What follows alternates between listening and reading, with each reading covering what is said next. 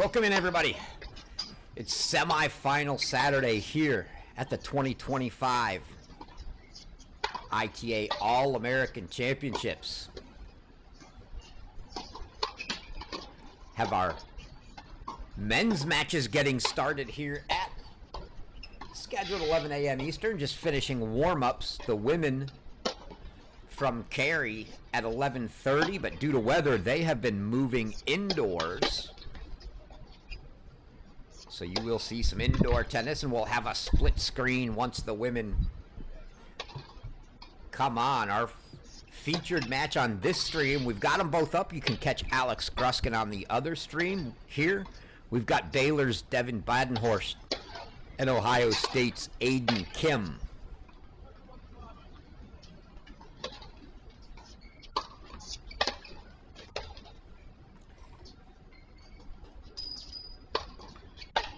Kim originally signed and played at Florida for 1 year. This is now his second season with the Buckeyes, so a junior. Badenhorst also a junior. All 3 years in Waco for the Baylor Bears, coming from Pretoria, South Africa. Good South African pipeline for Baylor, given Itzhak Vandermerve there with head coach Michael Woodson. Give you a quick look. Flash these up a couple times during the day, probably. But we'll try to.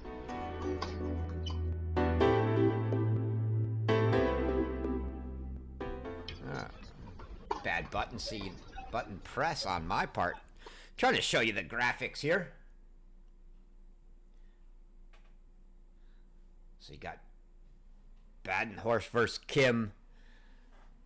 Badenhorst a 7-6, 6-3 win over Michigan State's Matthew Forbes yesterday. A great run for Forbes in this tourney. Kim getting the benefit of a walkover over Sebastian Gorsny. The other semifinal that you see over on Alex Gruskin's screen, DK Suresh and Jay Friend. Suresh getting a walkover over Dylan Dietrich as well. It's been one of the talks, the walkovers, if you will, here into the semis, as once you reach the quarterfinals, so the 8 men you see on the left there, all 8 of them qualified for the NCAA tournament. If that was the goal coming in, if they had any minor injuries, exhausted, whatever the case may be, they withdraw. They're still in the NCAA tournament.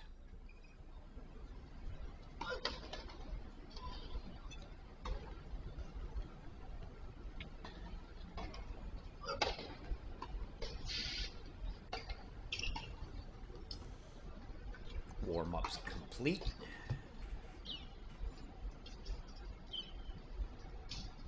You can see Michael Woodson over there having a talk with Badenhorst. Assume this is Justin Carnegie here. Certainly not Ty. Can't quite get a good enough look there, but we'll be set to start. FYI, the women's match that we're going to have on this stream when they get going around 11:30 or so, going to be Taya Chavez from Ohio State. So we got a couple Buckeyes in our semis today, taking on Valerie Glausman, sophomore from Stanford. So we'll bring that one in when they get going. It'll be Badenhorst to kick things off here, serving. Big server. We're going to look for a lot of serve +1 action.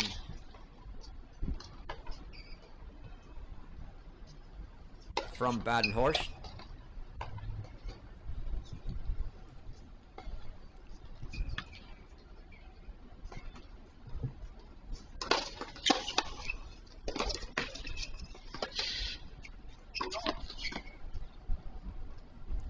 Kim probably going to be looking to play more of the rally ball, though a lot of pace, but certainly going to be more the baseline grind. I wouldn't necessarily call him a grinder, but he, more than Badenhorst, will be looking to play a rally game. Badenhorst can look to end points a little quicker.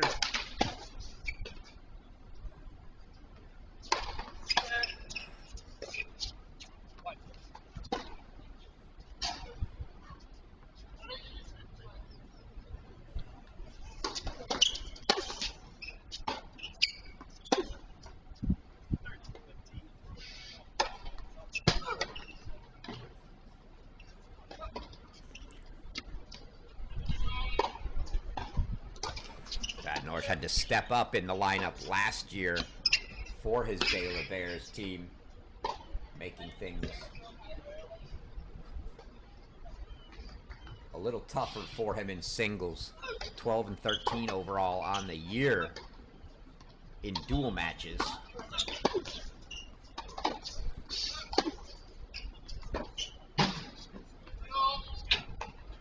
Ball looked like it just caught the baseline there, and Badenhorst a little late on it, maybe thinking the ball was going to sail long. Hopefully we'll get the scores going here on the screen.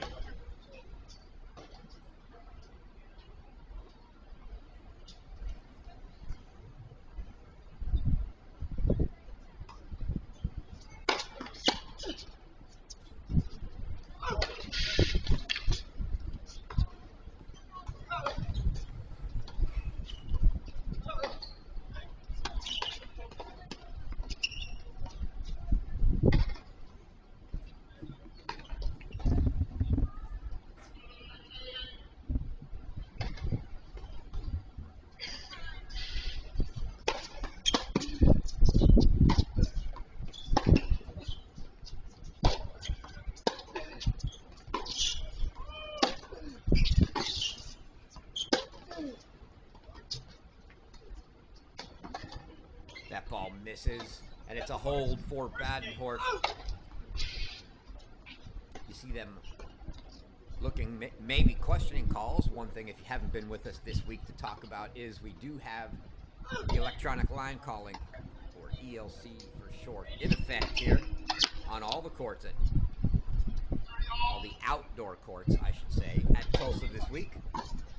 The way that electronic line calling system works is each player gets 3 challenges per set.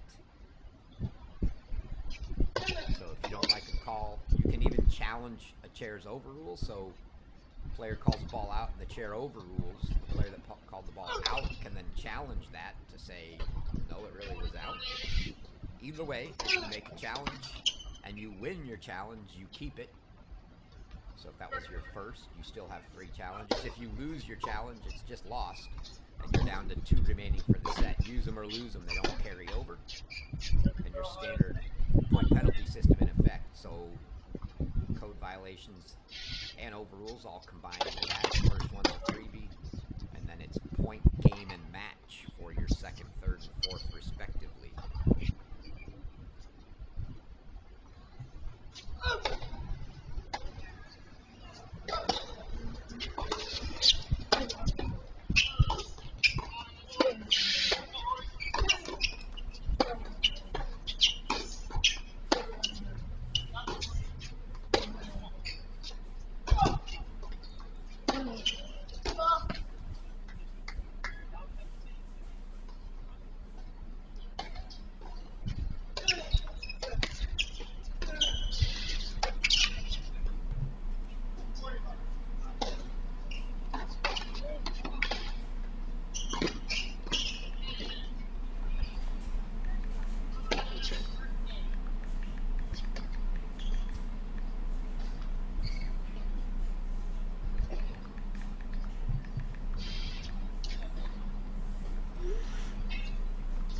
Give them a little longer to get the on-screen scores going, and if they don't, maybe we'll throw some up ourselves, although we're going to be reserving that for the ladies' matches indoors at Cary. You can faintly make out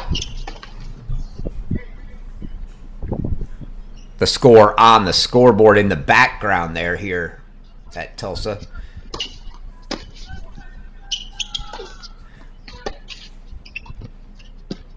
Just missed on that volley from Aiden Kim, and luckily we've got a long name and a short name, so clear to see that Devin Badenhorst, the top score on that screen in the background, and Aiden Kim the bottom. And now 15:30 here.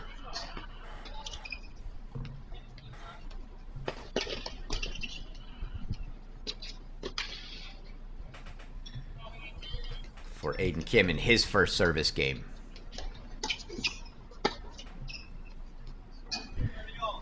Missed return there.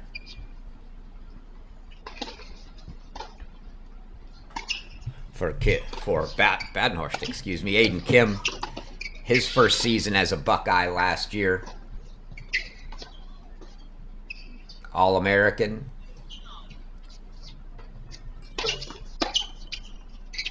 34 total wins.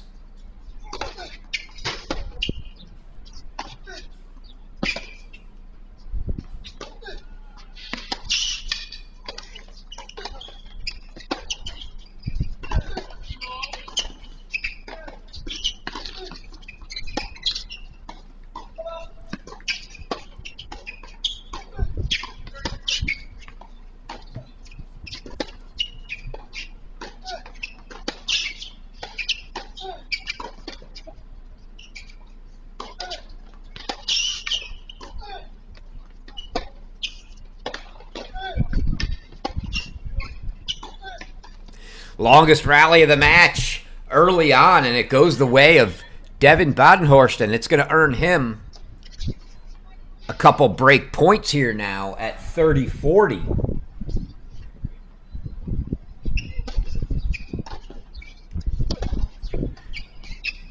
Kim reached the semifinals here at the All-Americans last year as well, so a return semifinalist, which is how he got his ticket into the NCAA tournament.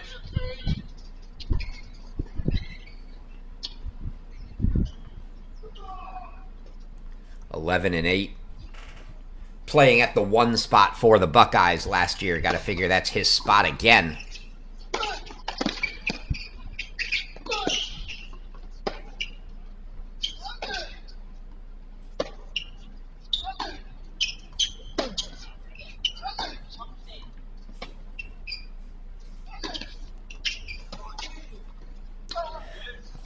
Little thin on that backhand slice from Badenhorst, going to bring up a deuce deciding point. The Buckeyes absolutely stacked this year. They're returning Kim, returning Anthrop, returning Bernard. 3 of their top 4 from the previous year. Will Jansen transferring out. Still have Nakashima. They bring in Alex Okonkwo. Still have Preston Stearns. Still have Nikita Fillin.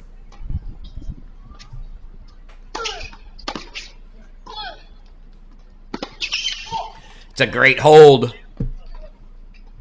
for Aiden Kim, so a couple of holds make it 1-all.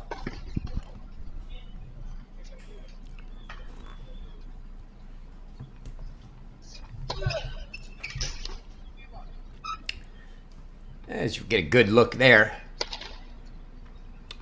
Head coach Michael Woodson.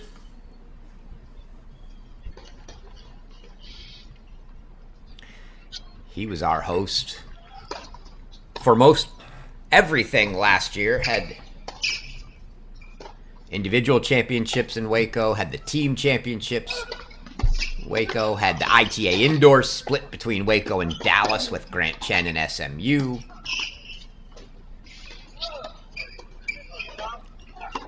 I'm sure a little sense of relief for him this year, not having to host everything and actually getting to spend a little more time focused on the tennis, although he has one of the best in the business, his director of everything down there, Jackie Haddock, who took such good care of us.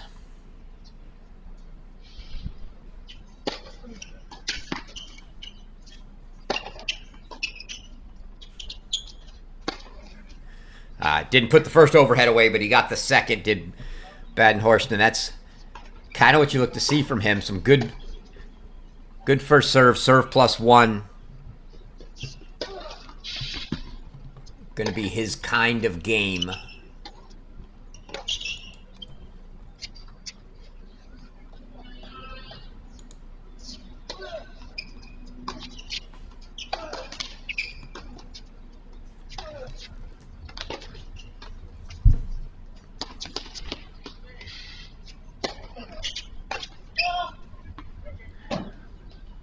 Kim not able to measure that return just yet.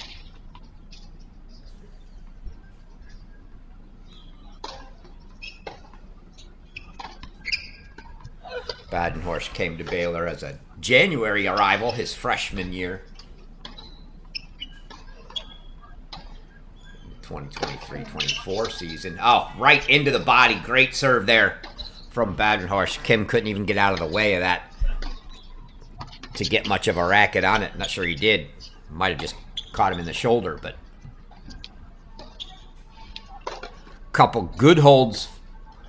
A little more routine for Badenhorst, and a deuce hold fighting off a couple break points for Aiden Kim. So a little bit of a feeling advantage to Badenhorst as with the easier holds, but nothing to show for that on the scoreboard as all holds 2-1.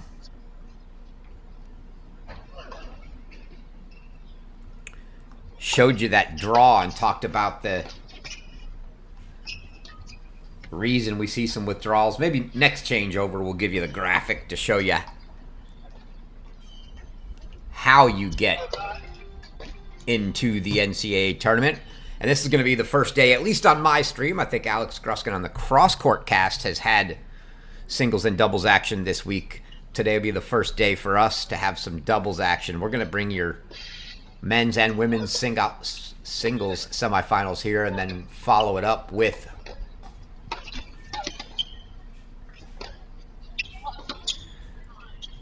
doubles action.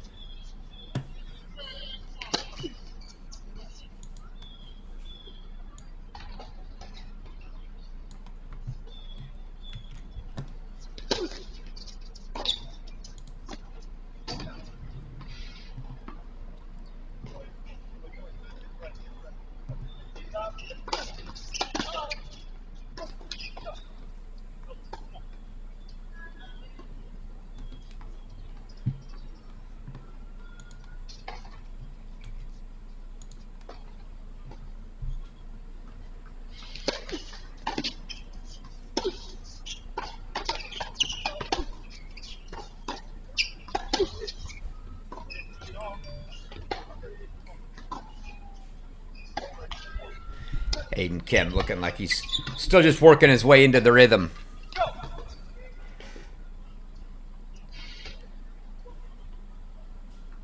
But that's his game. He's going to be tough. Right there on the baseline.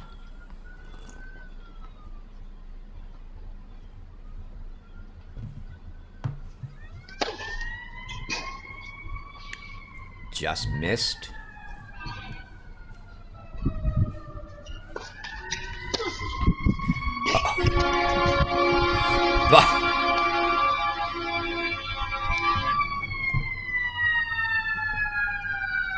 Trying to let those sirens go by. That was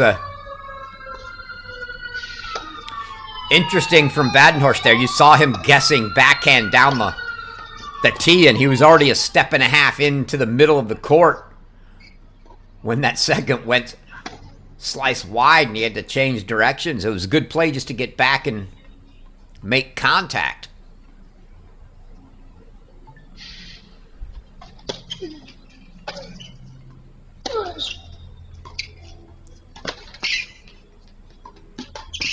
Oh, Almost got there, did Aiden Kim, but a big open court off that backhand slice pass. You don't see that often.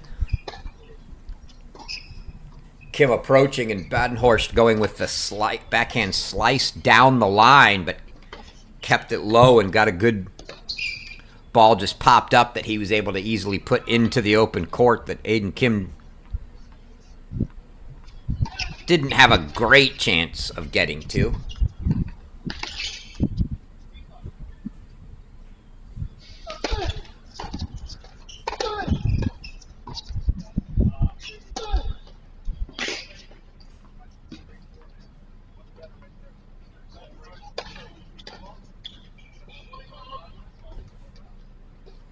Ball was just wide. I thought Badenhorst looked like he put his finger up to the chair as if he was challenging the call, but maybe not, as it doesn't look like there's a delay.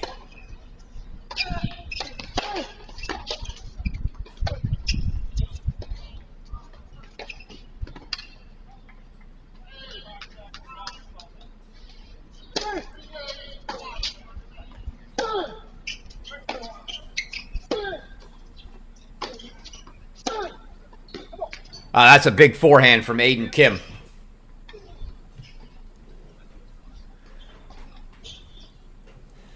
And that's what you look to see as he starts to be able to measure that a little better.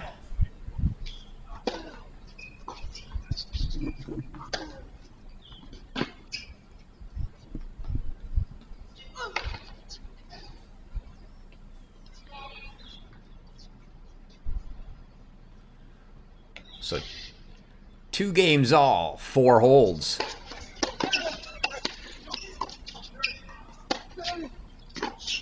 And they're heavy. That heavy forehand from Kim. He's not necessarily coming in, but he does have some very heavy ground strokes. And that one just got up on Badenhorst quick, and he couldn't quite time it. Getting close to the start of our ladies semifinal. We'll go split screen when that happens.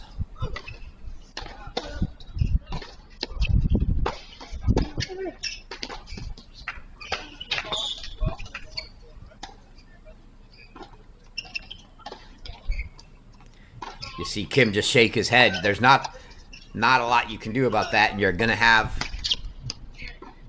your fair share of those when playing Badenhorst. 6'7" is Badenhorst, so you expect to see some very good serving from him. Kim, as you can see, not the shortest guy in the world either. He's 6'3".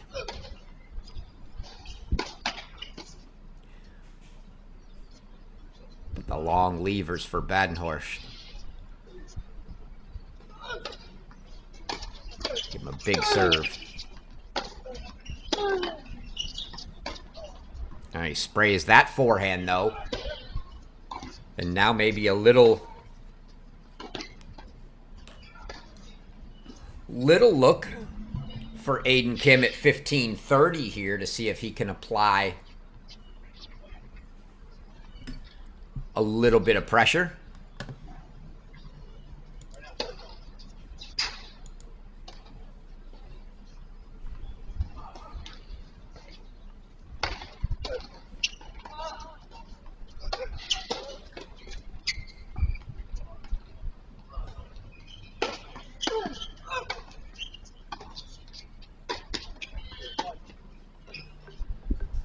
That inside-out forehand called wide. Don't see a challenge coming from Badenhorst either, so that's going to make it 15:40, and now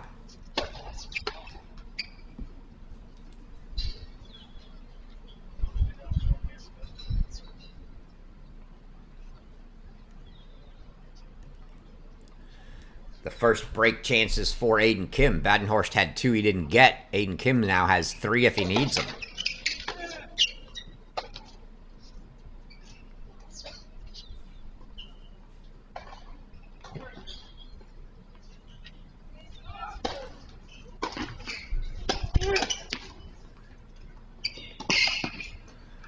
It's a nice little pickup volley there from Badenhorst. Kim got there, just couldn't get it back up over the high part of the net on the side.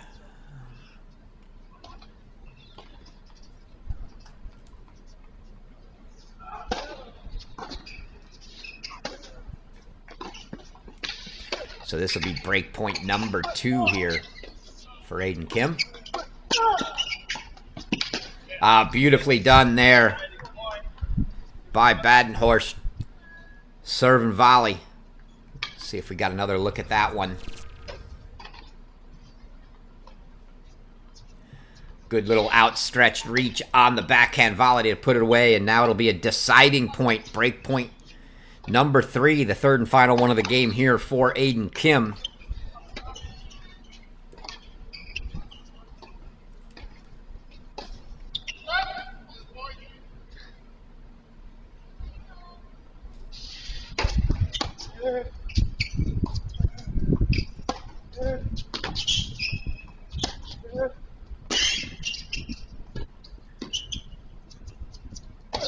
What a squash forehand from Badenhorst.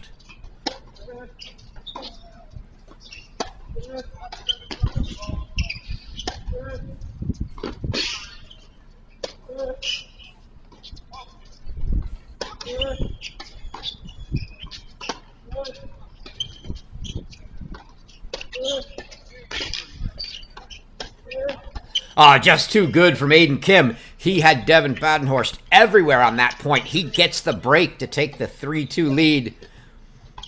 Get a look at the finish of that point, although that wasn't the best part of it.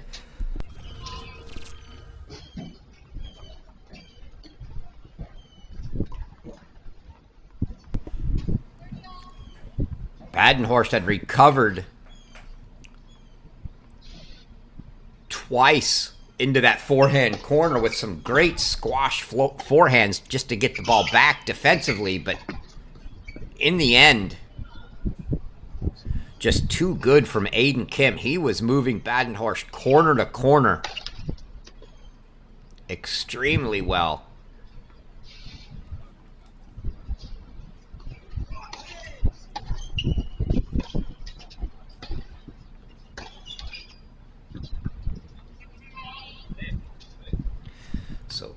Aiden Kim breaks through on his third break point. He gets the first break of the match.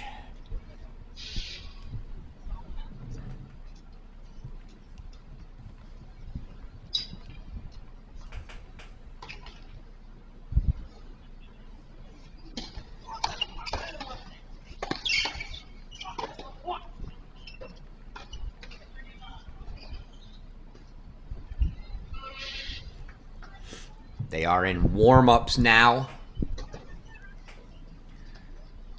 In Cary indoors for that Taya Chavez, Valerie Glosman.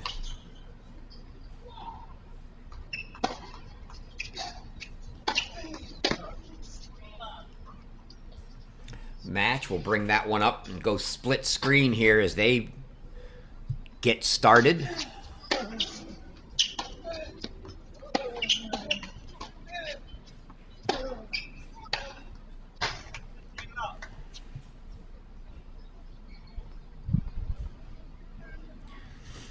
Again, hopefully they'll get the on-screen scoring coming for us. But it is 3-2 Aiden Kim up a break here.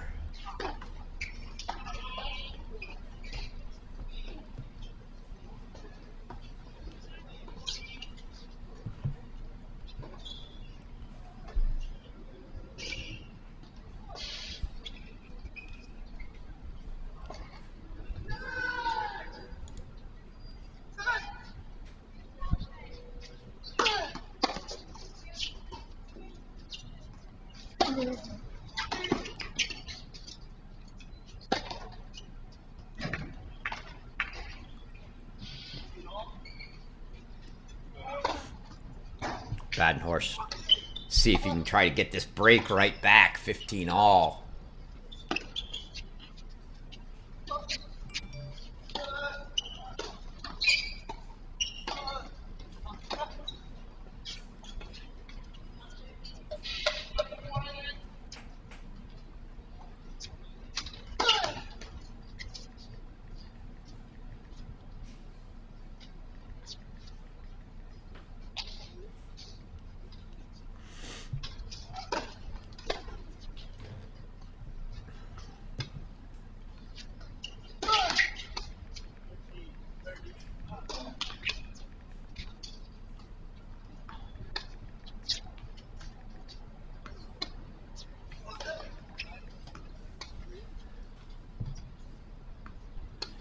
So 15:30 and a little look now for Badenhorst maybe to try to get this break right back.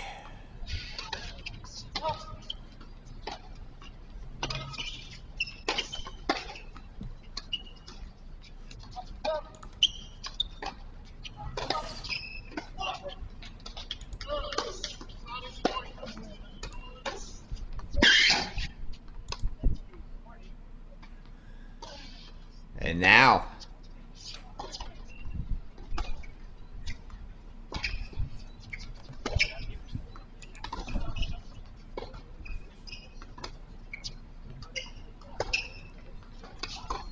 three break chances right back for Devin Badenhorst.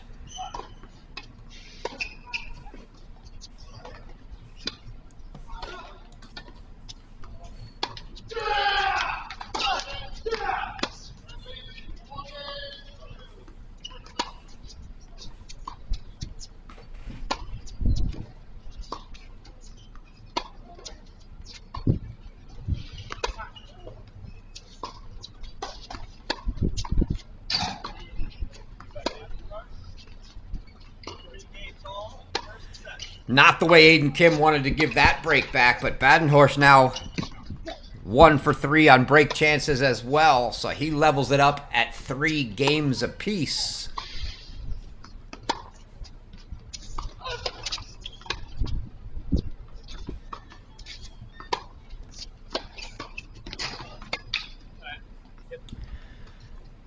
We are going to see if we do indeed have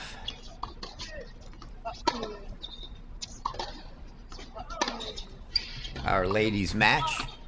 Oop, little misspelling on the names there. We'll get that straightened out.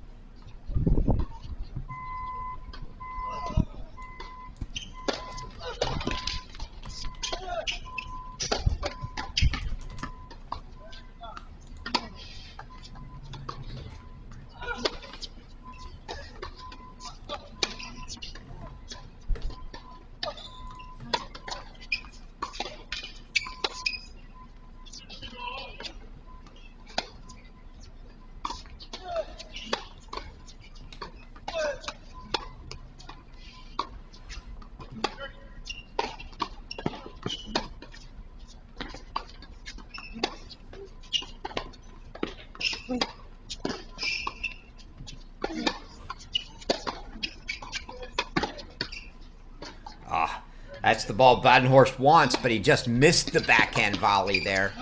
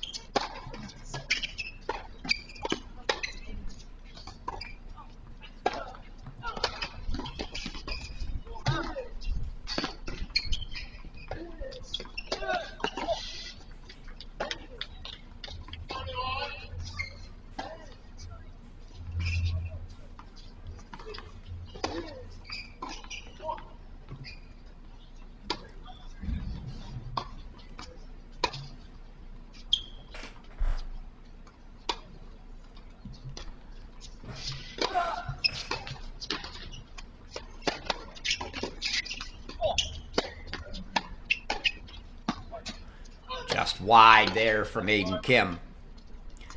And you can see on the left side of the screen, action underway in carry. Taya Chavez. Valerie Glosman.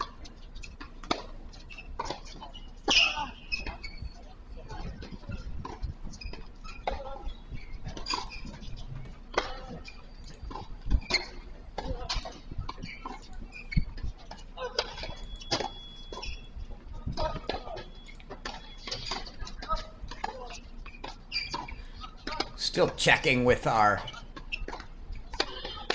folks to see if we can get that scoring on screen, but Badenhorst held for 4-3, so we're 4-3 on serve there.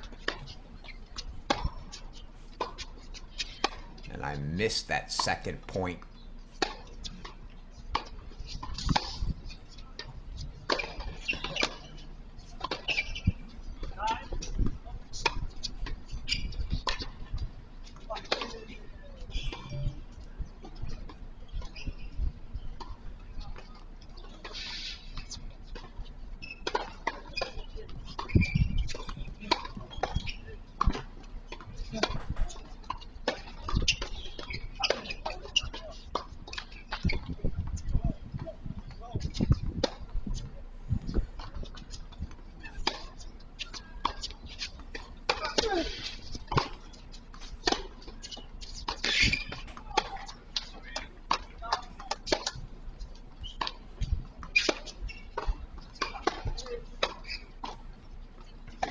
So Taya Chavez now serving here, 30-all. First game for the Buckeyes on your left. Aiden Kim serving at 3-4 on serve on your right. Couple of Buckeyes on the near sides of the court.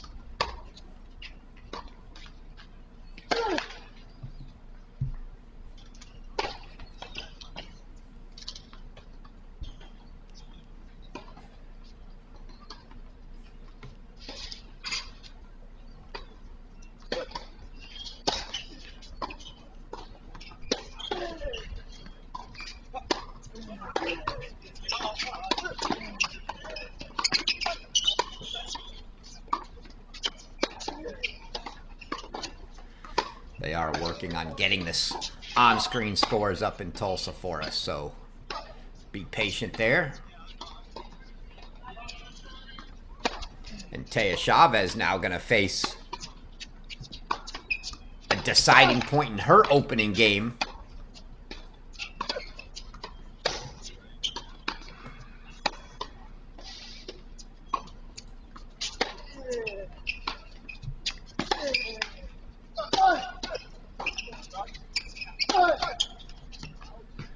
Aiden Kim missing that ball for 15-30 and giving Badenhorst a little look in that ball.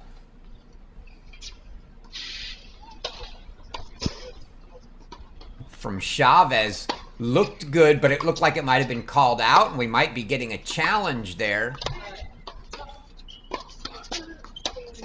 And no, it was indeed out. So Valerie Glossman, the opening break for the Cardinal. And now we get a look here at Aiden Kim. 15-30. That's a big serve and a big spot for Aiden Kim. 30-all here at 3-4.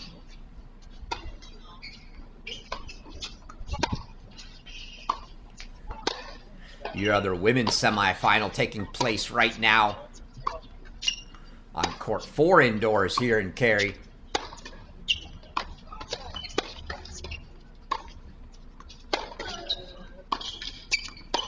Is Carmen Ray of Texas, Luciana Perry of Ohio State. So the Buckeyes, couple players in the semifinals. Been a great week for them. Look at that forehand from Aiden Kim there. One more look at that one. So from 15-30, he's now 40-30 as he pulls this forehand inside in.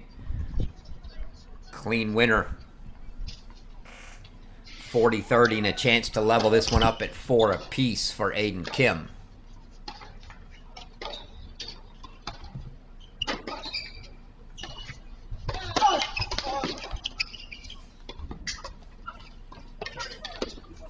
And there you see a challenge coming.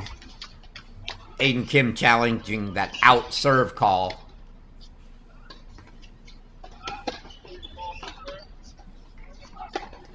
Looks like the call stands.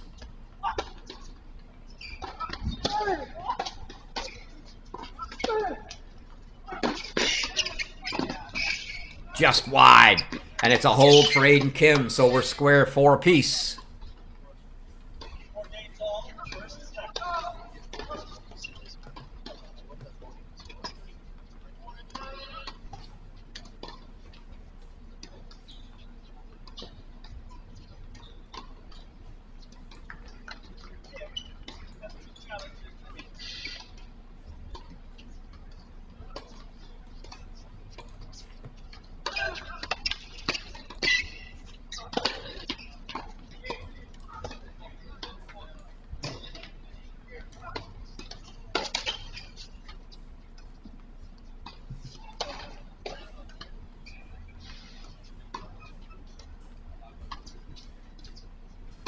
So 4-all on your right. Badenhorst to serve. 15-30 for Valerie Glasman here on the near court of Stanford.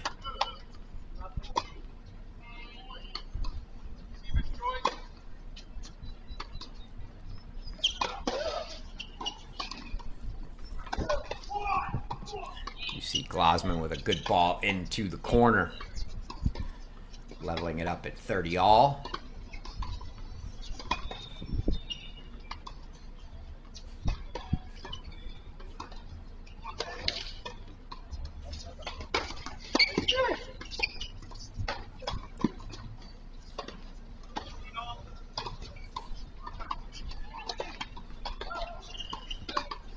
Glasman, an outstanding freshman season with the Cardinal last year, coming back for her sophomore year.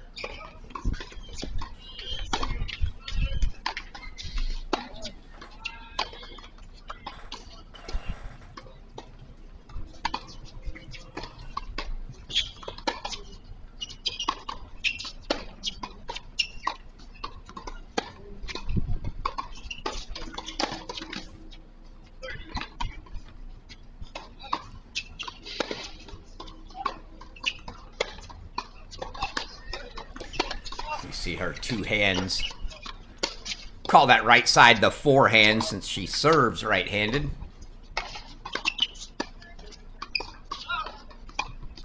And now she's going to face a deciding point. So deciding points on both opening service games to start the match here.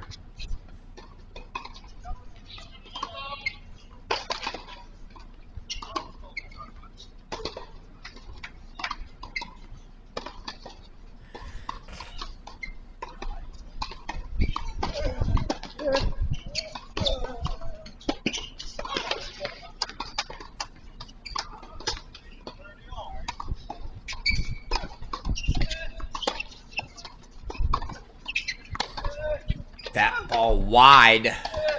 And so Glasman gets the hold. 2 deuce points going the way of the Stanford sophomore. And she takes a 2-love lead. Glasman, the winner of the U.S. Open wildcard playoff this past summer, which earned her a berth into the U.S. Open main draw.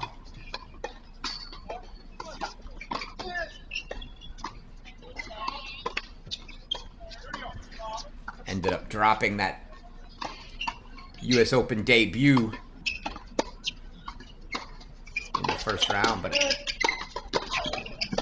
great accomplishment knocking off Mary Stoyana to earn her way in.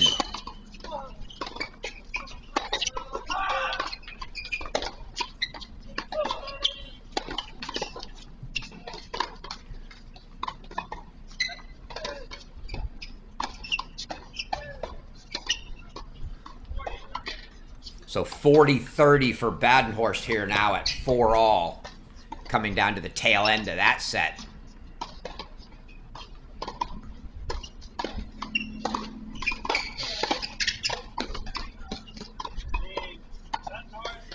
Badenhorst holds, so 5-4, so they traded breaks.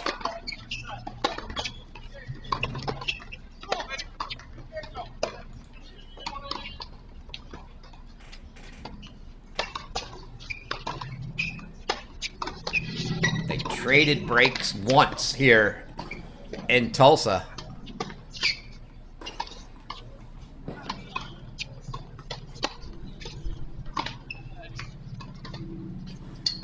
And it'll be Aiden Kim to serve to stay in the set at 4-5. Meanwhile, Taya Chavez serving here down a break.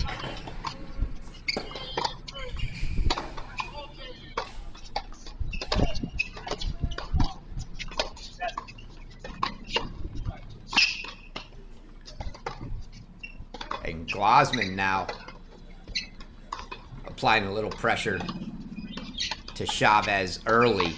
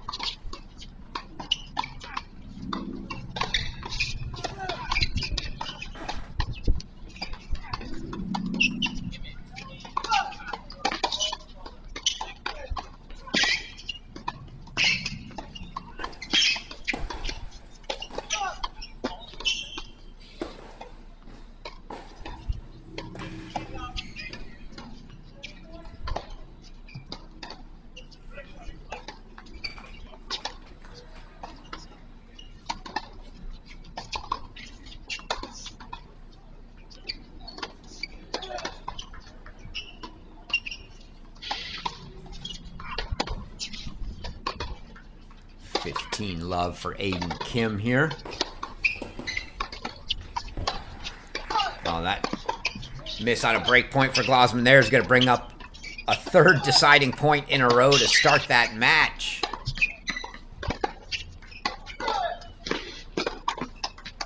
Well done. Badenhorst left too much room for Aiden Kim there, so Kim successful on that pass attempt, but deuce deciding point, third game in a row in carry. Valerie Glausman's 2 for 2 so far on those deciding points. Let's see what happens here.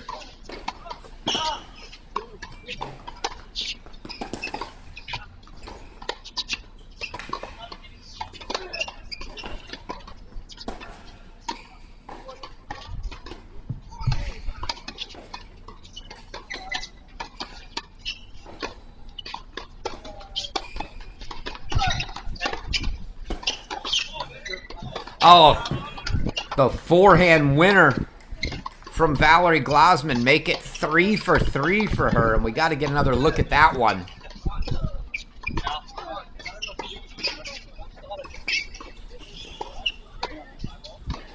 Two-handed forehand winner, and it's a double break 3-love lead for Valerie Glausman. Aiden Kim 40 love here, looking to square this match up at 5 apiece.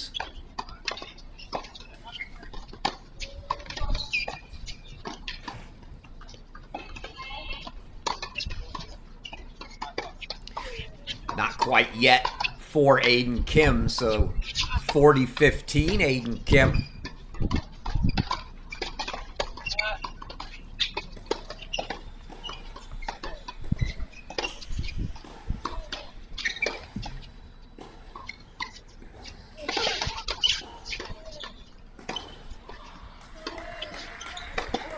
Chavez getting a lot of talking to here. Head coach Melissa Schaub and the assistant Schaub doing double duty as she's got Chavez and Perry both out there. Badenhorst has come back from down 40 love to 40-30, so big point here for Aiden Kim at 40-30, trying to certainly avoid the deciding set point if he can.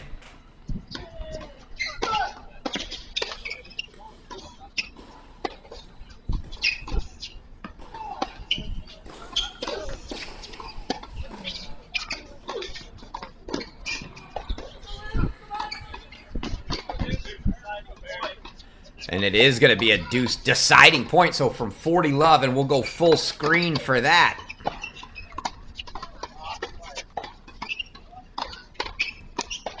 Again, on-screen score is not working yet, but this is 4-5 deuce deciding point, set point for Badenhorst. Game point to get to 5-all for Aiden Kim. First serve deep. So Badenhorst going to get a look at a second on set point here.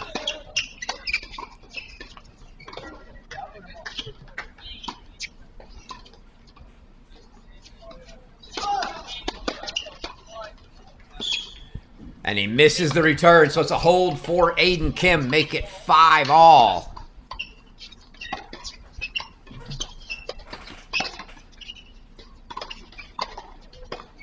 We'll go back to split screen.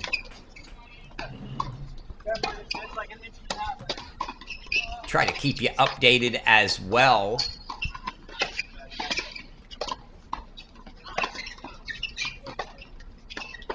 To other action going on in the other semifinal matches. That's just too good from Badenhorst. Slice wide, +1 into the other corner.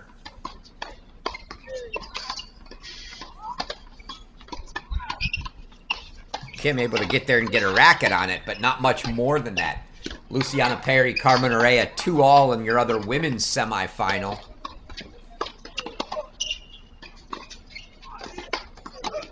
Jay Friend, a 6-3 first set over Dylan Dietrich in the other men's semifinal.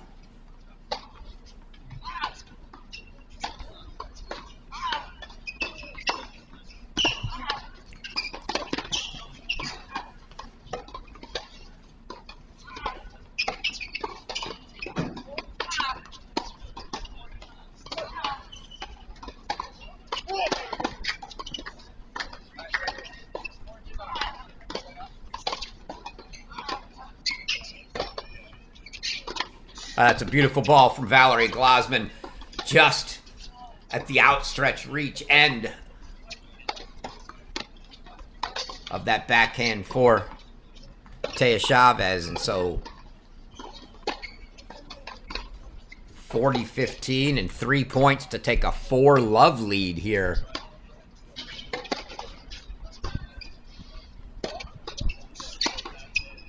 For Glasman, quick start for her.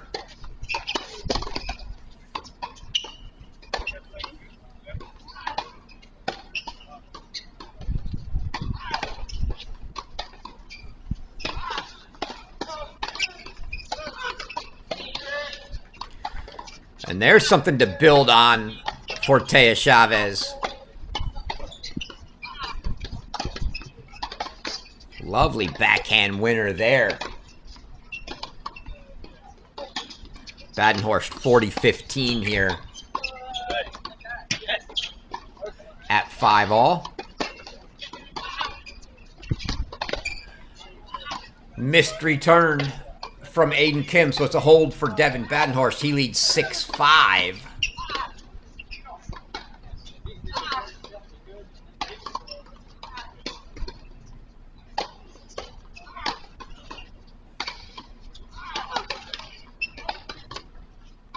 Go full screen to the women while the men are in the changeover.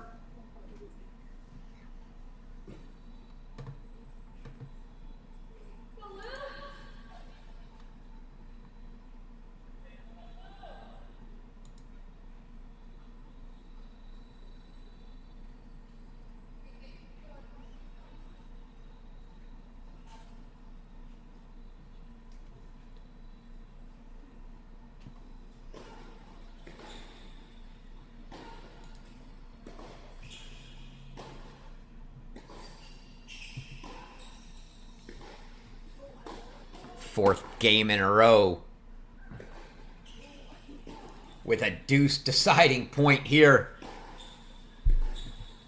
in Cary. Can Chavez get on the board for her first one?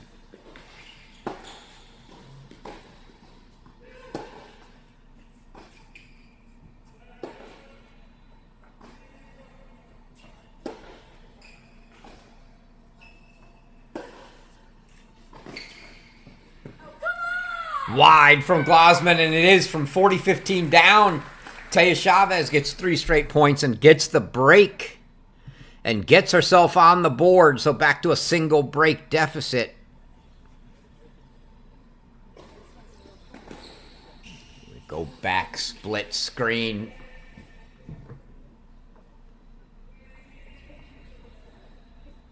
As Aiden Kim serving.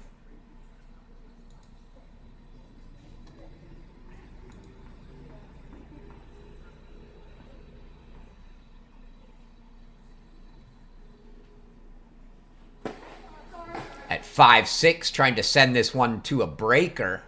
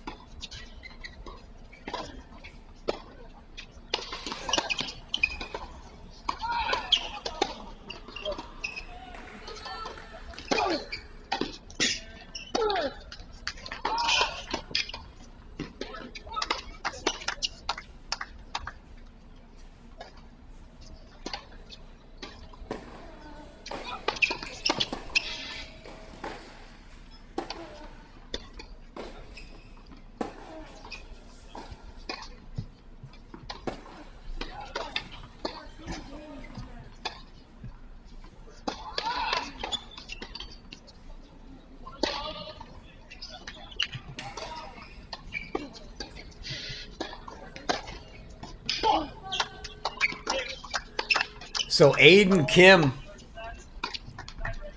gets the hold, and they're going to play a tie break here in Tulsa. We'll keep our eyes there. We'll go full screen as we get towards set point there, but keeping eyes on action here in Cary right after Taya Chavez got on the board. She now faces 4 break points at love 40.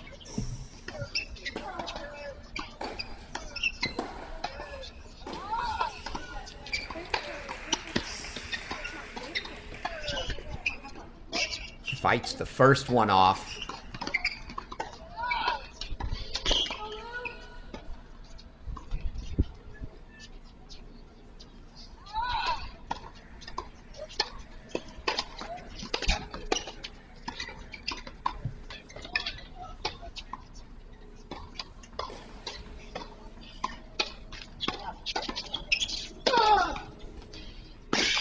Oh, what a forehand there from Aiden Kim.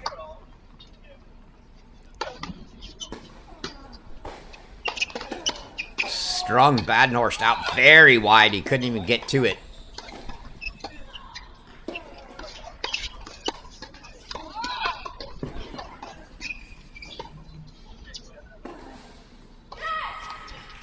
Chavez fights back to 30-40. Could we start 5 straight deuce games in a row? We will see.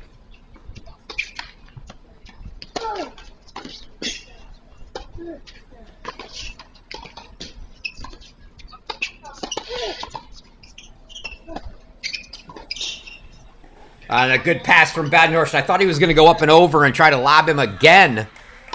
Great point. He levels that one up. So too many breaks to start the breaker there at 1 apiece.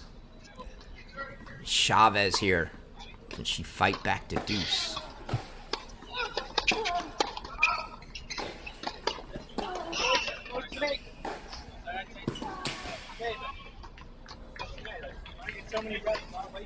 And that ball is deep. And Valerie Glosman gets another break, so she goes right back up, double break after Chavez got on the board and had cut it to a single break deficit.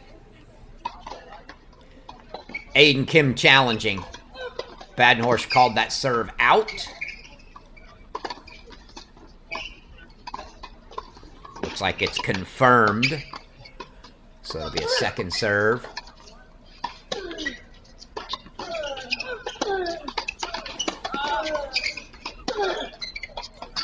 Forehand into the net. So it's all mini breaks so far in Tulsa. 2-1 Badenhorst.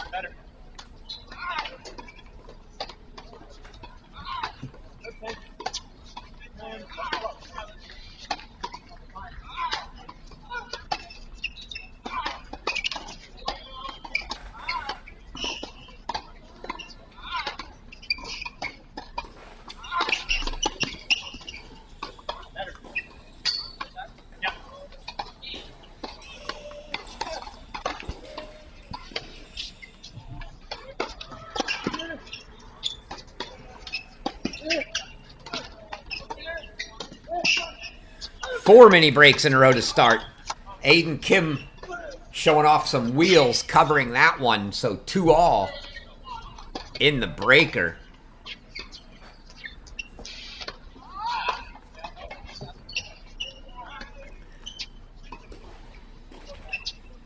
After we had 10 of 12 holds on service games, we have 4 mini breaks to start the tiebreak.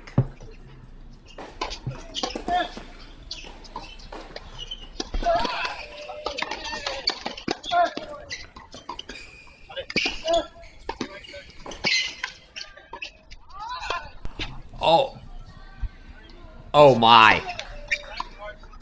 I was about to say, what was Badenhorst thinking? He had a completely wide open court. I'll still say, what was he thinking that he should have gone to? And he likes to go back behind Aiden Kim, and it looked like he hit the ball wide, and it just caught the line, as you saw from Aiden Kim's reaction.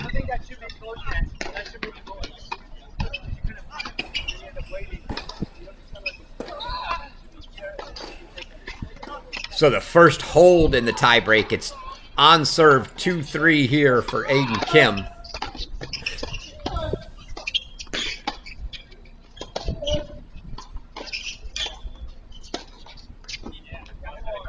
Kim yet to get a hold on his serve in the breaker. It'll be 4-2 Badenhorst at the turn. One serve coming still for Kim.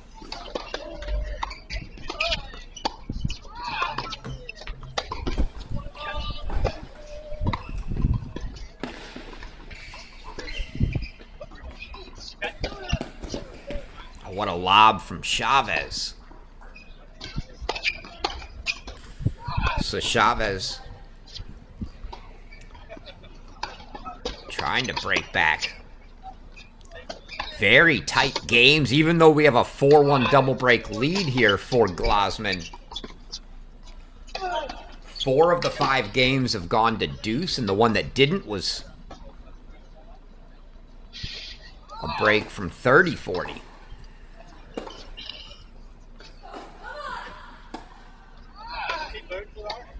That ball deep from Glasman, and it is going to be break chances again for Chavez.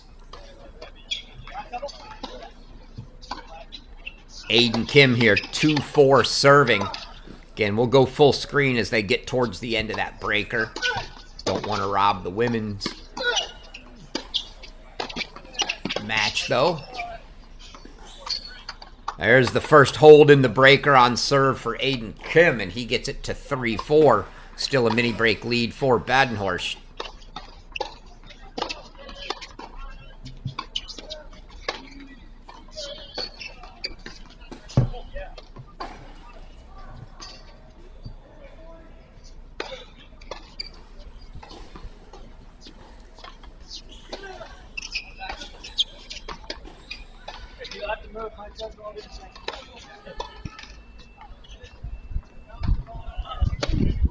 Glasman gets it to 30-40. Again, Badenhorst 4-3.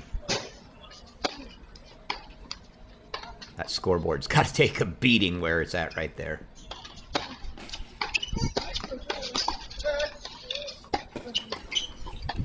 And Badenhorst misses, so back on serve, 4 apiece. Only 2 holds in 8 points in the breaker here. And Taya Chavez gets a break. So she gets it back to 2-4.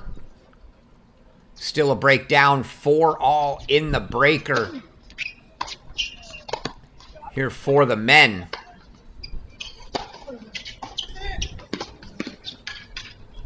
Oh, Badenhorst down the line.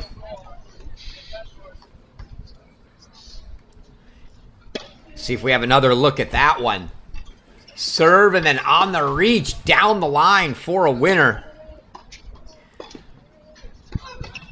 So at 2-4 on the ladies' side. No threat of the set ending. Let's go full screen to the finish of this breaker here. It's 5-4 Badenhorst, so we're on serve. Kim to serve 4-5. We'll get back to the ladies' match as soon as this tie break ends.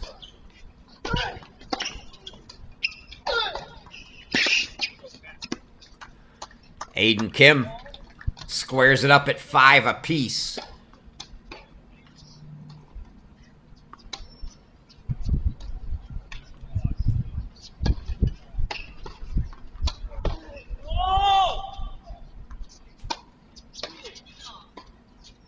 A lot of consolation action going on around the grounds here in Tulsa as well.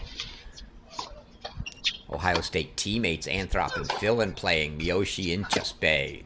Gojaneni Jovanovic.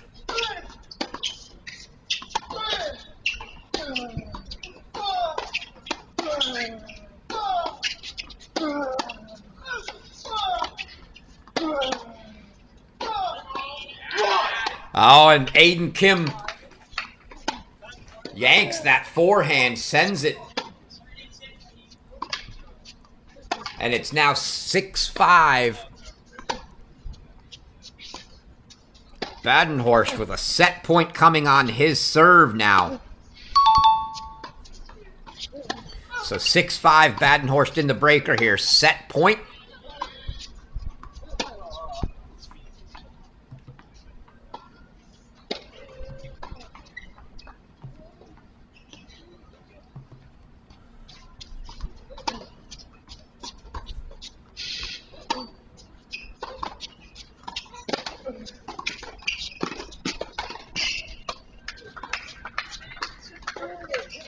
Aiden Kim can't believe it. What a volley from Devin Badenhorst to take the first set 7-6. Let's get one more look at that and we'll go back to the women's match. Oh, and that volley just drops in and you see Aiden Kim hands on the head. Can't believe it. So 7-6 first set for Badenhorst.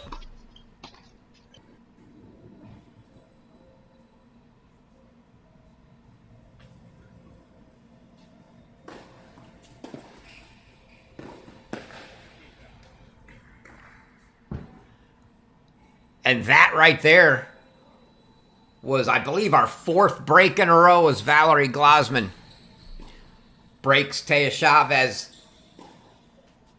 And she goes up 5-2. So set break on the men's side. Change over here. We'll go back to the split screen. See who comes out first. If either of the men are taking the restroom break. Not sure. Can't quite see them. On the side there. Looks like Woodson might be. Let's go full screen. See if we can get a look. Yeah. Or that's Kranagi. So Aiden Kim still there, but it looks like Badenhorst may have taken off for his restroom break. Go back, split screen. Give you some updates. Jay Friend, 6-3, but 2-4. So Dylan Dietrich in our other semifinal looking to try to force a third there. In consolation draw, it's Anthrop 6-3-5-2 over teammate Nikita Fillin right now. Kenta Miyoshi 6-3 2-all with Paul Inchispe of Princeton. Miyoshi from Illinois. And Vignesh Gojaneni from Yale 7-6-1-3 with Petar Jovanovic of Mississippi State. Jovanovic still alive in doubles. He and teammate Benito Sanchez Martinez, the #1 doubles team in the nation, will have them in the semifinals of doubles later.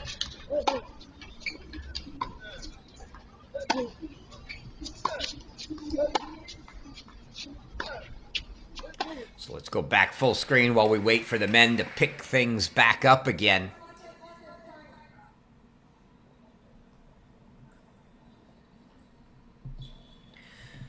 There's Valerie Glasman here serving for the first set.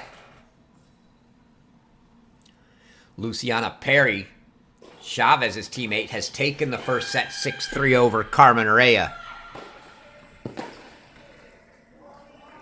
Yeah, as you just heard that roar from her.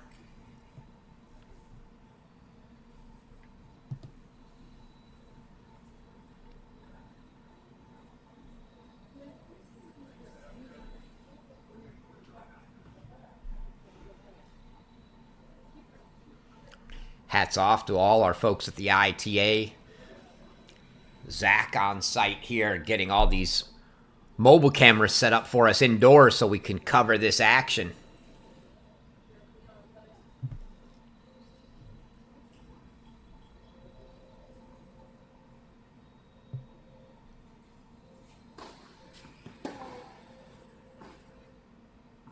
Served deep, so a double fault from Glasman. Had our share of rain at both sites this week.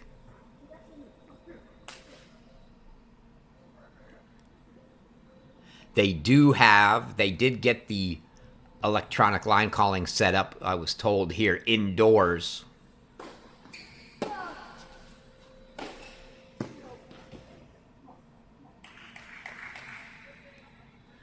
Just missing was Glasman.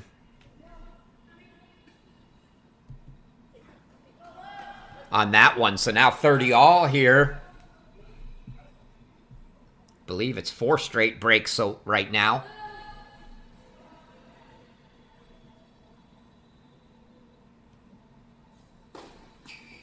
From 3 Love Glasman, we've had all breaks since. But that missed return's going to bring up a set point now.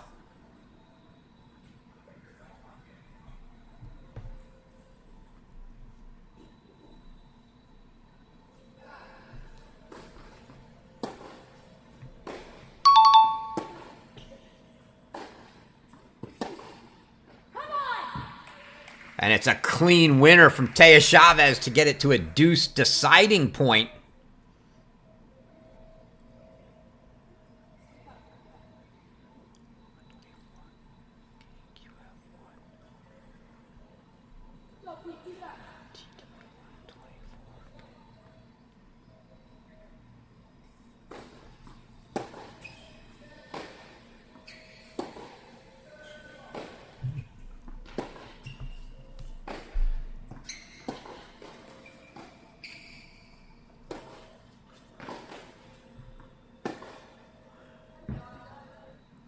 That ball called deep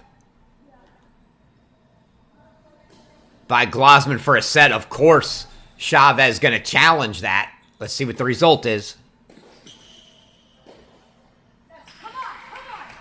Overruled. So the electronic line calling system overrules Glosman there.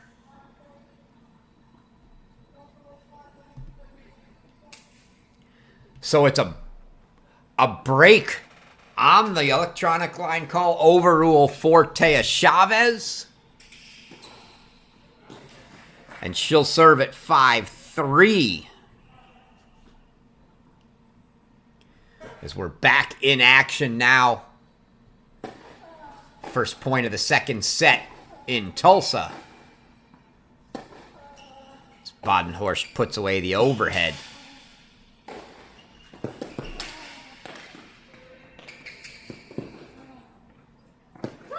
Oh, look at that.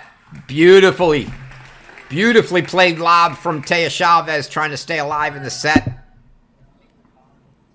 Get another look at that one.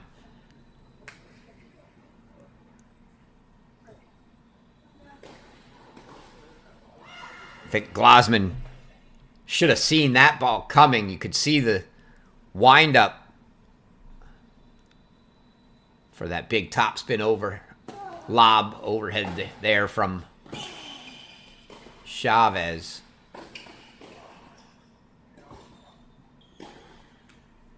That ball off the tape, but good.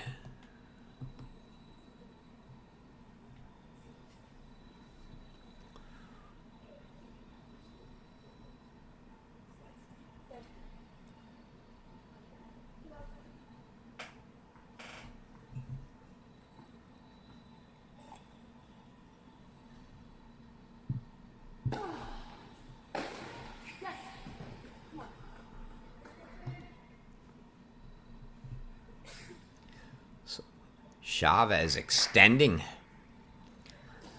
life after that overrule there on set point.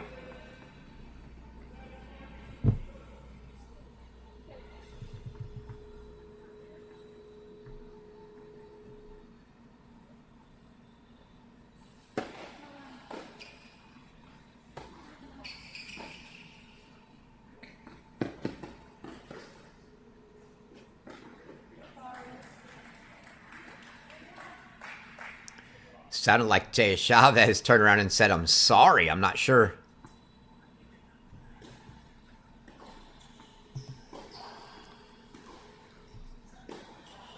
what that was about there.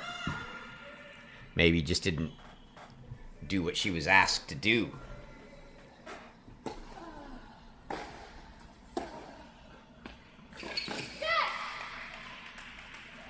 And that was a good ball down the line, catching Glosman on the run. Aiden Kim holds first game of the second. So a 1-love lead for him. Looks like they got scores kind of on. 3 points behind, 4 points behind now there. But at least we see Badenhorst has that first set 7-6. 1-love Aiden Kim in the second.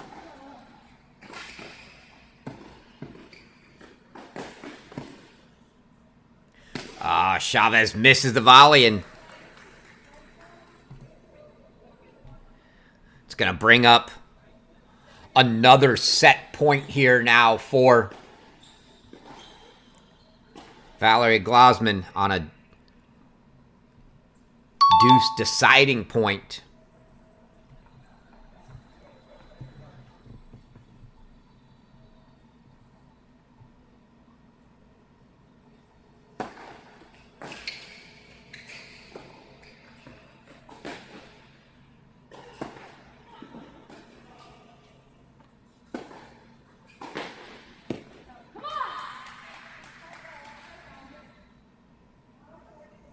She's going to challenge again.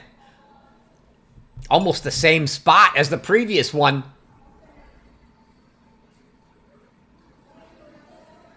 But that one is confirmed deep. And so Valerie Glasman gets the break at deuce and takes the first set 6-3. So it's a 6-3 set for Glasman. Go back to action in Tulsa while they're on the set break now.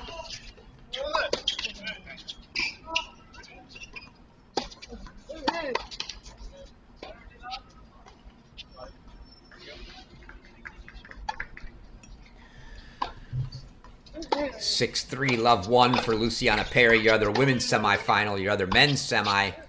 Jay Friend, 6-3, 3-5 with Dylan Dietrich. So they could shortly be heading to a third. We'll keep our eyes on that.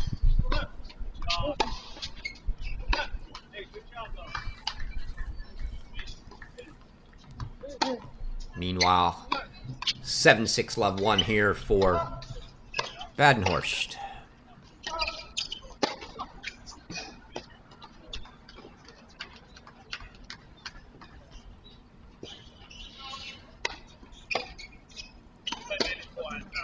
That's a deep serve. Double fault from Badenhorst for 30-15.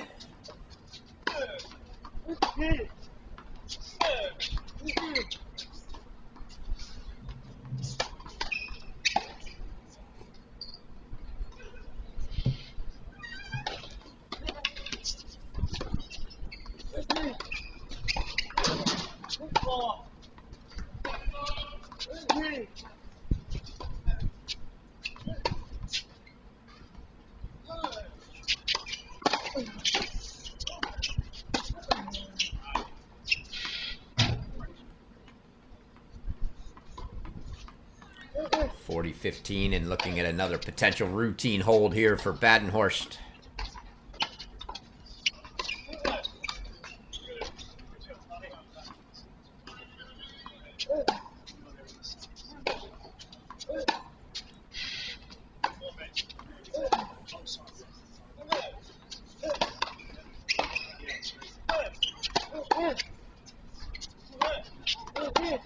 Another one.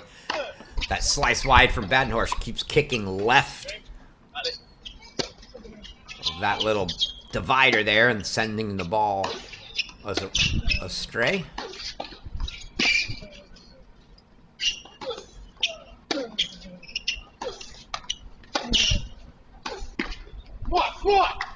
And it's a hold for Devin Badenhorst, so 1 apiece here.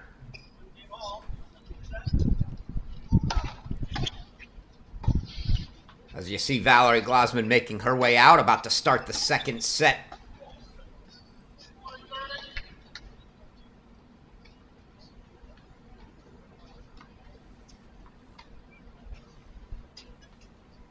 In carry, and you see Aiden Kim again because of those slices kicking off that divider, heading left, having to go chase a ball down.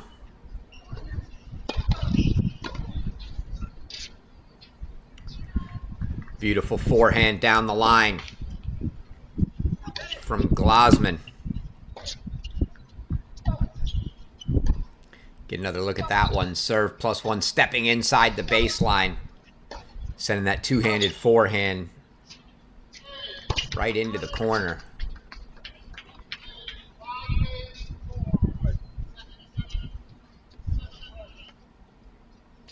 Maybe here in the background there. Score call from the other court. That was Jay Friend holding for 4-5, but Dylan Dietrich going to serve for the second set in our other men's semifinal and try to send that one to a third.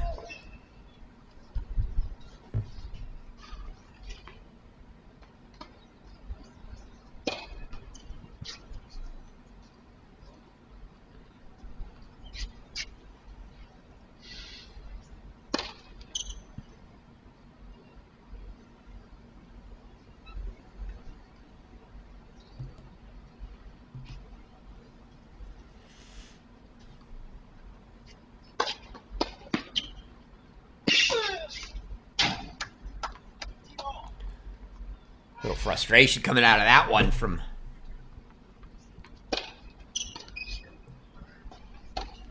Aiden Kim again, 1-all, 15-all. That score frozen again.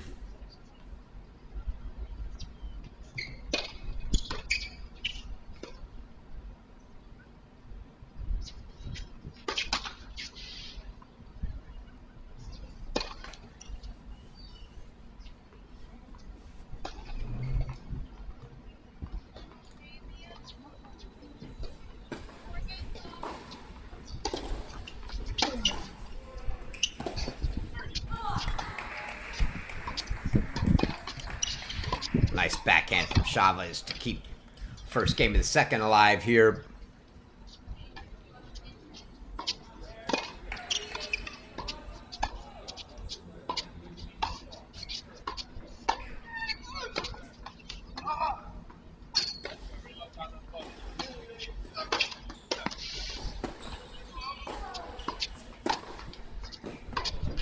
Whew.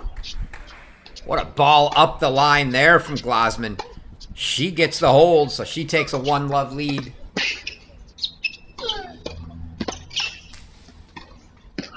In the second, and Aiden Kim missed that little half volley. So makes it 30-all on his service game. Only had 2 breaks, traded them back-to-back in the first in our men's match.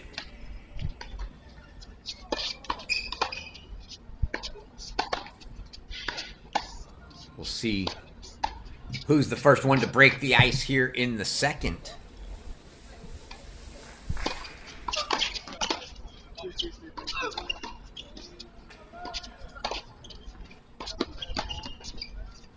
Badenhorst called the first serve deep. Looks like Kim's going to challenge. Ball was deep. You look at 30-all. Badenhorst really wanted to take a crack at that second serve. Stepped into it, got up into his chest though, and he pushed it long.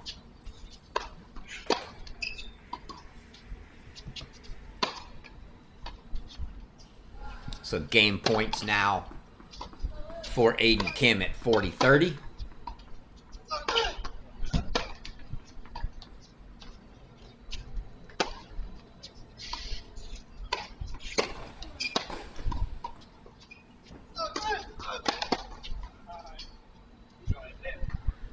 And it's a hold for Aiden Kim, so he takes a 2-1 lead.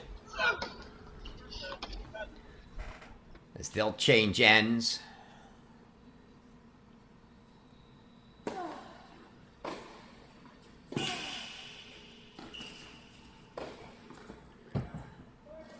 Oh.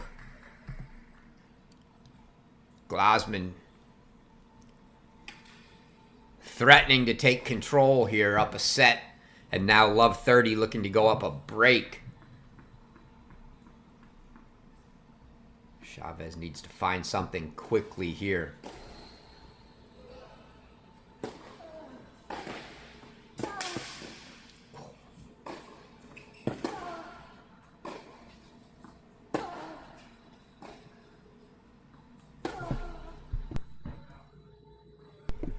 It's not what she was looking to find, but she's found herself a Love 40 hole now. Meanwhile, her teammate, Luciana Perry's up a set and a break. So things looking good for the Buckeyes on the other court. Not so good at the moment here. Chavez needs to try to find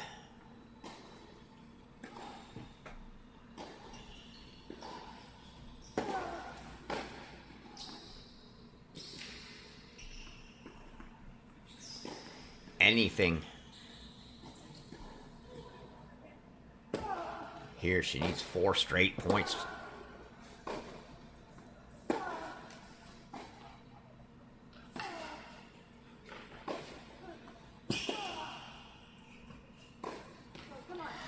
One down, 3 to go for Chavez, needing a hold here. Glasman got a ball probably she wanted there. A short ball, good look. Went inside out forehand, just sent it wide.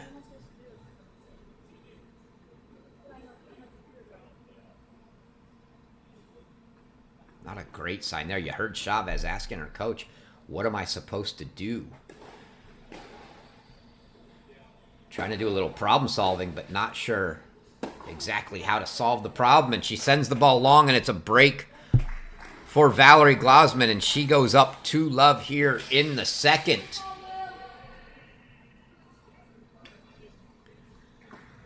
As we get back to split screen action, and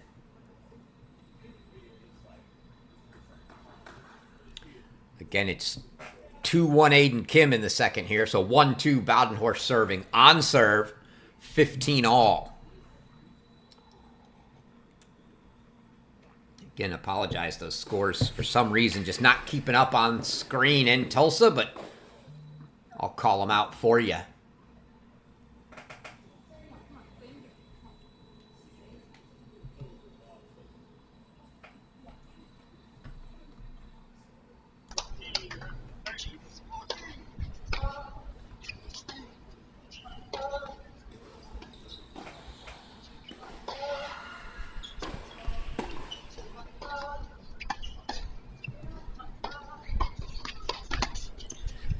$15-30 now for Badenhorst. It was Kim who broke first in the first set. Badenhorst broke him right back.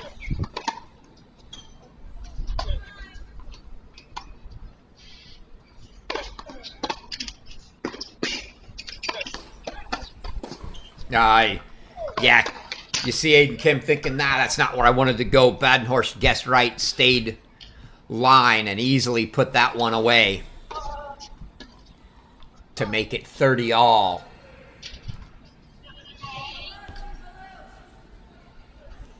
And Taya Chavez just looks a little lost at the moment, searching for answers.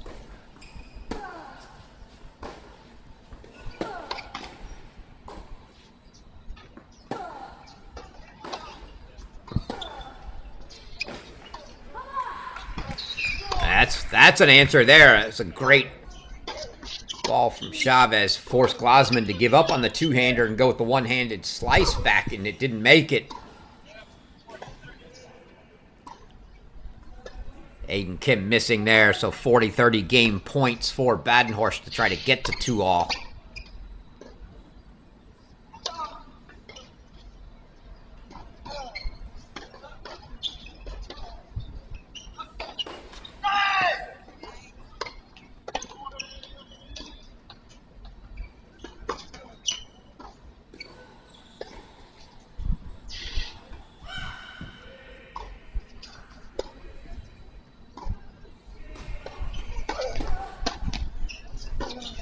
And another missed return from Chavez.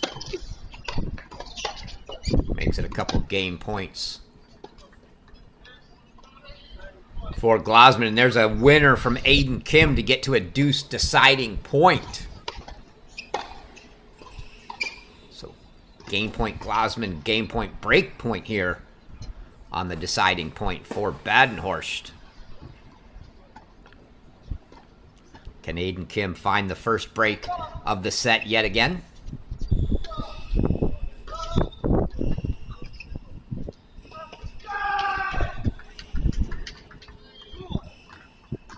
Dylan Dietrich, by the way, did serve out the second set against Jay Friend, so they're in a third.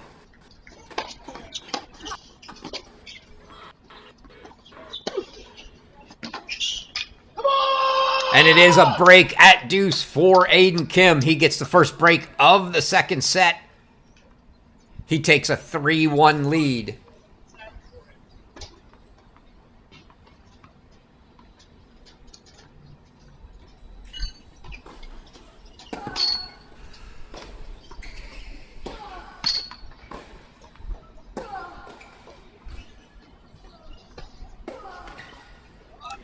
The forehand into the net by Chavez makes it 3-love Glasman in the second, just as it was in the first.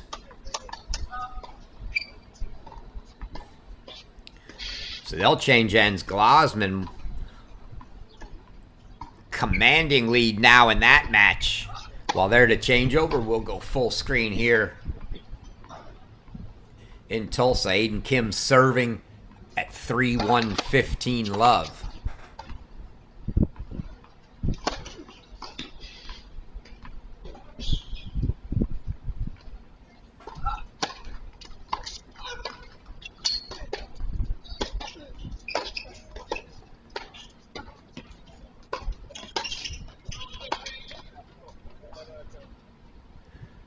Kim calls that ball wide. Badenhorst challenges. Let's see how this plays out.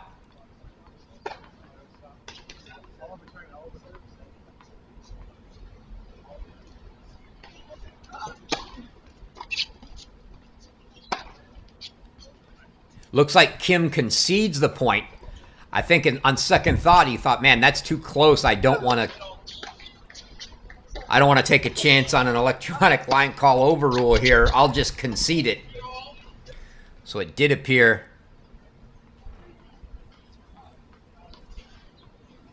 as though he just conceded the point for 15 all.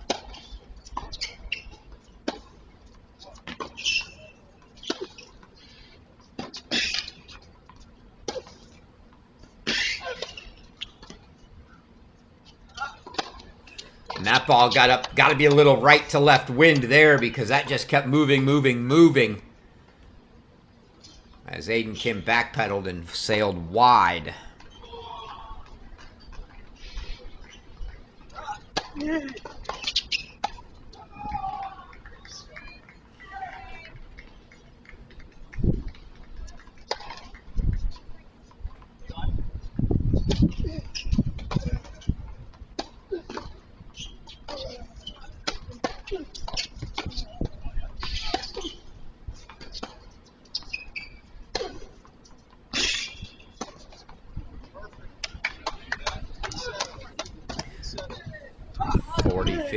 Now for Aiden Kim and points for 4-1. Single break, but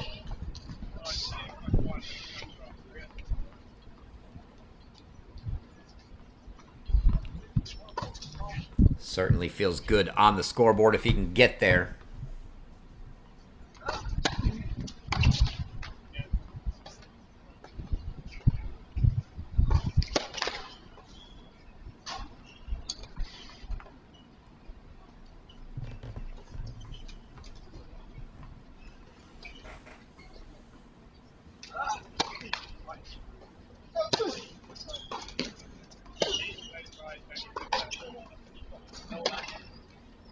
Big forehand.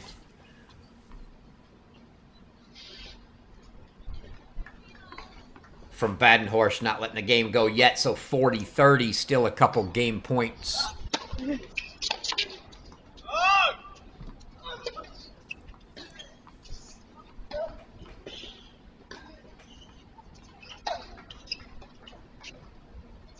On Chavez. Jerk that forehand. She makes it 30 all.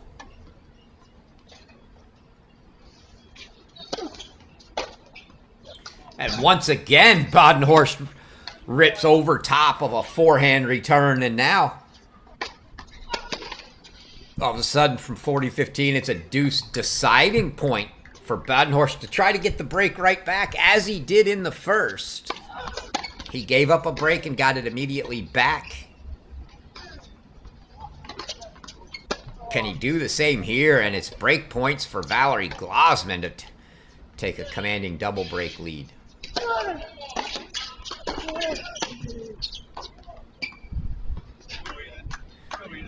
And just wide on that backhand, a ball that he wanted. He saw it. But Badenhorst missed the backhand, so 4-1, Aiden Kim.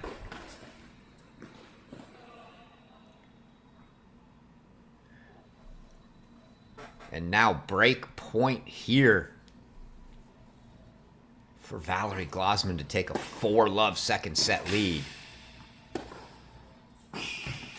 And she does just that. So Valerie Glosman on a roll. Get one more look as she sends Chavez wide.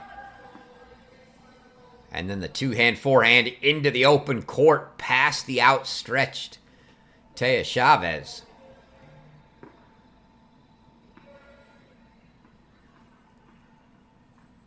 And Valerie Glasman now is going to serve from 6-3 for love.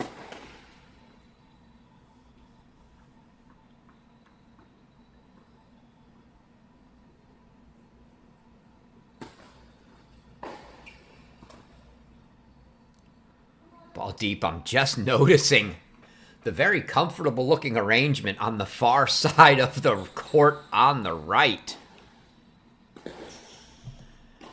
As it looks like they've set up couches on that court for use. On the near side, it's just folding chairs.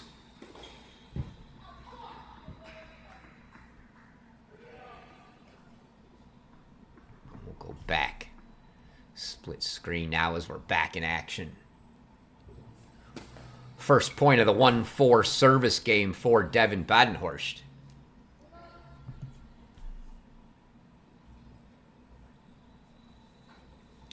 And Stanford sophomore Valerie Glasman is running through Taya Chavez right now.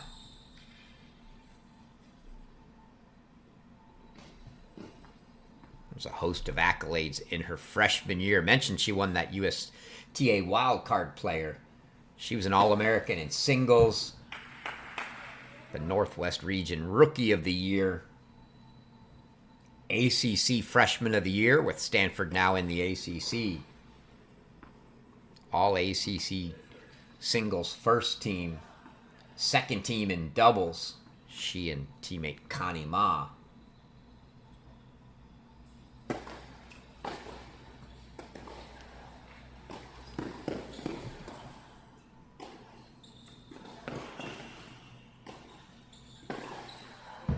And the overhead is put away. And that's 5-love Glasman now.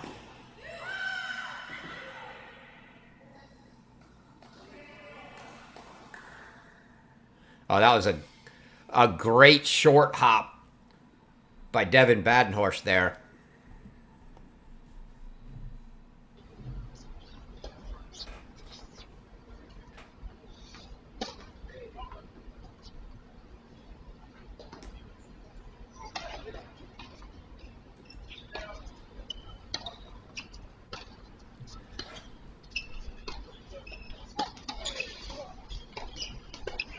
Badenhorst serving 30-15 at 1-4 here.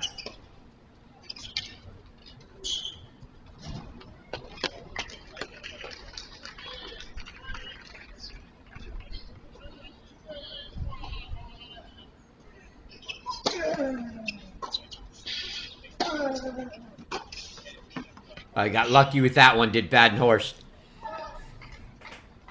Was going for the serve plus one down the line, but he left that ball right in the middle of the court. And Aiden Kim had a very good look at an open court pass. Just missed it. So it'll be 40-15 for Badenhorst. Going to go back split. Don't want to miss anything here in carry as Valerie Glasman is a game away from closing out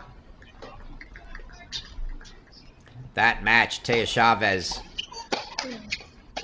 serving, and it's the let court ace for Badenhorst.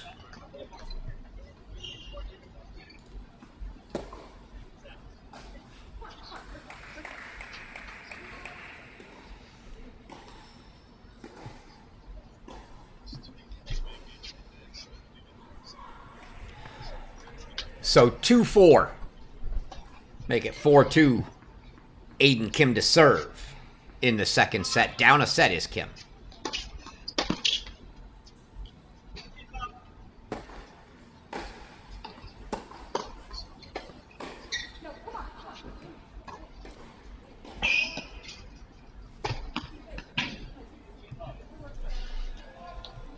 Couple quick points for Taya Chavez as she tries to get on the board here in the second. A lot of work to do to climb back into this one for her.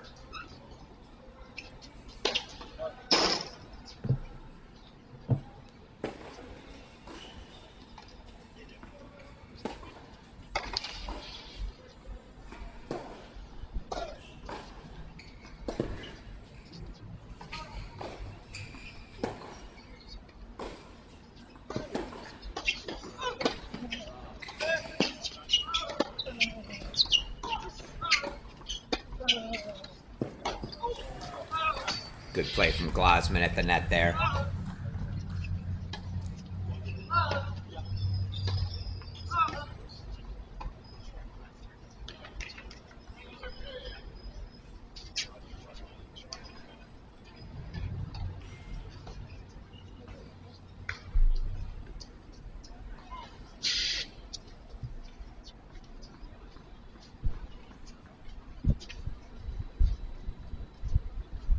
See head coach Frankie Brennan for Stanford, second year after taking over for Lele last year.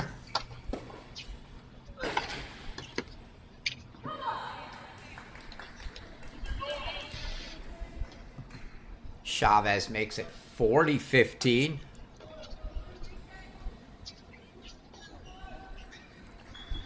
Looking to get on the board here.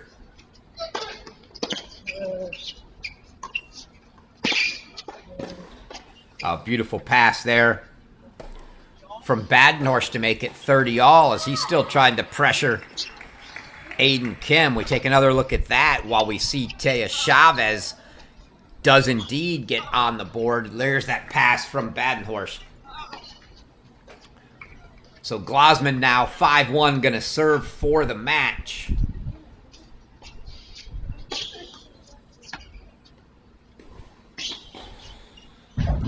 $4-2-30 all for Aiden Kim here.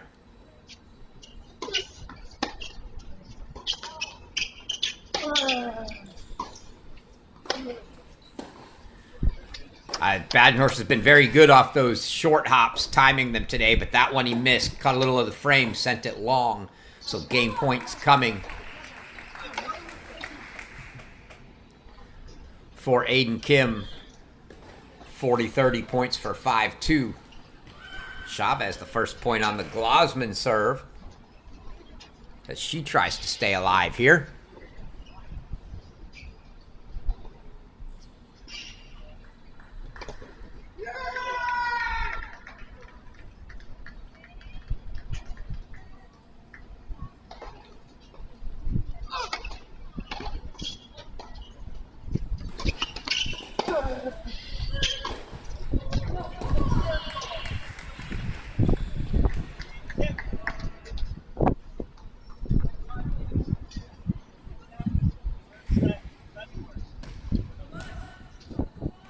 Aiden Kim takes the 5-2 lead.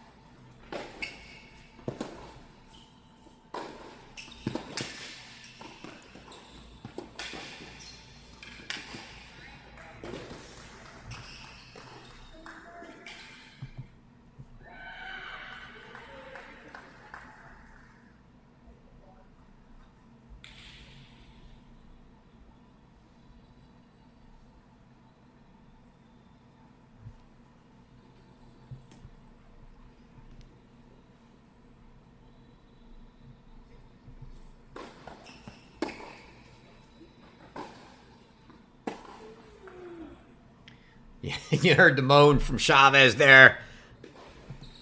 Not the ball she wanted to hit. We'll stay full screen here for this game to see if Glosman closes it out before we go back. Unless I see Aiden Kim approaching set point. As he is up 5-2 in the second, but it's Badenhorst to serve there. And it's 30-all for Glosman here. 2 points from a match serving.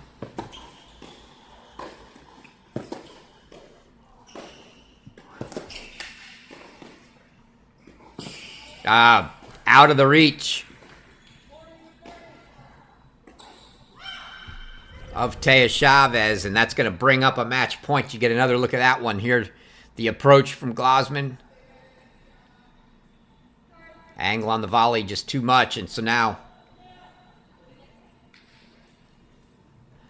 match point for Valerie Glosman of Stanford to try to punch her ticket into the final.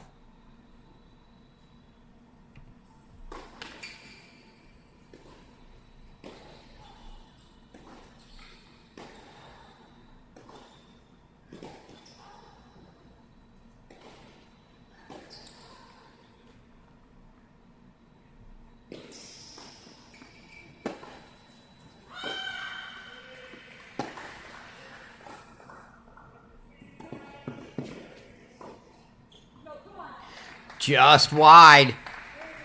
Chavez gets it to deuce. Aiden Kim, a love 30 start to the Badenhorst service game. Match point trumps set point, though. Even if he does get there. But one more match point coming here for Valerie Glasman.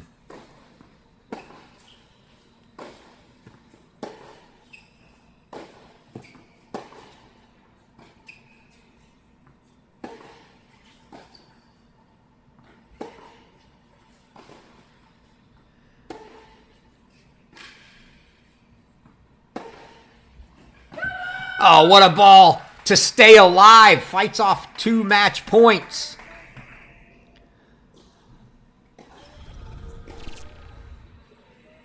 Oh, just caught the end. There was that forehand winner from Taya Chavez. So she makes it 5-2.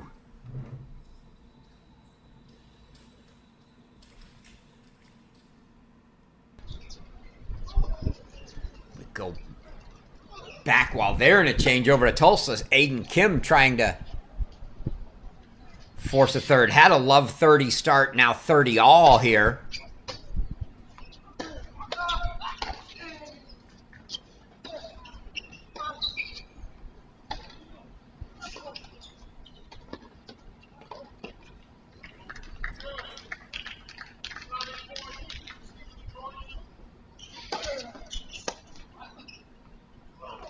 Catches that one off the frame on the return. So 40-30 for Badenhorst now.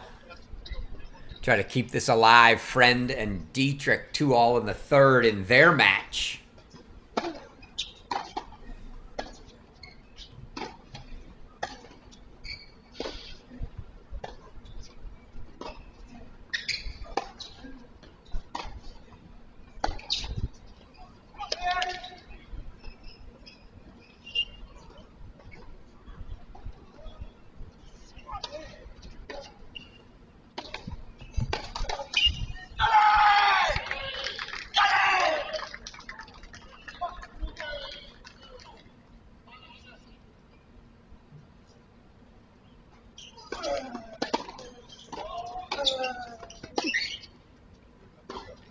And it's a hold for Badenhorst. So he holds for 3-5.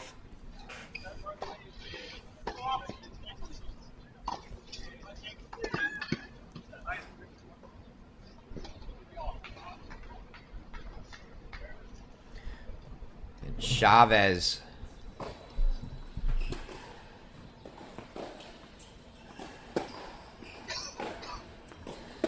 serving to stay in it again.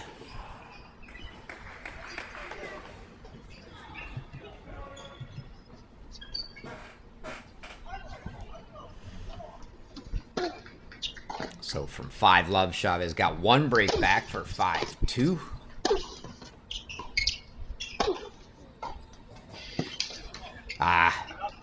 Aiden Kim didn't quite put that one away. Right back at Badenhorst, who hit the open court. A must-break game. Again, Aiden Kim serving at 5-3 here for the second to try to force a third. Must break for Badenhorst to keep the set alive, or they will head to a third. Meanwhile, you might have heard the roar from the other court. It was a J Friend to hold to make it 3-2 on serve still there.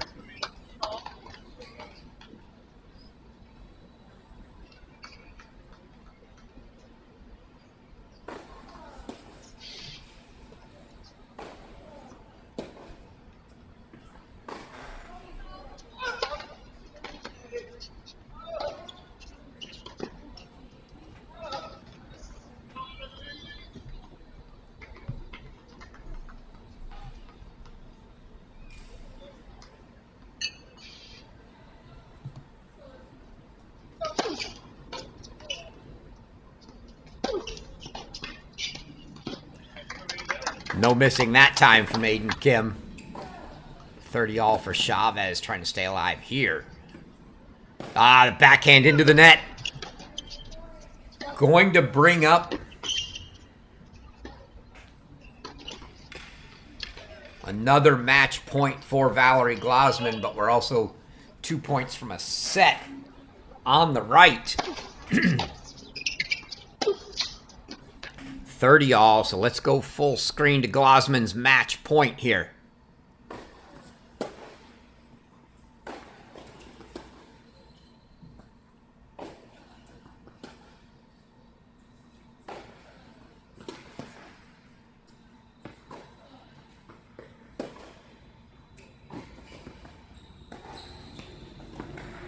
And that'll do it.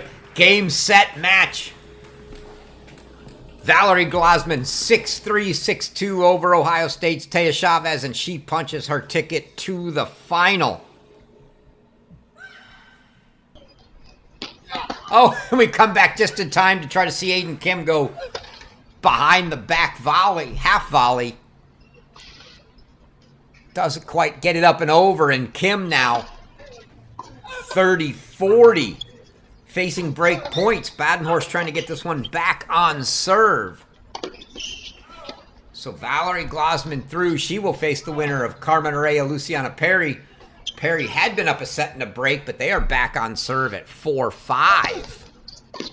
Catch that one on Alex Gruskin's stream, along with the Jay Friend Dylan Dietrich match, and Aiden Kim gets it to a deuce deciding point, which is now a set point for Aiden Kim.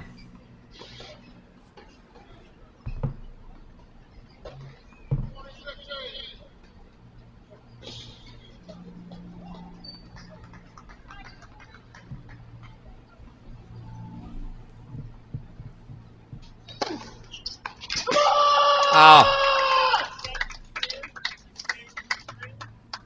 An ace for Aiden Kim to close out the second set. Take another look at that one.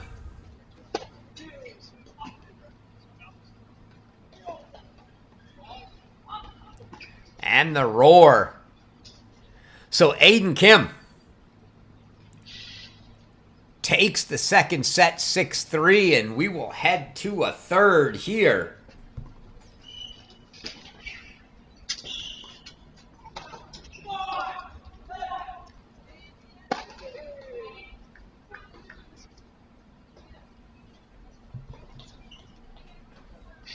Set break, new balls. You can see our chair official.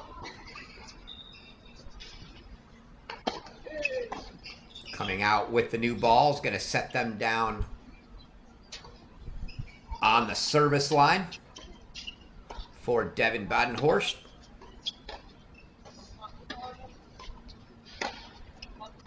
Checking that net height.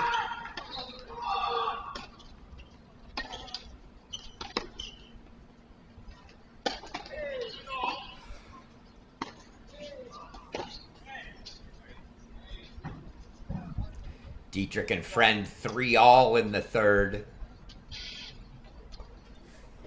It's a match point.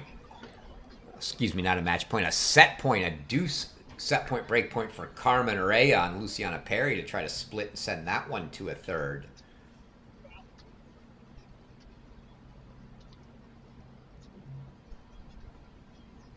So both of our men's matches going 3.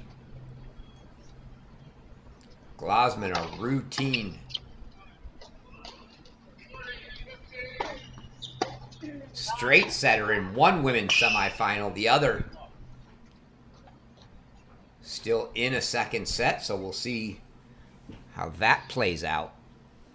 Consolation action going on. Kenta Miyoshi, 2-love in the third over Paul and Chispe of Princeton. Vigneshko Janeni, 5-4 in the third on serve with Petar Jovanovic of Mississippi State.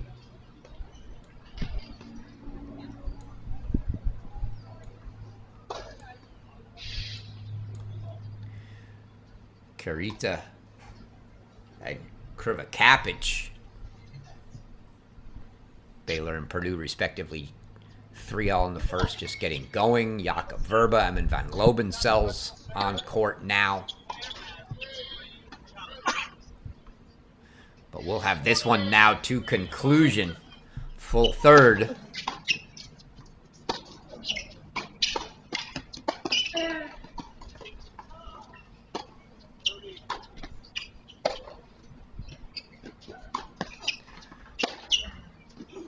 Oh, Aiden Kim can't believe that ball over there landed. It looked like it was sailing wide and it had enough topspin on it. It dropped in.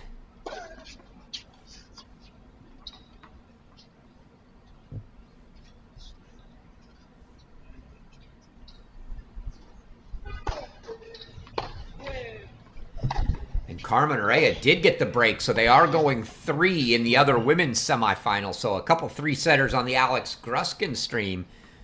Friend and Dietrich on serve, 3-4. Dietrich serving. And a second set just finishing on the women's side. We had a straight setter with Valerie Glasman knocking off Taya Chavez, but we've got a 3-setter here, Badenhorst and Kim.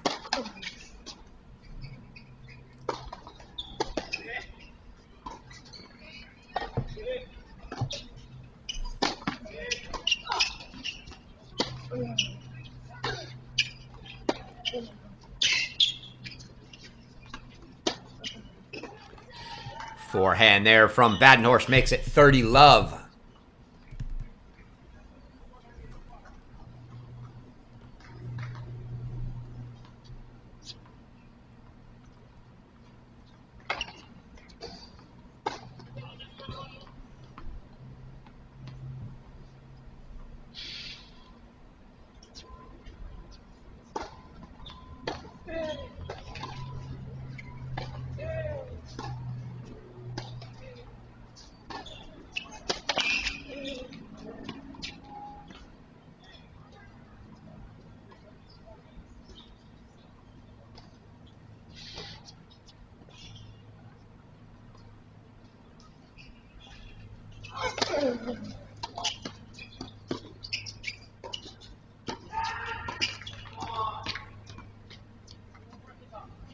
$40 for Badenhorst routine service game so far.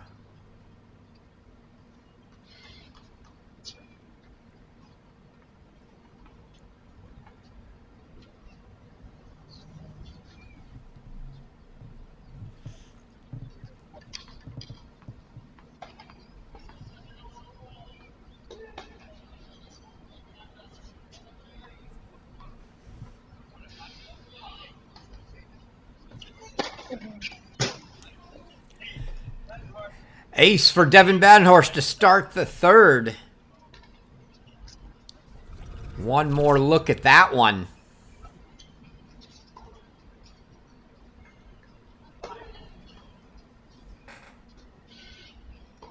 He takes a 1-love lead in the third.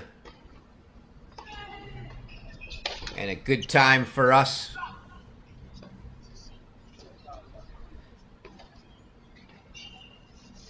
to cover that path to the NCAA tournament. All these players you're seeing now are in the NCAA tournament via making the quarterfinals here at the All-Americans, but you can see your path.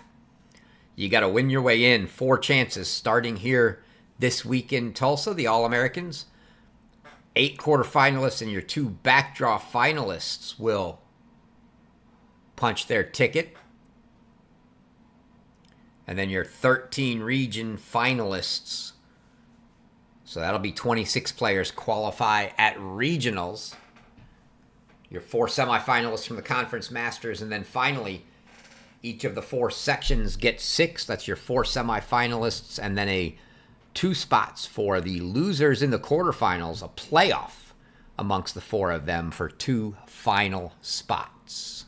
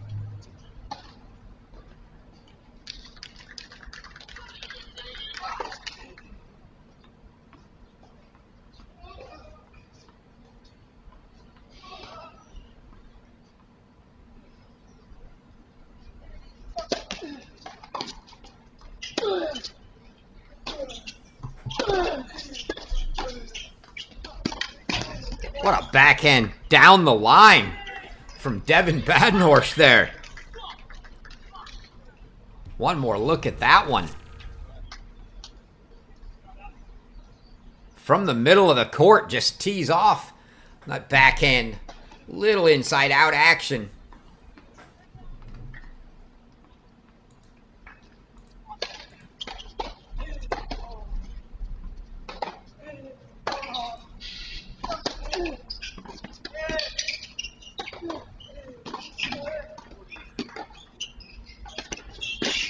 Oh, just in.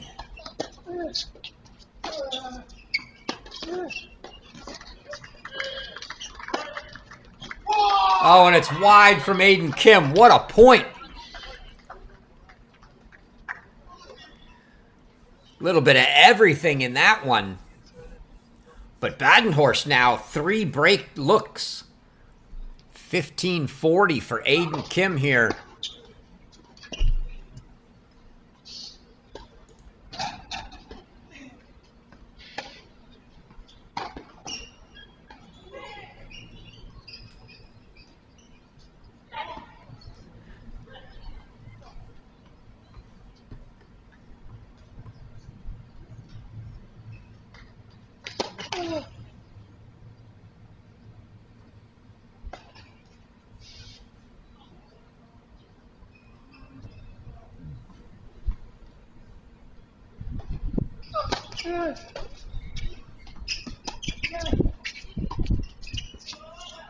Oh, and he sails the first backhand volley long. Kim gets out of the first one, but he's got a couple more coming.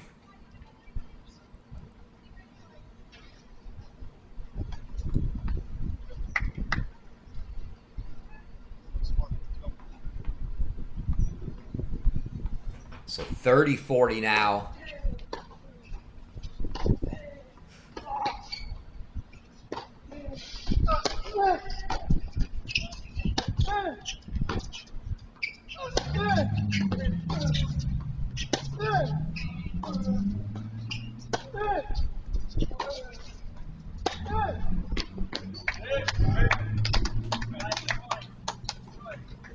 Aiden Kim fights off the second one, so now a deciding point here.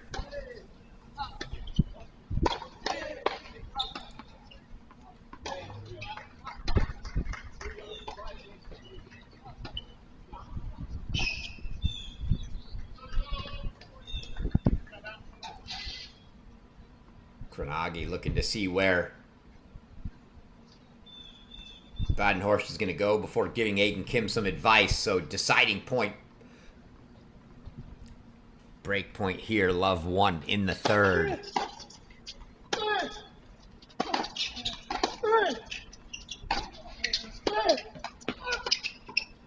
Oh, between the legs. Oh, and it doesn't come down. Off the net from Aiden Kim. Devin Badenhorst forced to go between the legs.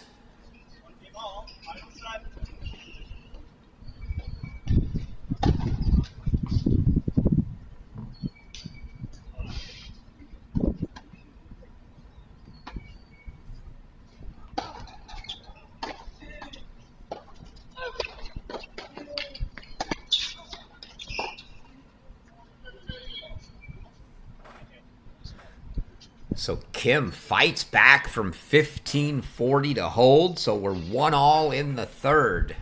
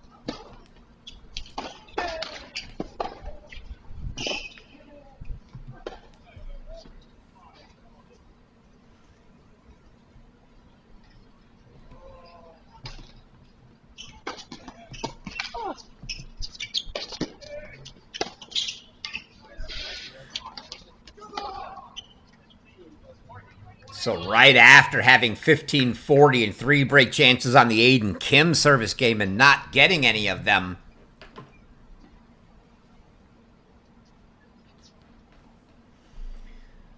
Badenhorst is going to face 15-40.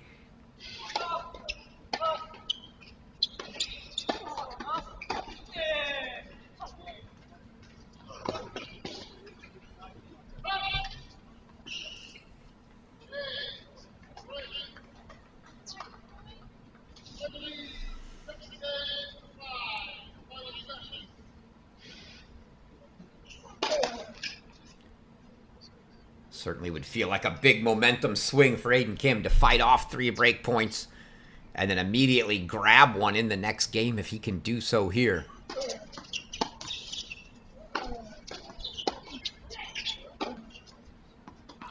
And he does. Badenhorst backhand well long, and Aiden Kim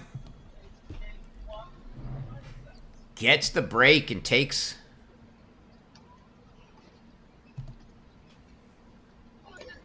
a 2-1 lead here.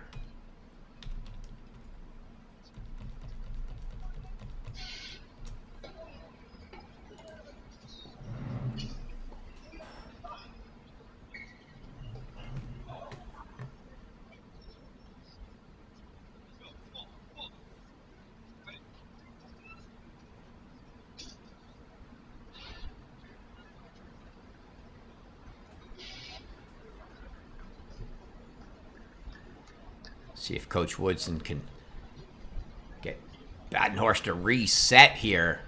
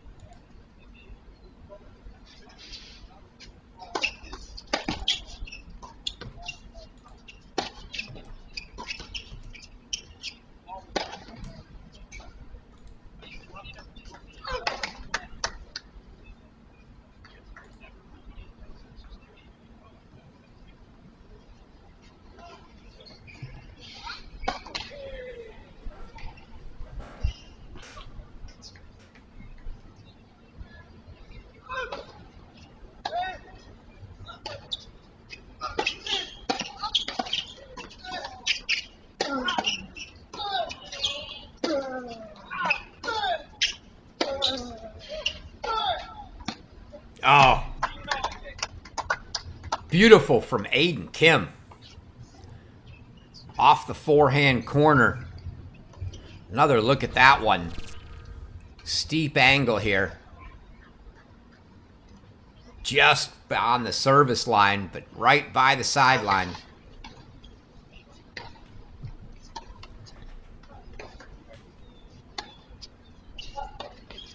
To make it 15-all.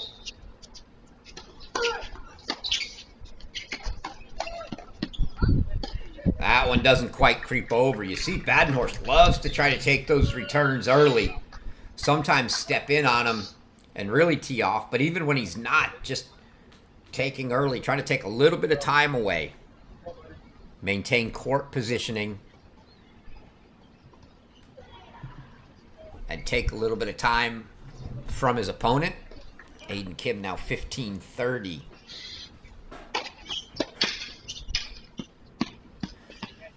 But a good serve there.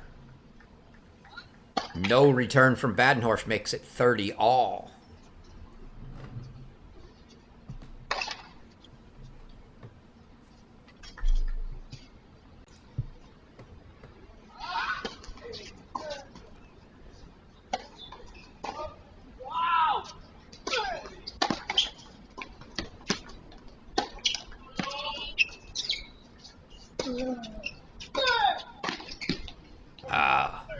Volley into the net from Badenhorst makes it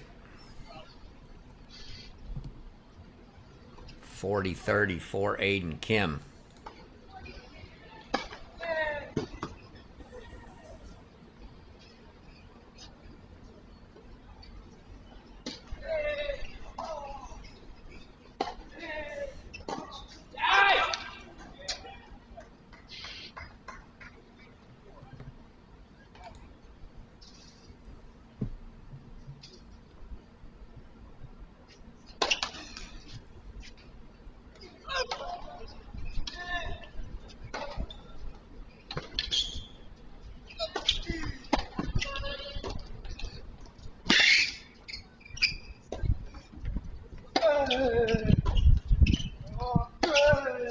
Some great hustle there from Badenhorst to keep that one alive.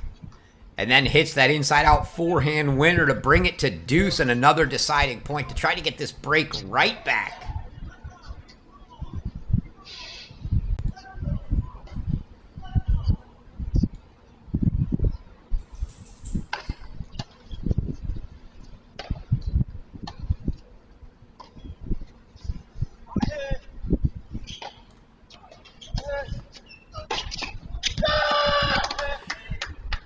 And just as he ended the second set,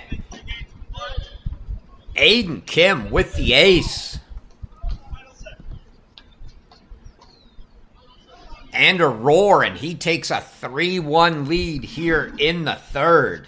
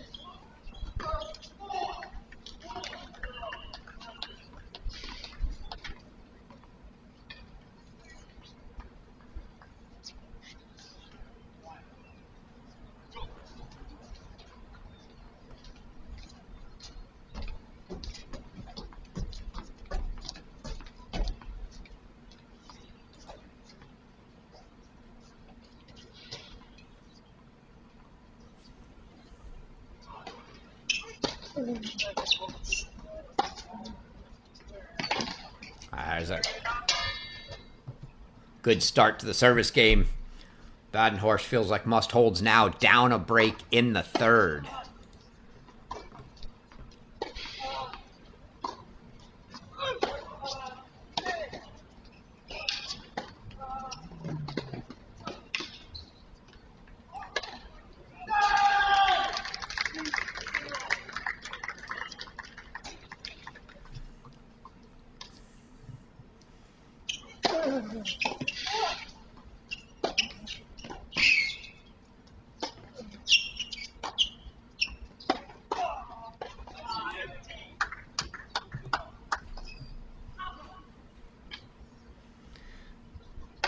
Great hustle there from Aiden Kim to keep that one alive.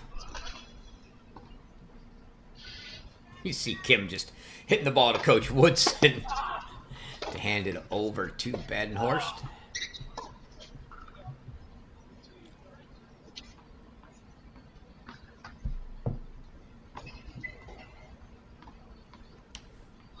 Six all in a breaker. First time I'd looked in a little bit there. Jay Friend and Dylan Dietrich, your other semifinal, earn a third set breaker. Jay Friend 2-0 lead in that breaker. Your other women's semifinal still going, also on Alex Gruskin's stream. Carmen Araya 3-2 on serve over Luciana Perry in the third. That's too easy, too good from Aiden Kim there. Backhand right down the line for a winner and 30 all. And now a big point here for Badenhorst.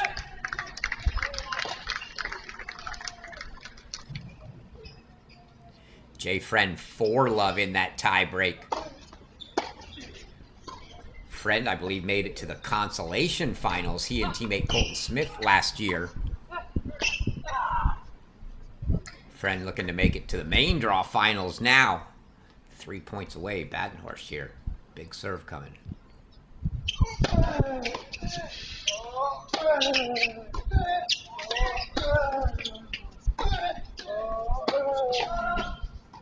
That backhand, he's just had that backhand sailing long on him quite a bit today. And now Aiden Kim really putting the pressure on.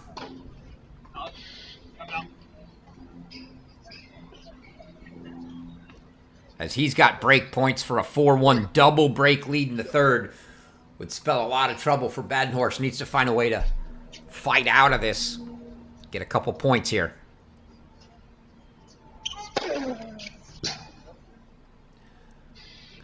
Called deep. Badenhorst challenge.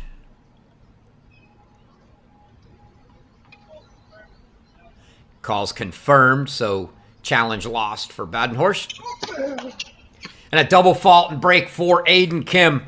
Tough way to give that one up, but Aiden Kim now 4-1 here in the third. And you can hear the score call coming from the other court. 5-1 Jay Friend in that breaker.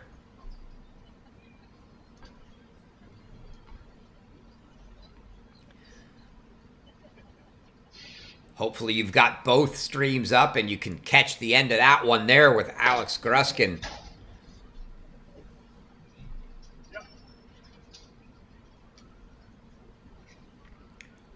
As we'll stay here with Aiden Kim and Devin Badenhorst.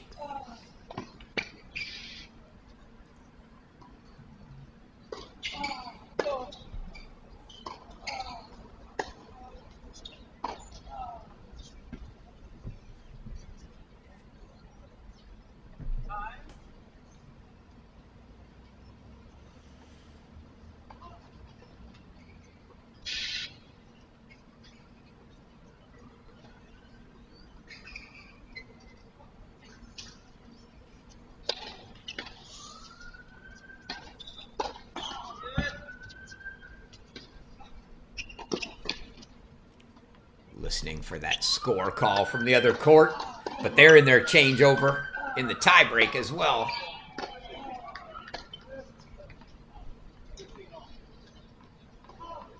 Now 5-2 Jay Friend.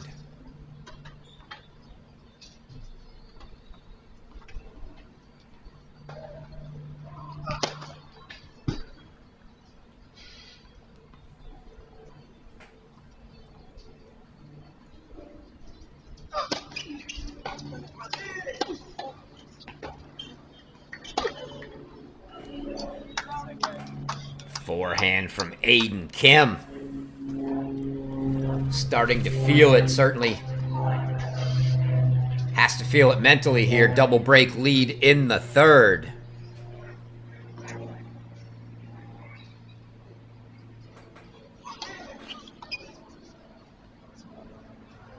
Ohio State junior looking to punch his ticket into the final.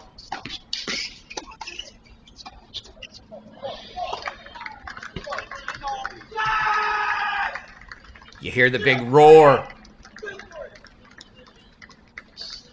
Was that a Jay Friend win? I'm watching the scores. It shows 6-2 in the breaker. Indeed it was. Jay Friend 7-6 in the third. Knocks off Dylan Dietrich. So the winner here to face Jay Friend in the final.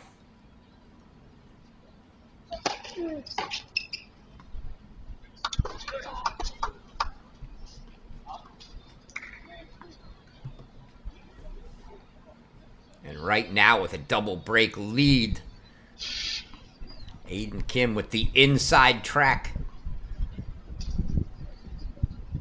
to that spot against Jay Friend.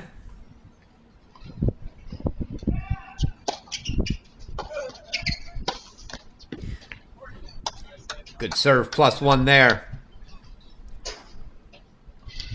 Drew Badenhorst out wide. See, kick wide serve. Open court, can't draw it up any better than that, even though it clipped the net a little bit. Still had plenty on it.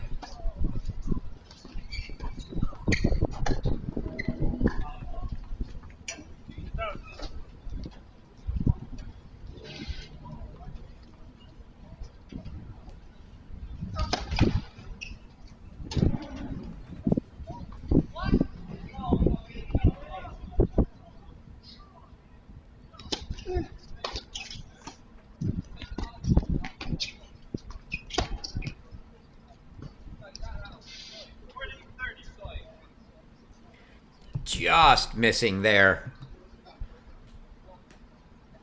from Aiden Kim.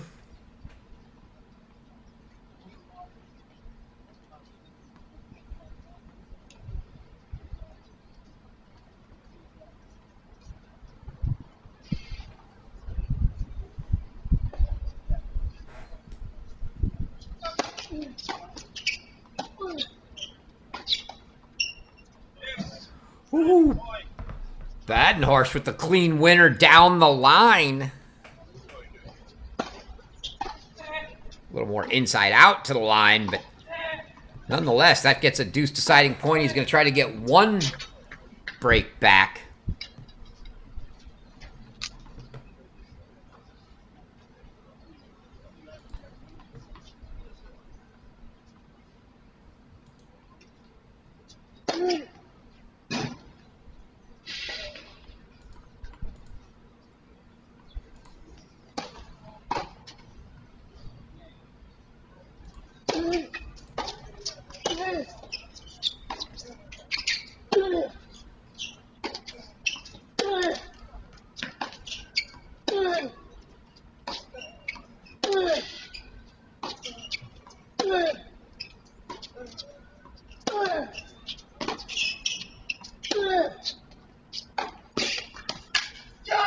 Wow! Devin Badenhorst keeps it interesting. Prevents Aiden Kim from going up 5-1. One more look at that one. That was a blistering forehand coming here.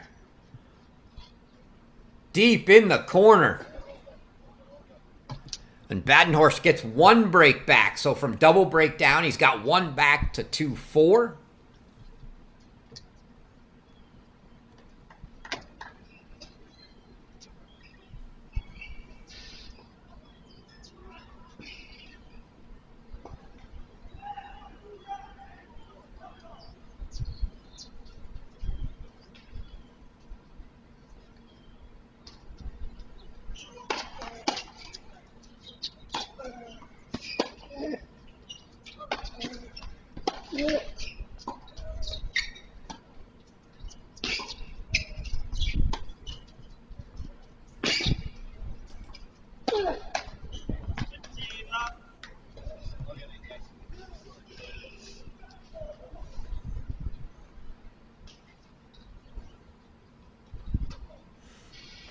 Again, we will have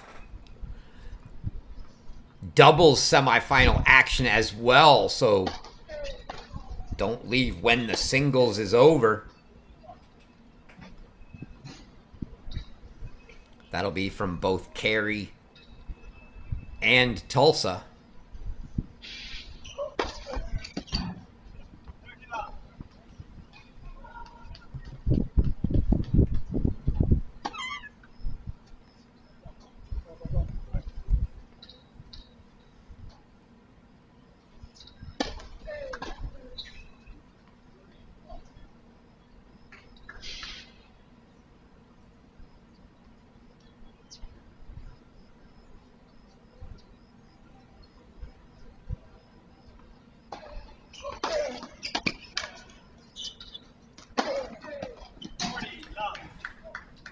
Put away by Badenhorst for 40 love.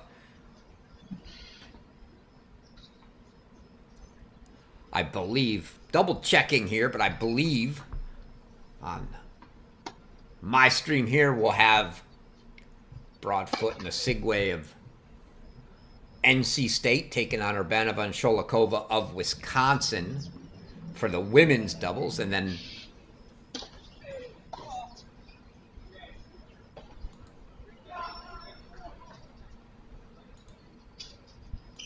believe, on the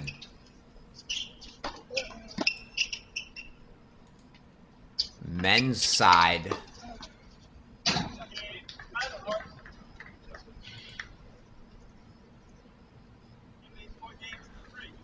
I have Sanchez, Martinez, and Jovanovic of Mississippi State against Nierendorn and Jefferson of Florida.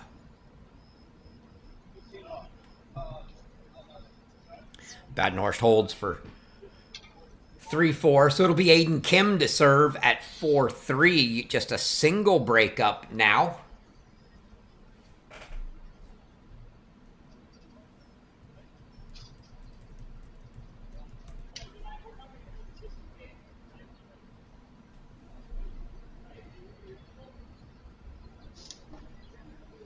See Coach Woodson in a discussion with somebody on the court next door. Oh, it must be he's got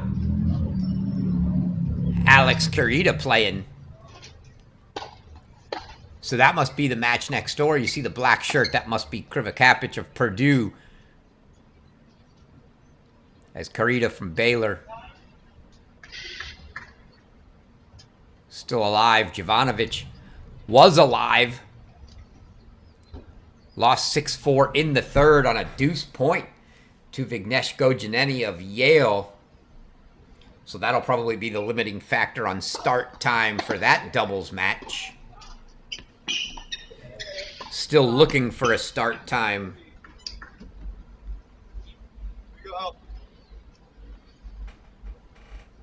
I believe a 2 p.m. Eastern, so we may roll straight from this into the women's doubles semifinal.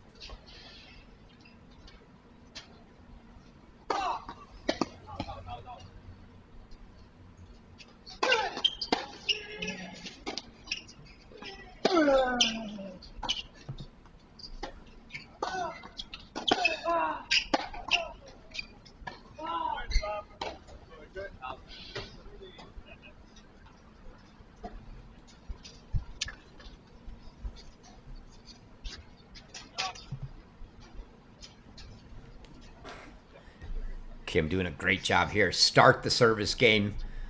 Play from in front. No pressure. Dropping 2 breaks in a row, at least as of yet. Oh, that one clips the tape and stays on his side for 30-15.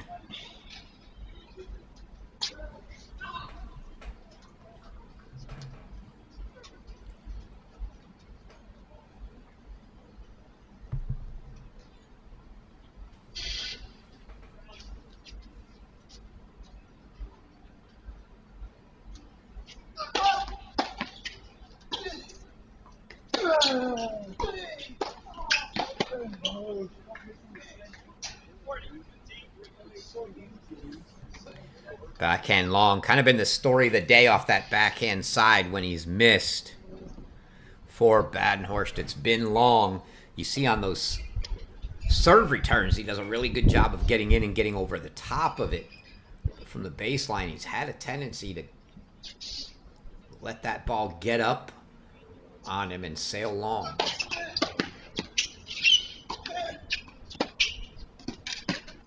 That was a good backhand down the line on the pass. It was going to land in. Kim did the right thing trying to play it, but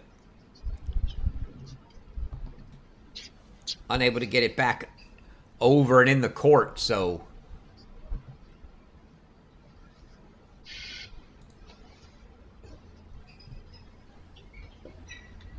Alex Gruskin, a couple thrillers. 7-6 in the third for the men on his stream, and he's got 5-4 in the third on serve on his women's match.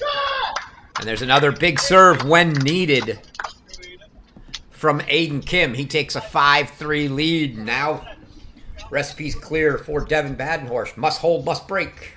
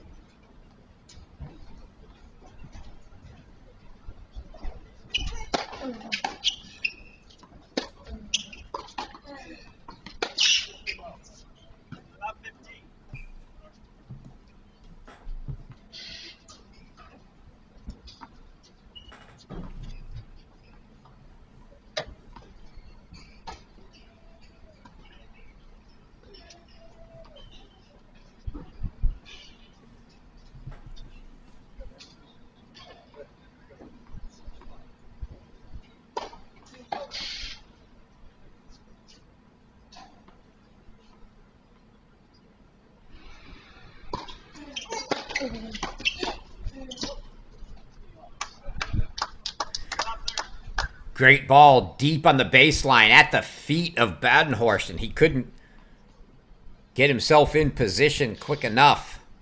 So Love 30 and Aiden Kim 2 points from a match and a finals spot to take on Jay Friend tomorrow.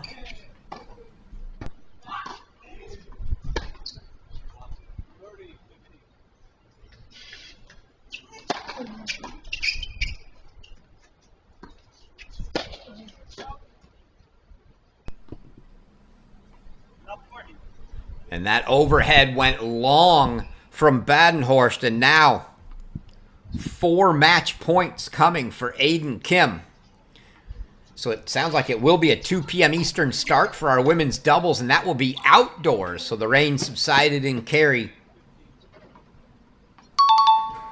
and they'll be playing outdoors, but 4 match points if needed coming here for the Ohio State junior Aiden Kim.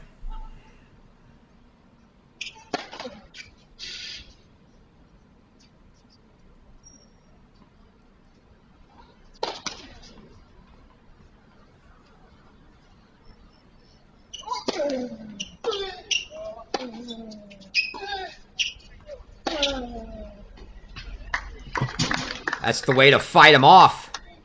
If you're Devin Badenhorst, he needs to do that 4 times. But here's the first one.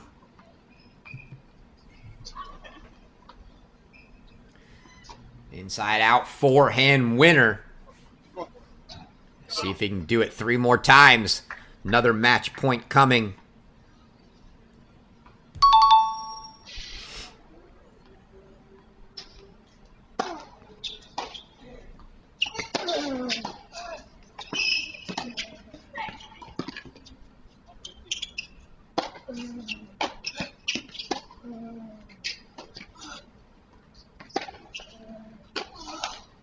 Oh, Aiden Kim saw that opening.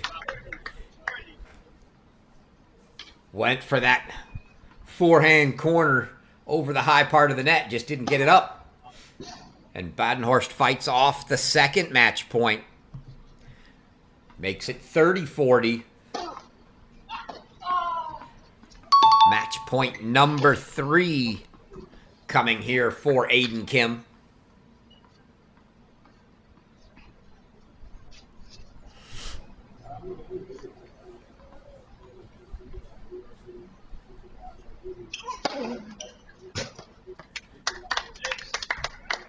Ace from Devin Badenhorst. Another look here. Great way to fight off a match point. So now a deuce deciding point, match point number 4 for Aiden Kim. Will the 4th time be a charm, or can Devin Badenhorst force Aiden Kim to try to serve it out?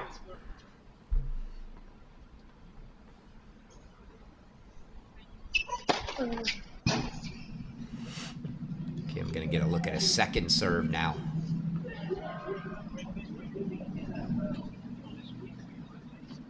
Unfortunate that that ball rolled back in play. Kim had to stop Badenhorst's second serve.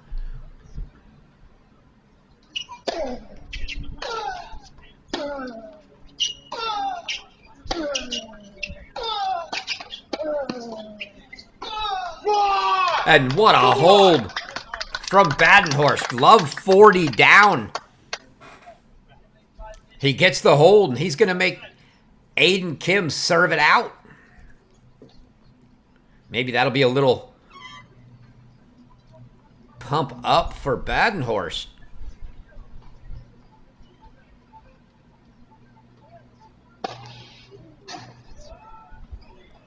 We will see. And that's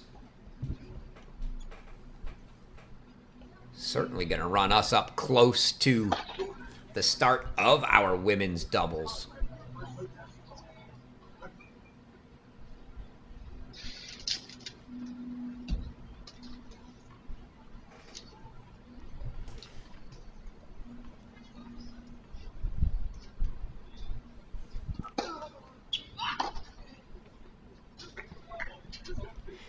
Get you a look real quick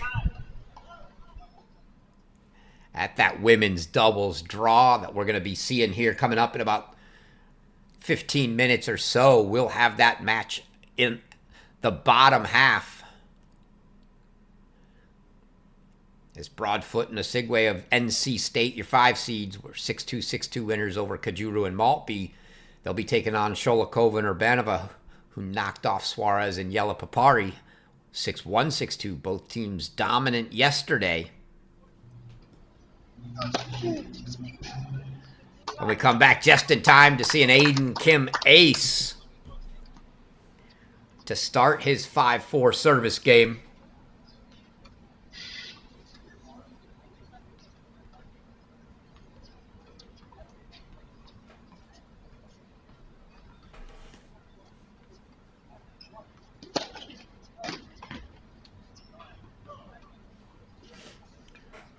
Serve just wide, curving away, slice down the tee.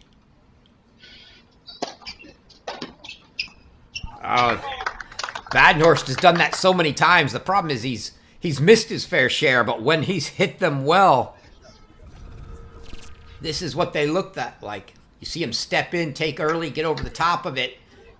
He's a step inside the baseline when he makes contact and directs that ball into the corner for a winner.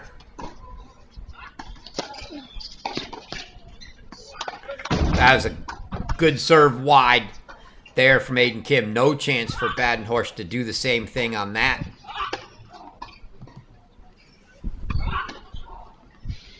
So now 30-15.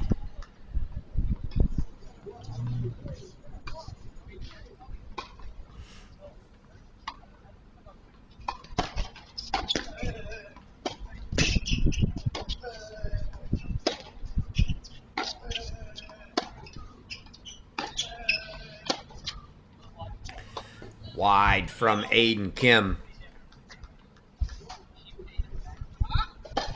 Can't go exclusively to the Badenhorst backhand, but he's had some trouble keeping that one down. Tendency to go long. I think if I'm into that rally and I'm Aiden Kim. When you're hitting in the middle of the court, I look to give him one of those backhands high in the middle of the court that he's had a tendency to push long. Oh, beautiful.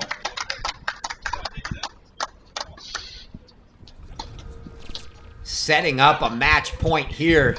One more look at this +1 from Aiden Kim. Right in or on the line. And that makes it match point number 5 for Aiden Kim here.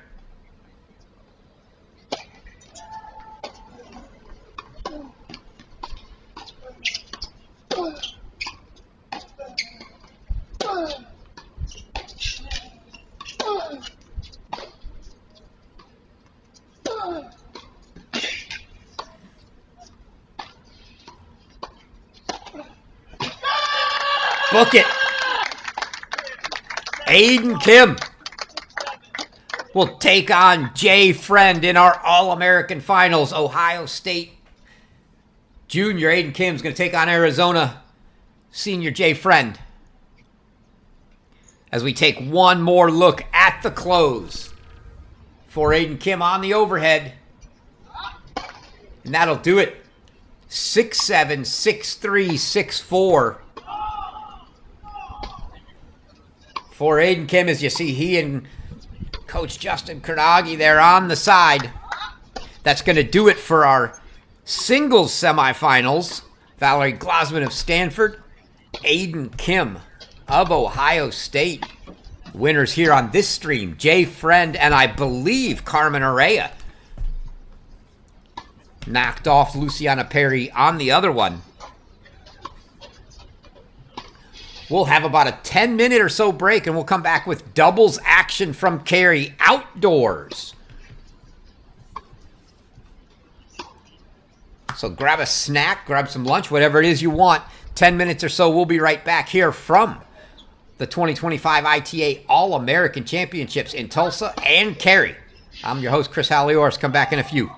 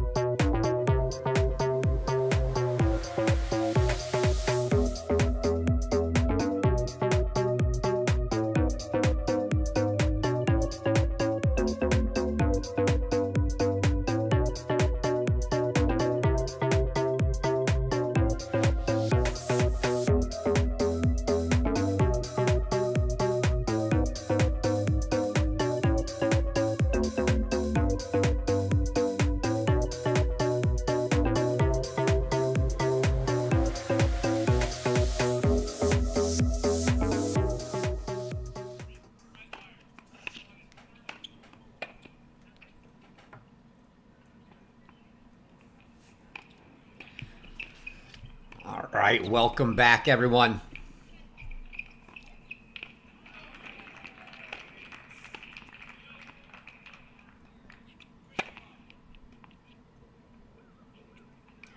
We are finishing the warm-ups here.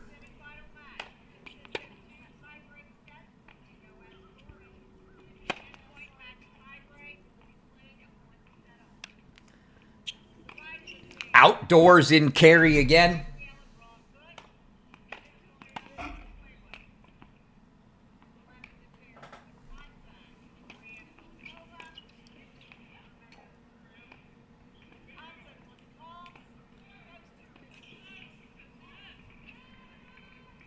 All right, set to go. You see head coach Simon Earnshaw for the Wolfpack making his way across the court to see his ladies, Asigwe and Broadfoot, taking on Sholikova and Urbanova.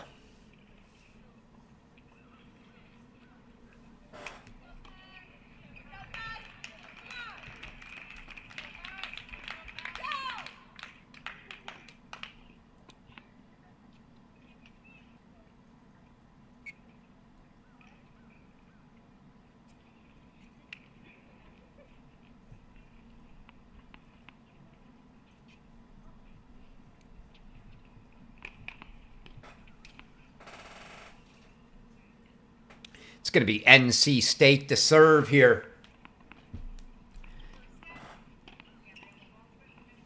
Gabby Broadfoot to serve.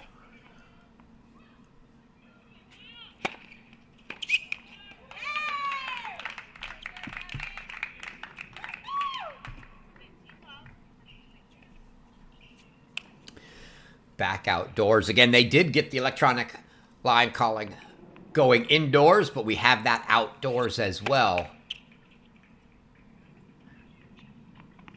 For those that haven't been with us all week, I'll give you a refresher on that between points.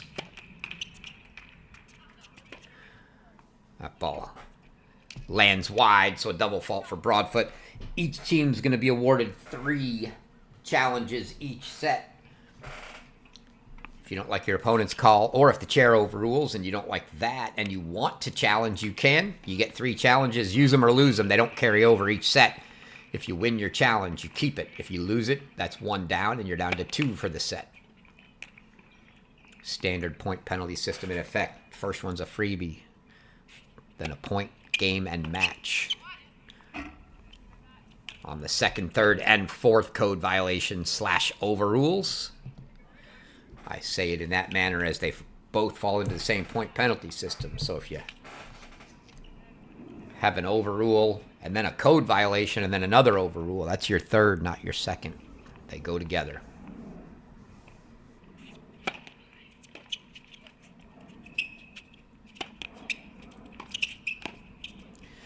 Good ball down at the feet of Broadfoot. It was a good serve from Broadfoot.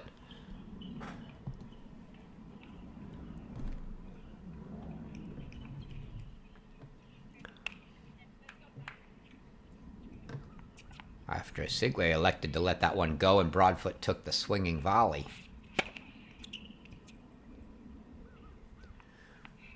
Just deep.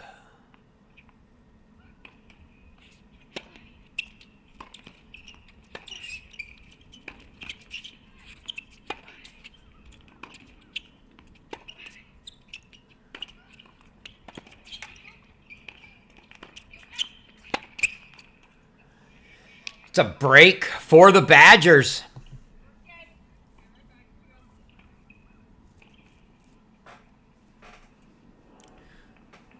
So a quick break for Wisconsin here. The other women's semifinal going on right now. Reese Brantmeyer, Lennis Hamilton of North Carolina, taking on Gilani and Nahum of Oklahoma. Catch that one over on Alex Gruskin's stream.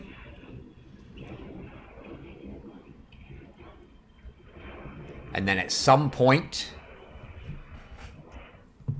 we will get the men's double semifinal of Mississippi State's Benito Sanchez Martinez and Petar Jovanovic and Florida's Tanapat Nierendorn and Henry Jefferson.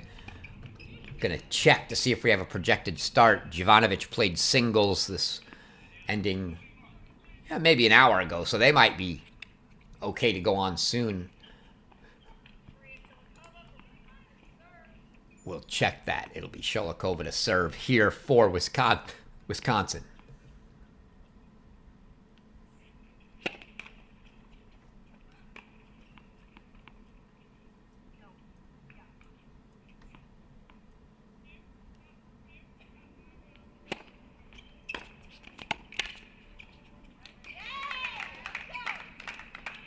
It's been the returners having the advantage so far.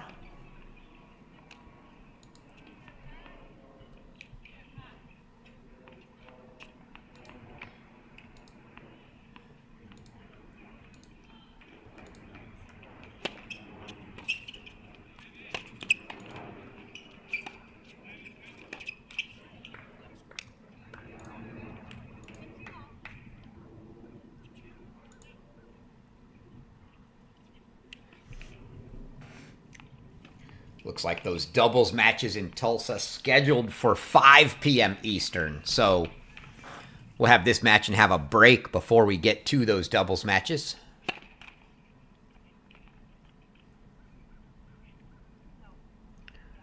Good for us. We get to feature both of them full screen, not have to split.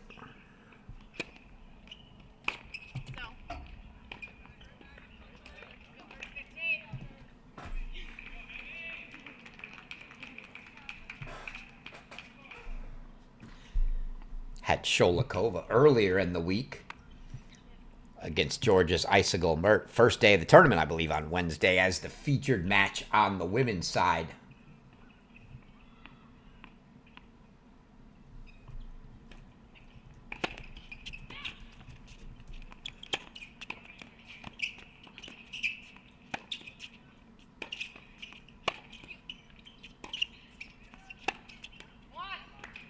Sholikova going down the line, getting it out of the reach of a Segway there.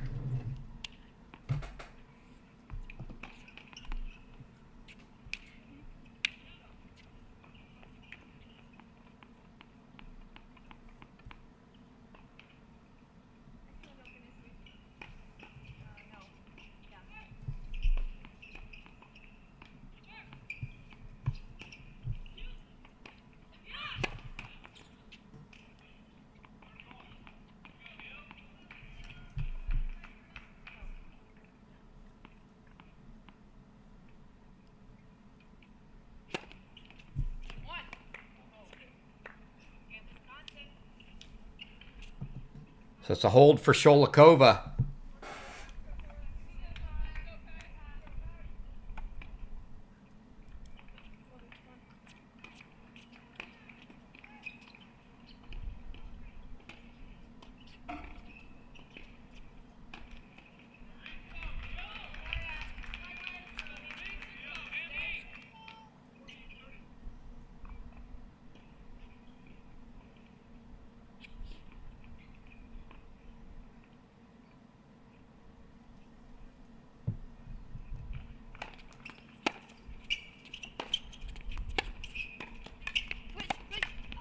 Oh!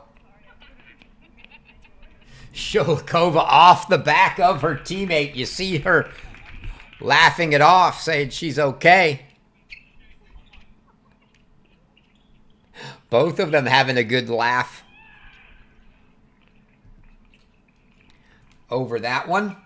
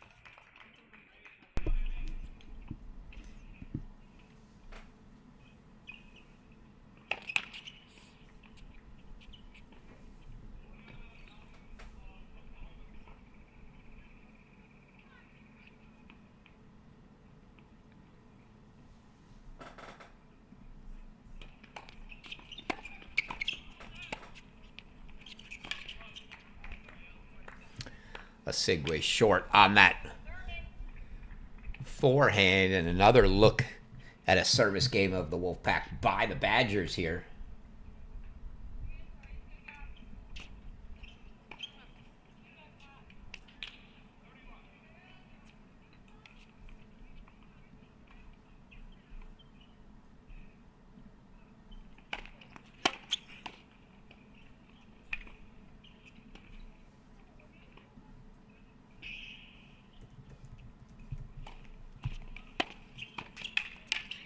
It's a good volley by Gabby Broadfoot. Makes it 30 all for the Wolfpack.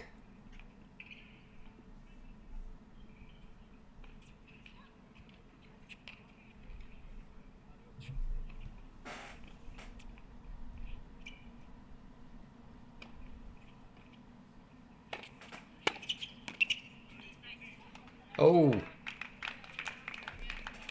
Quote unquote missed the volley. Did Broadfoot off the frame, but landed in, just in or on that sideline there. So 40-30 for a Sigway here.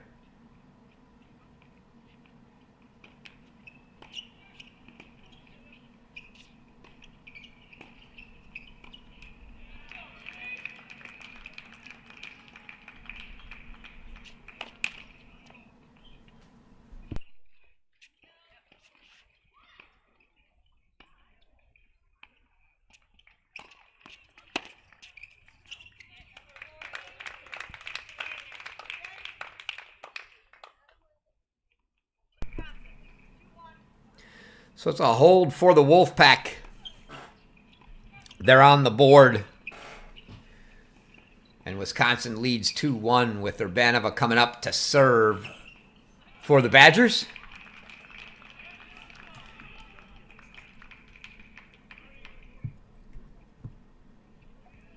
Get a quick look. We've had a lot of singles action this week.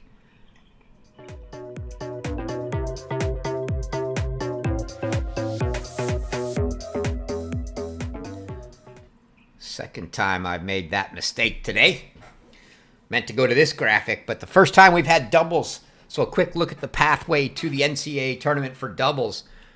4 teams qualified here, and it's the 4 playing today. Your doubles semifinalists all qualify for the NCAA tournament. So each of these teams have earned their spot in the NCAA tournament. Your winner of every region, your 13 regions, will make it.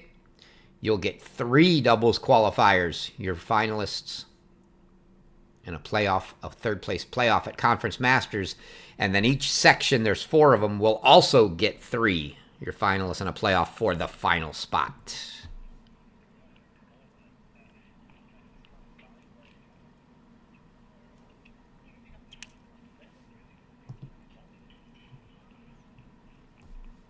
First point to Urbanova while we were watching that graphic. Good volley there from Sholikova. And a quick 30 love.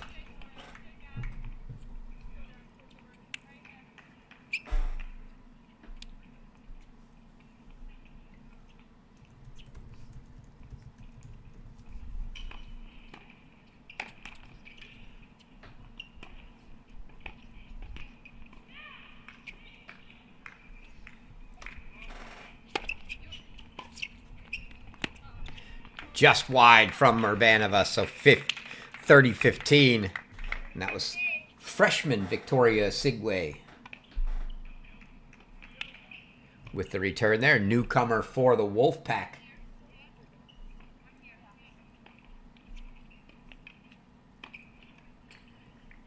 This year, a Sigway coming from the IMG Academy down in Bradenton.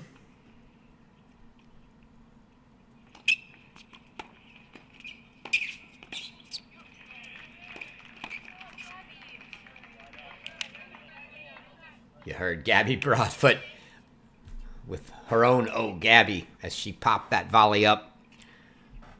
And long, it'll be a couple game points, 3 of them coming for Urbanova now.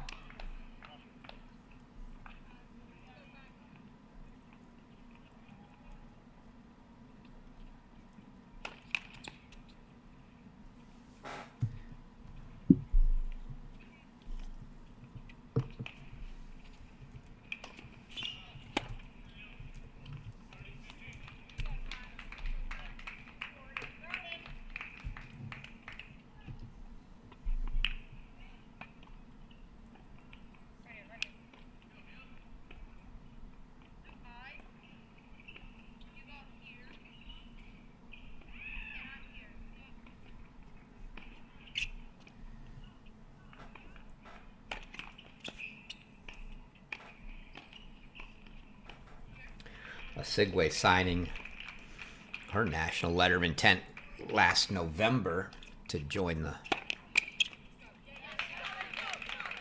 Wolfpack this fall, and Broadfoot takes a rip at Sholikova there. Sholikova unable to put that volley back in play, so it's going to be a deuce deciding point, first one of the match here.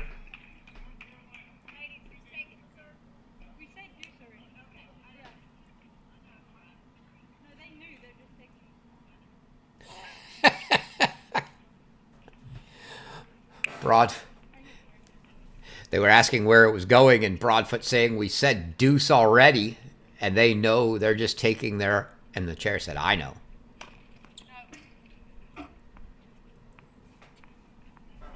So it'll be a second serve for Banova now to Osigwe.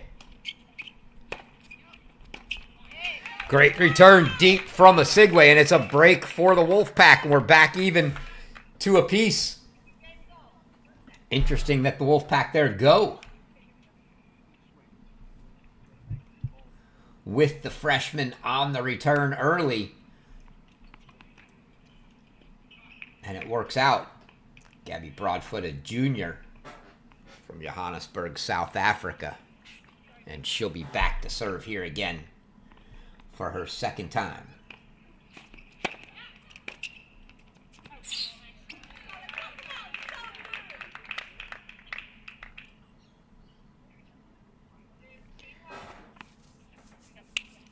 Victoria Osigwe, the younger sister of WTA pro Whitney Osigwe.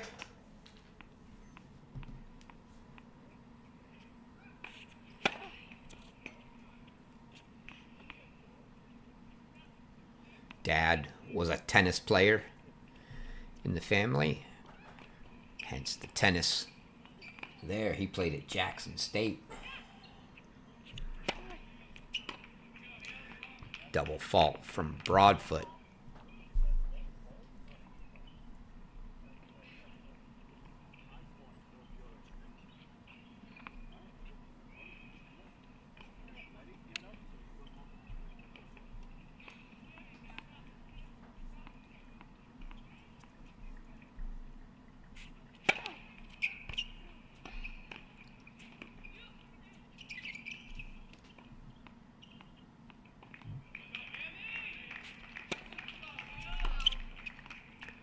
Another double fault for Broadfoot for 15-30. Broadfoot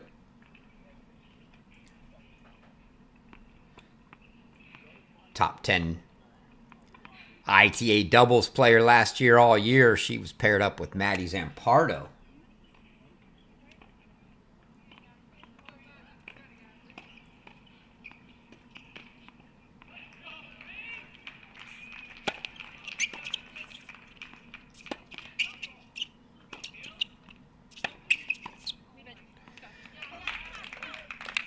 Sholikova was eager to poach one, and she got the ball she wanted and did not get the result she was looking for, as she sent that ball that was really sitting there for well long. And so now Broadfoot's got 30 all.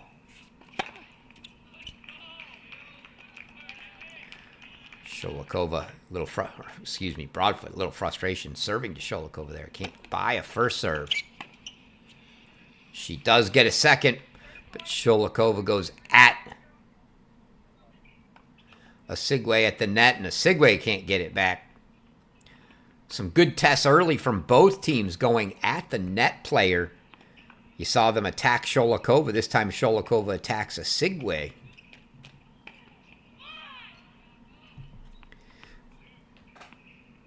And it's 30-40 and a couple break points here for the Badgers.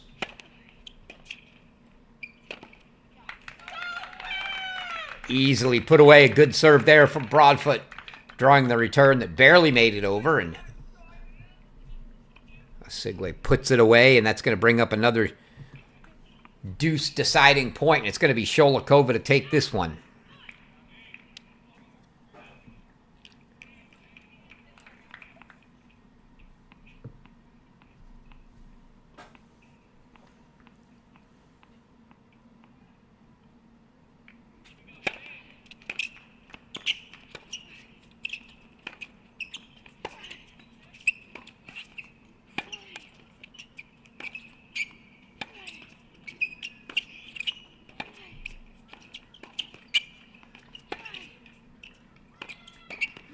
You saw both of the net players eager to try to poach, but no one took much of a chance until Osigwe did on the close there. And Sholikova just didn't quite get it far enough cross court. It was a great cross court rally. Forehands cross court between Sholikova and Broadfoot. But eventually Sholikova gives first and leaves the ball a little more in the middle, and Osigwe wasted no time in pouncing on that and putting it away. So the Wolfpack hold, take a 3-2 lead.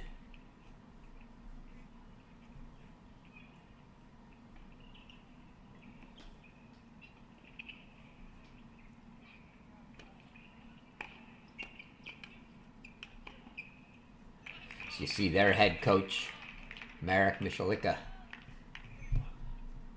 over to have a word. It's Simon Earnshaw walking back with the ladies on the far side for the Wolfpack, the head coach for NC State.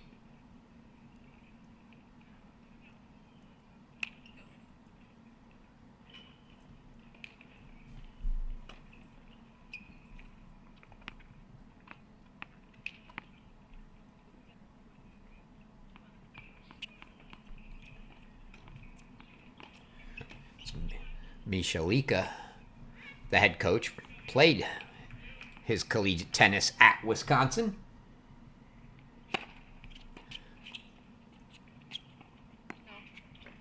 Taking over this year the reins of the women's program.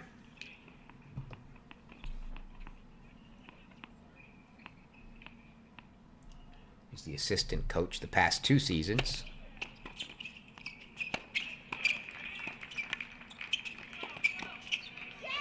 It was a good close from Osigwe that set that one up.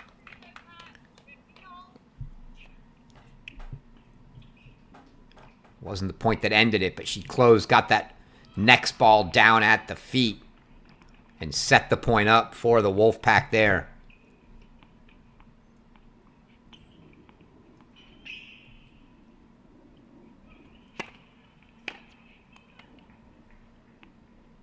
Every year, it seems, NC State has some top doubles teams, great doubles play, any Simon Earnshaw coach team.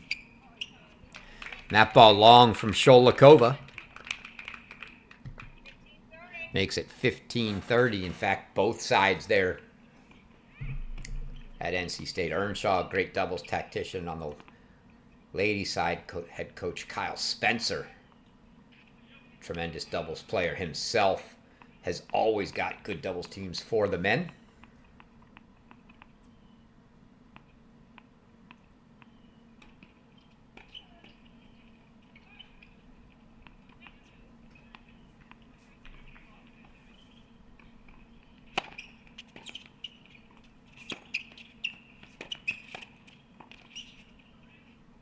Oh, just long. It's a good block return from Broadfoot there, but the volley from Osigwe floating just long for 30 all.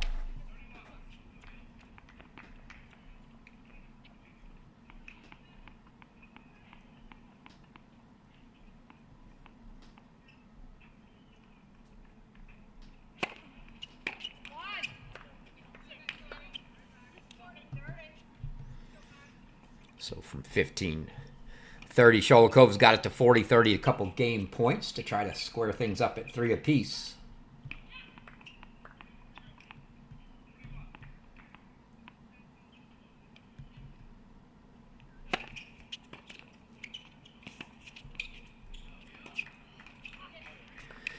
They do just that, so it'll be 3 apiece, and we'll get our second look at freshman Victoria Osigwe serving here.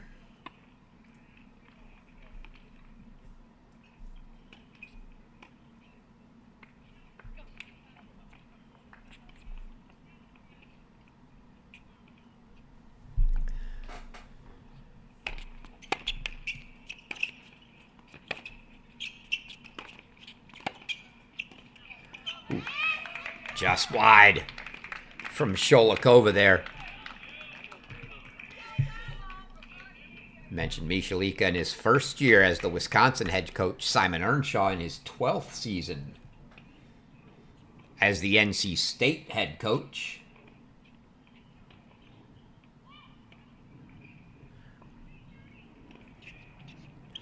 One of the most accomplished coaches, everything he's done at NC State, and prior to that.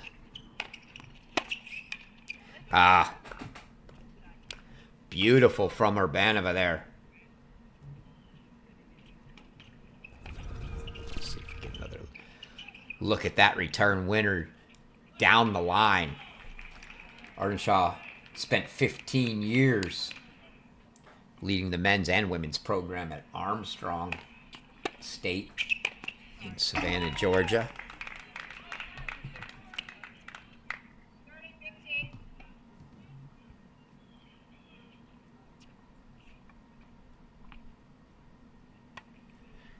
It's been the ACC Coach of the Year twice during his tenure at NC State. They've made the NCAA tourney 9 years in a row now.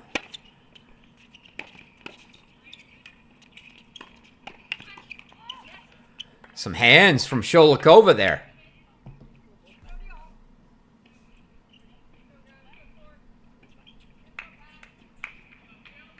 Those 9 straight years of making the tourney under Earnshaw, the longest streak in Wolfpack history. Been to the Sweet 16 6 years in a row.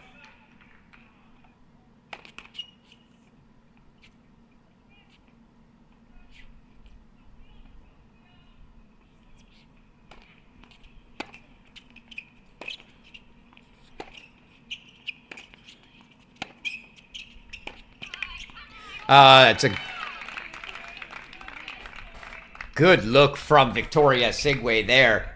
She saw Urbanova cheating. Urbanova tried to poach, and Sigway just went right behind her for the winner.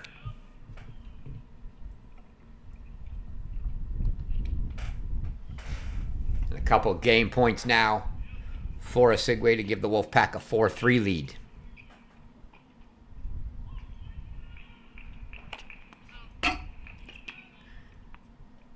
Coach Earnshaw, always one of the best characters on the women's side to talk to. Love seeing him, and be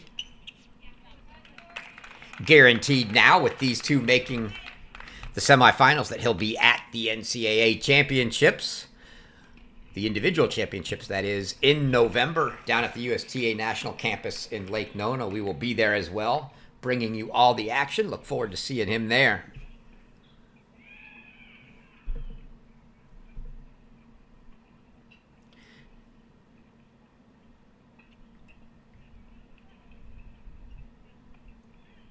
Give you another quick look at that ladies doubles draw.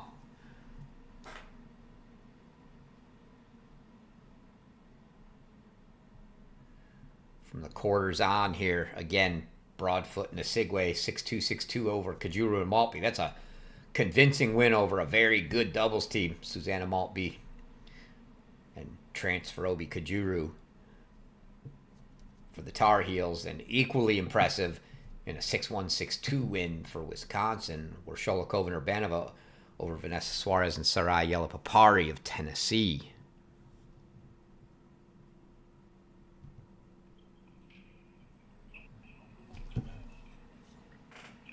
Winner of this to face the winner of North Carolina and Oklahoma. You end up with the North Carolina State final somehow. That's a battle you'll see many times during the season, I'm sure. And it is the Tar Heels 5-4 on serve, leading that other semifinal right now, as a Sigway's backhand return goes into the net.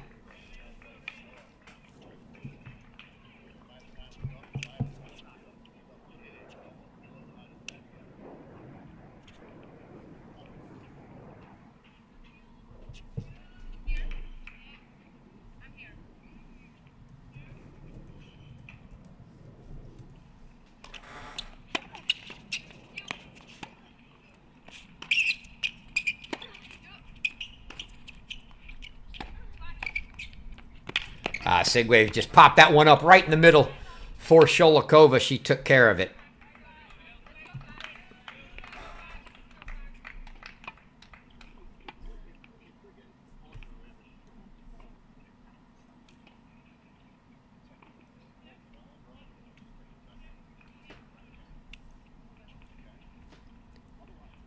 Couldn't quite make out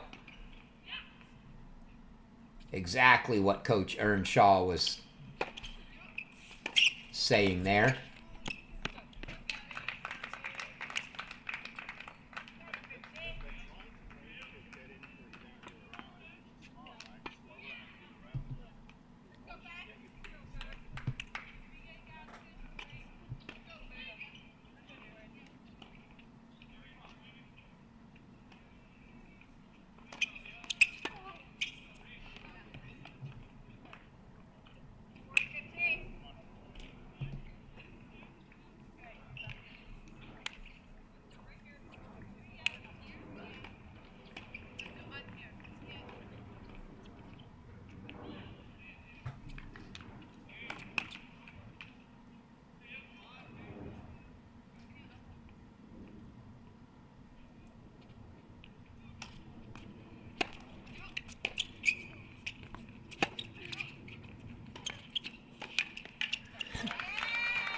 You saw Gabby Broadfoot look as she's even making the motion there. She wanted to take that one out of the air. I'm not sure if she didn't because she thought it was a little out of reach or she thought it might be going long. Either way, well done by a Sigway to cover it, and then they end up winning the point. So 40-30 now for Urbanova.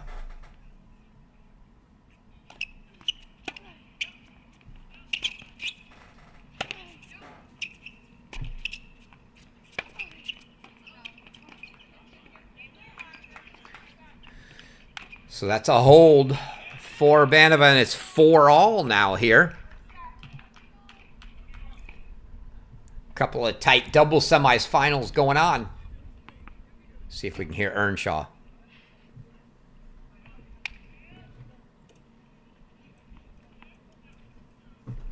Not quite.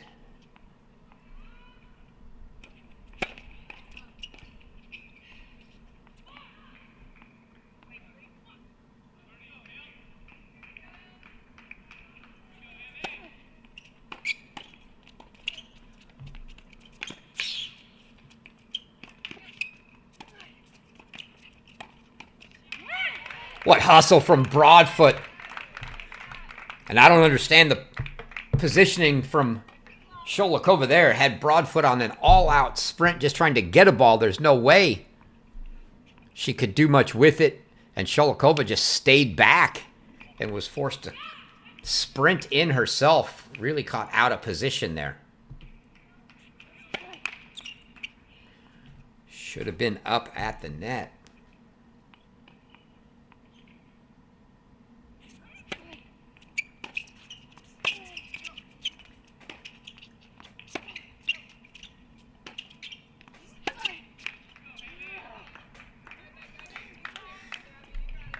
Exultation of frustration there from Broadfoot.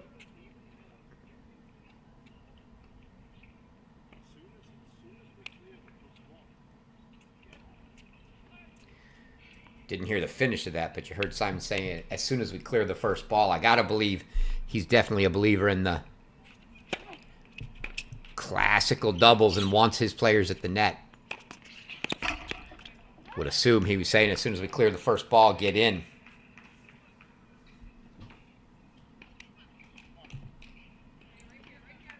Broadfoot struggled in all three of her service games. Broken the first time, managed to find a hold. Second time, but now 15-30 here once again.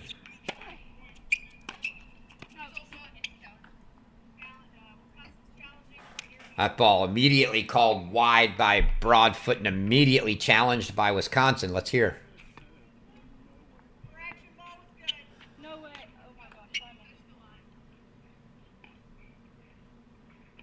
Well, you can look all you want, Simon. It's not going to change He's probably going to have a word, but...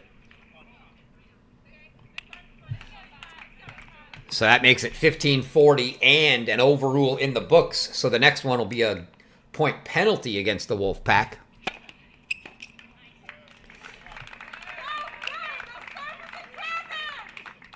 And you hear the gamesmanship going on now. After Broadfoot hits a great service winner there. She gets it to 30-40.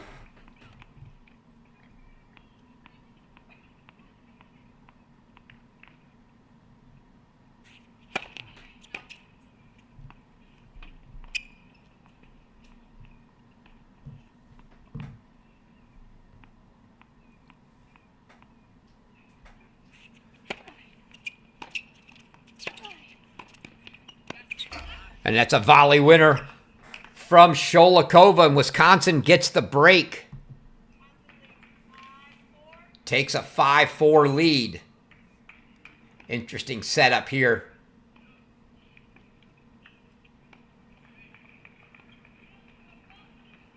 On the edge court, on all the other courts, the interior courts, players have benches under the little awnings on each side of the court, so they are able to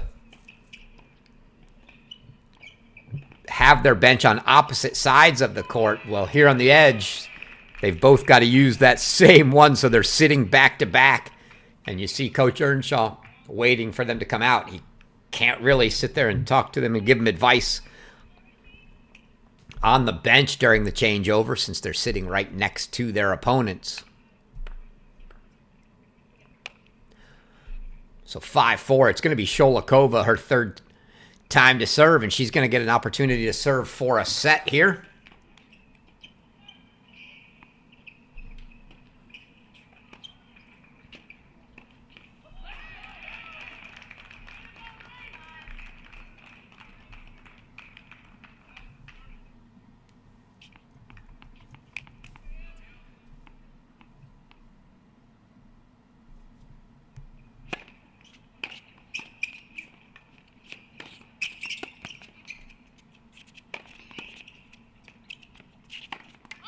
Some great hands there from Urbanova just to get the ball back, but Osigwe puts it away anyhow. First point to the Wolfpack.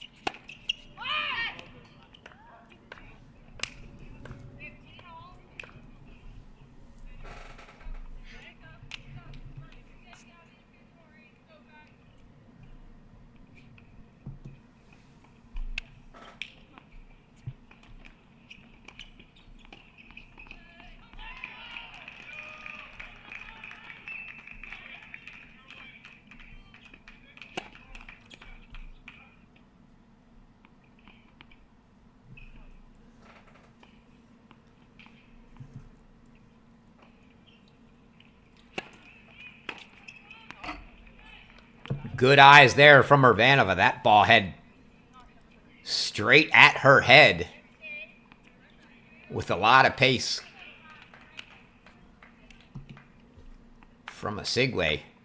She elects to just dodge it and watch it sail long. So 30-15 here for Sholikova.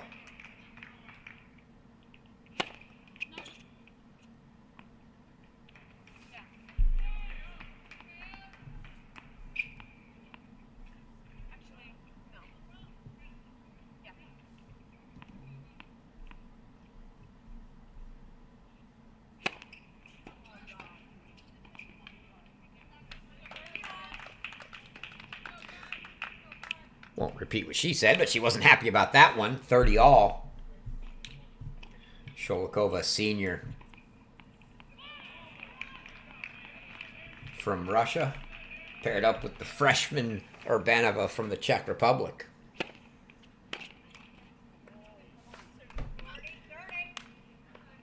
Missed return from Osigwe is going to bring up a couple set points now for Sholikova and the Badgers.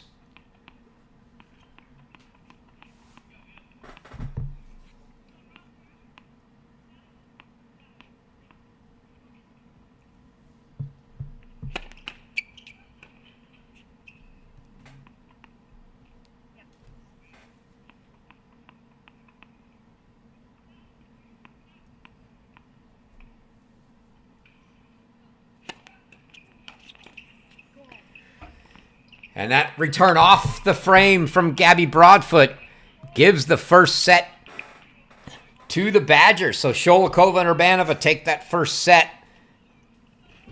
And I'm sure the Wolfpack's still a little steamed over that electronic line call overrule.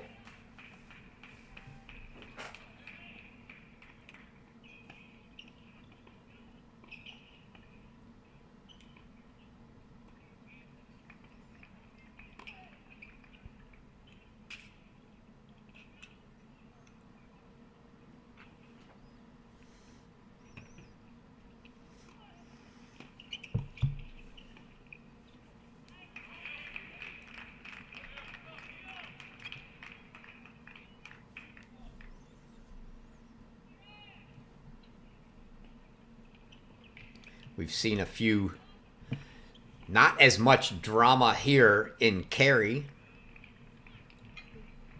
with the point penalty system, but a fair amount of it. It's been quite the talk in Tulsa, especially amongst some of the players and coaches, as we've had at least two. There are two match defaults that I know of that we had there.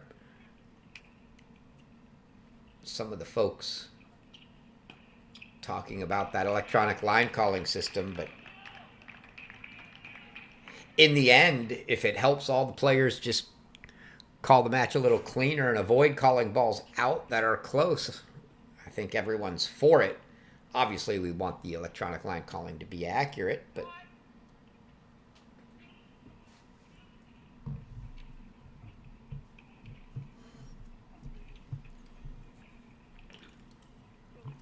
again, we're about 2 hours away from the men's doubles semifinal here on this stream. We're going to have Henry Jefferson and Tanapat Nierendorn from the University of Florida taking on Benito Sanchez Martinez and Petar Jovanovic of Mississippi State, an all SEC battle in that semifinal. It'll be a Osigwe to start the second set here.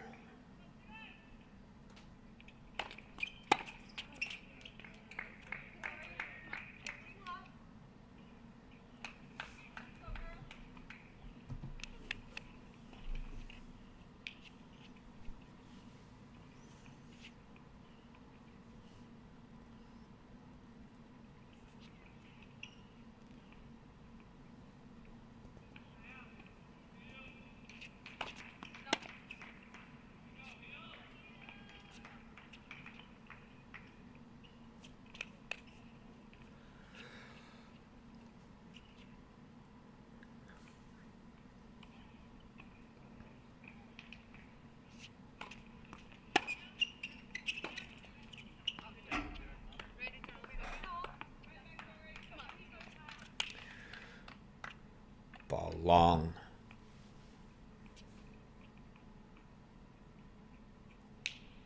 For Osigwe. Mentioned Broadfoot played and was ranked in the top 10 all last year with her partner, Maddie Zampardo. Zampardo not back with the Wolfpack this year. At least not showing on the roster. She was a sophomore, so don't know exactly what happened there, but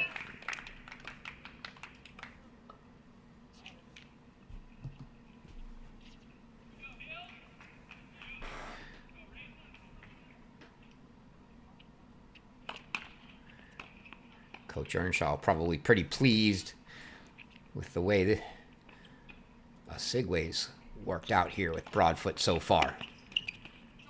Wow. Wide serve. Got to get another look at that one. And Urbanova takes that backhand high, shoulder high, and goes down the line with it. Clean winner.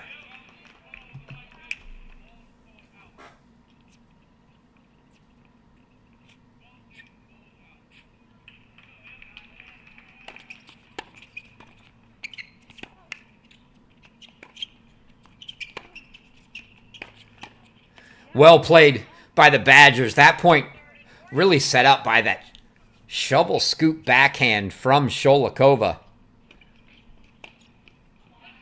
It was an awkward little ball that she had to make, and she executed perfectly.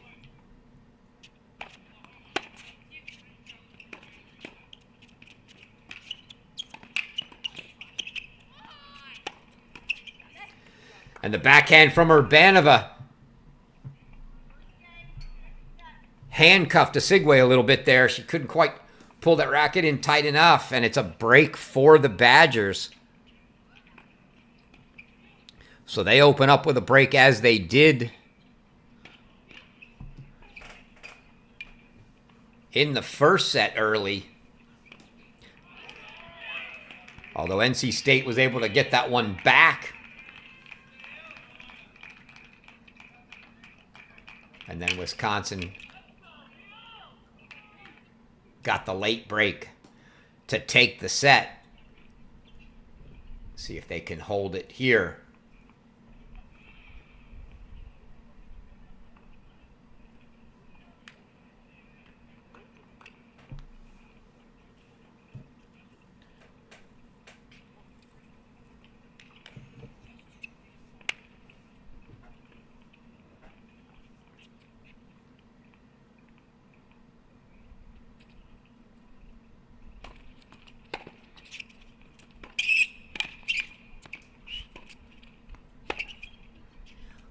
Ooh.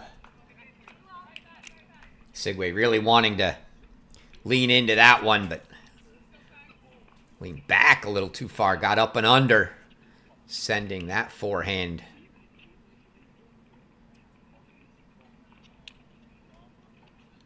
Sailing. Need to text Coach Earnshaw. Tell him to speak up a little.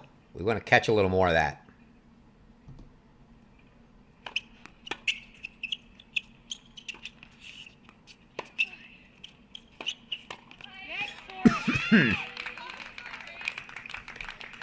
Victoria Osigwe was looking to come across the whole time. She was already halfway across when the ball was hit.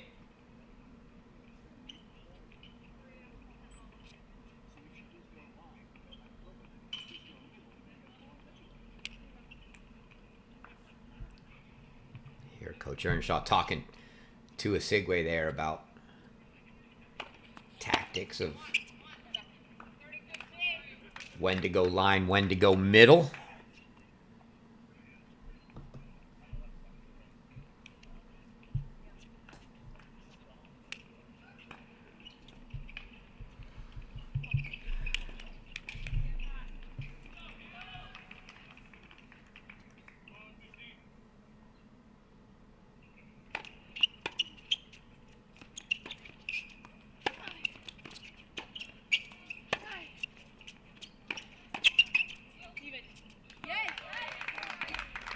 Urbanova, first attempt at poach, got across the service line and still unable to get to that ball. Broadfoot kept it cross court very, very well.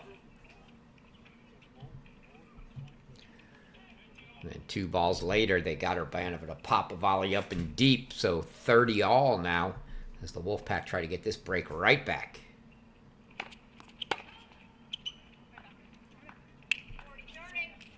Osigwe looking to go line just a little late.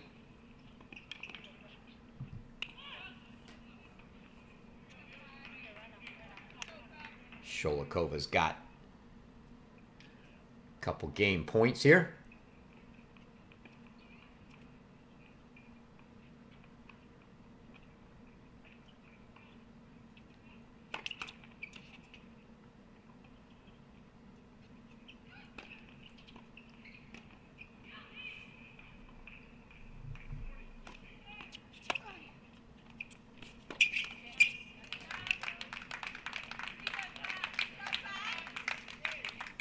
Backhand into the net from Sholikova is going to bring up a deuce deciding point. See, it looks like maybe they're going to go to Gabby Broadfoot this time. Sigway's been missing a lot of returns. I got to think you're going to go to Broadfoot here.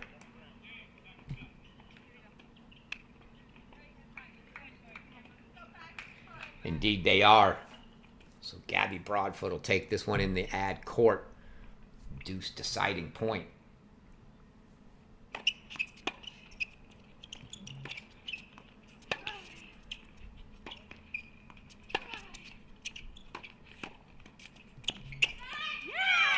Sigway puts it away. You could see her cheating the entire time. She wanted to come across.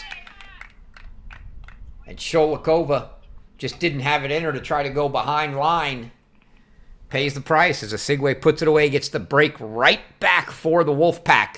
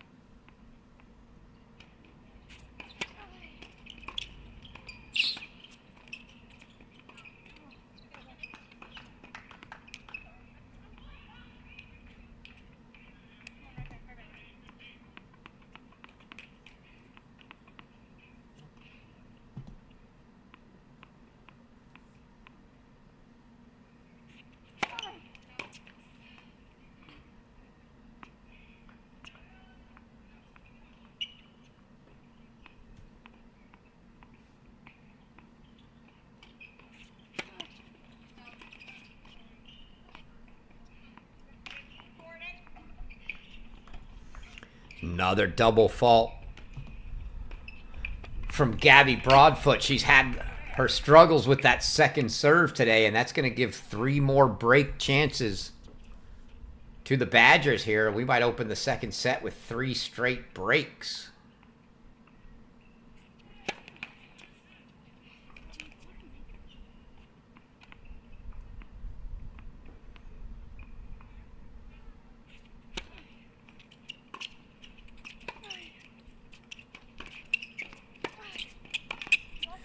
Put away by Urbanova, and it is 3 straight breaks.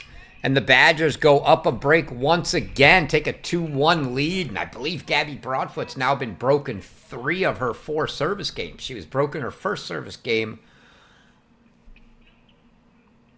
of the match, and she was broken for the set. And now broken here for 2-1 Wisconsin.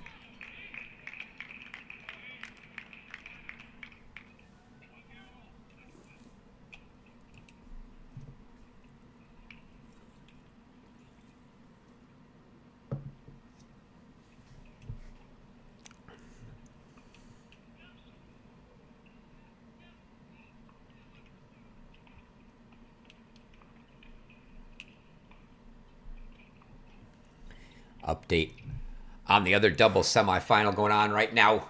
North Carolina's Reese Brantmeyer and Alanis Hamilton took a first set tiebreak 7-3. So they have a set lead. Now 7-6 1 all in that match.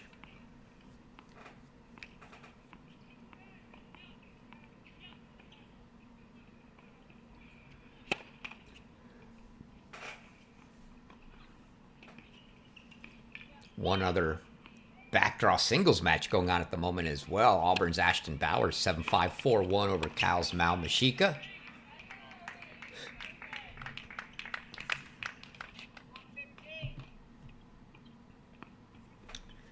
Bowers back with Auburn, where she had originally committed as a high schooler before decommitting due to the coaching changes and things that went on there. She went to Texas, played last year at Texas, and transferred, now back at Auburn where she originally committed. Her brother Tyler plays at Illinois. And a double fault from Urbanova. Got a little bit of the Gabby Broadfoot yips on the second serve there. And love 30 as the Wolfpack look to make it 4 straight breaks to start the second set.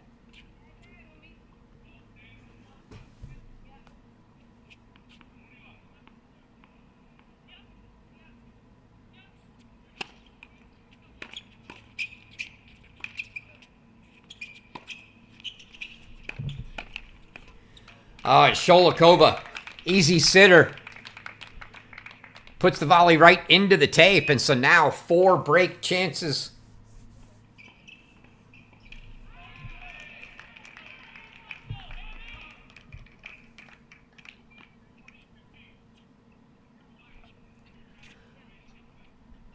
Three break chances. Update for the men's doubles if you're looking for that. Still a little ways away, but we're going to get a 4:30 p.m.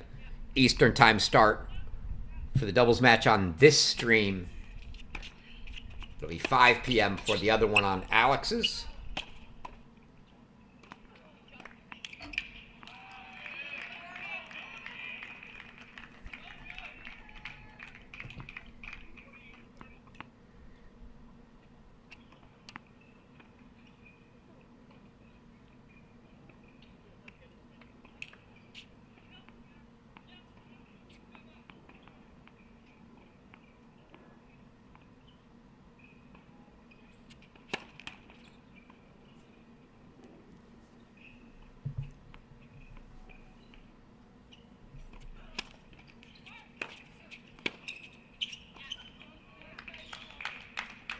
And it's a break for the Wolfpack, so we do indeed start this second set with 4 straight breaks.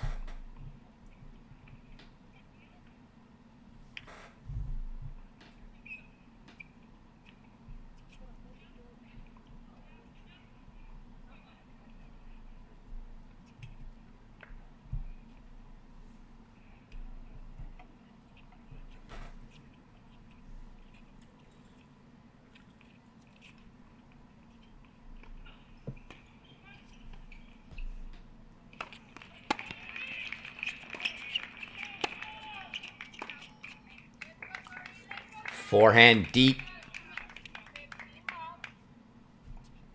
from Sholikova, and a good start for the Wolfpack here to try to get the first hold of the set on the board.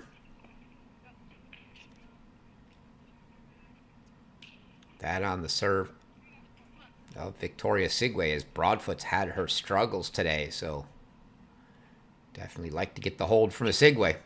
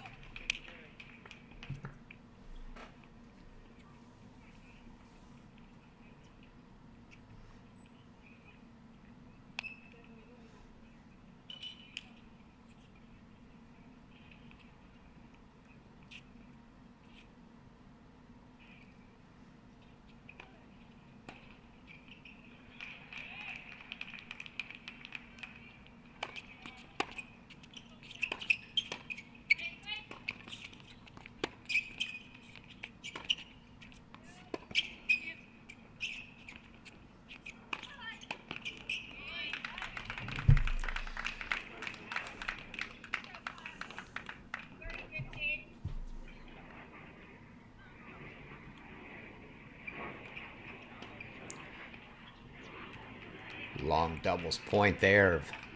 One up, one back for both teams. Don't think Coach Earnshaw wants to see that.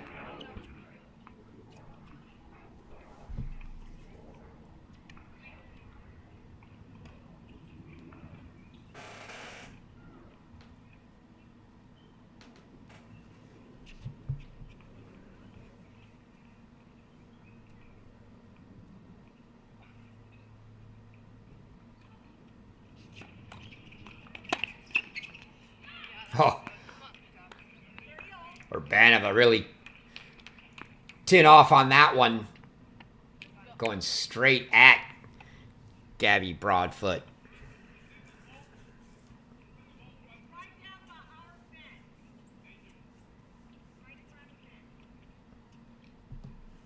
The danger of a little softer second serve is ladies have shown no lack of wanting to go straight at the net player off those seconds.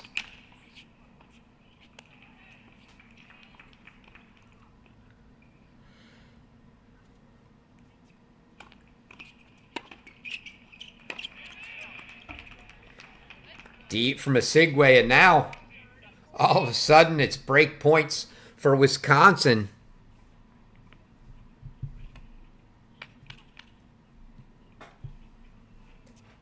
And might we start with 5 straight breaks?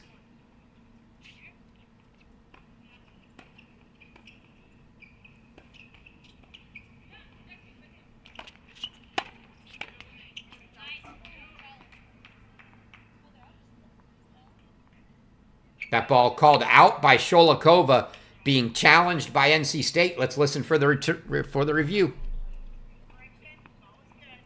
And an overrule against Wisconsin.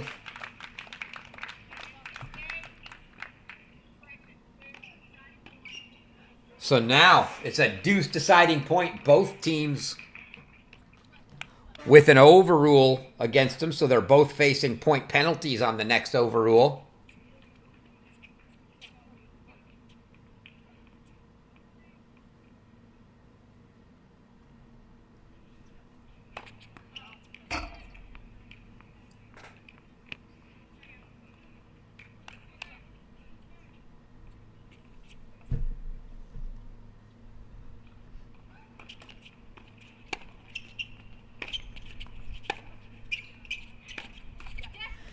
On the forehand in the net, unforced error from Osigwe, and the Badgers make it 5 straight breaks to open the second. They take a 3-2 lead.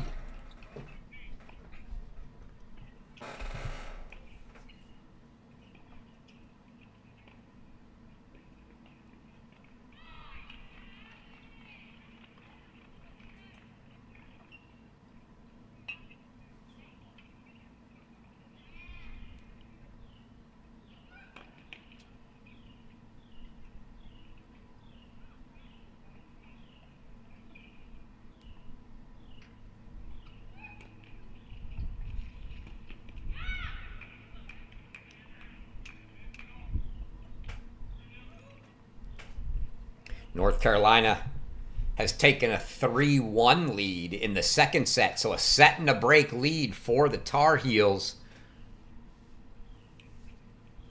on Alex Gruskin's stream. And it's a set and a break lead here for the Badgers, although be really careful about saying that the break was a lead, as it's been all breaks in the second.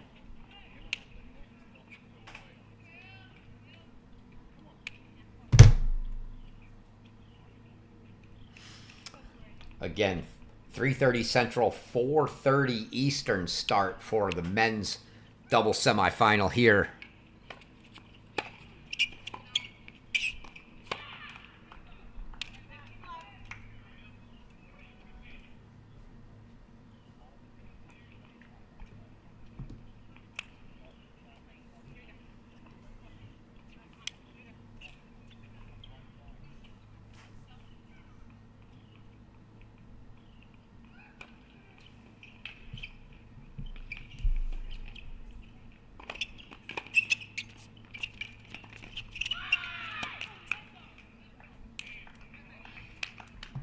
Wisconsin now 30-love, and opportunity to get our first hold of the set. Broadfoot just didn't get her feet up quick enough. Had to reach, stretch for that forehand. A little too far out of reach. Couldn't get it up and over. Good play by Gabby Broadfoot there, though. Urbanova got the first one back, but set it up nicely for Broadfoot to take a whack at it. And she went right back at her.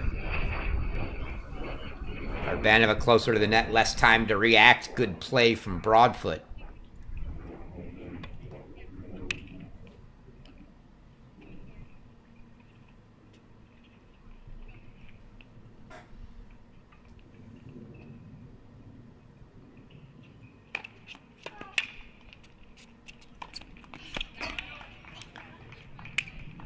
Well placed right down the middle from Urbanova there.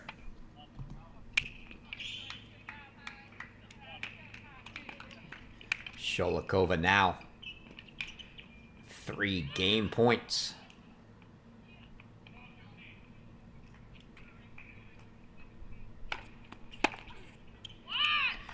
Goes to the backhand there of Osigwe. Draws the return long and the first hold of the second set. Gives Wisconsin a 4-2 lead. They consolidate that 5th break of the set with the first hold. And now Gabby Broadfoot, who's been broken 3 of 4 times, is going to serve at 2-4 in what feels like a must-hold game. But the way the breaks have gone in this match, you never know.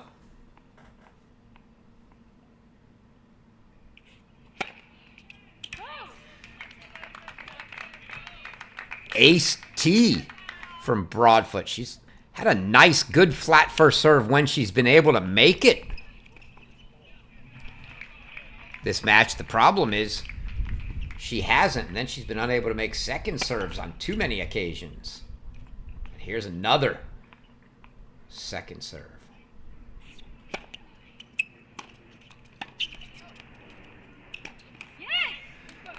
No issues at all with that second. Makes it 30-love. We'll take another quick look at that first one. First point of the game. Right down the tee for an ace there.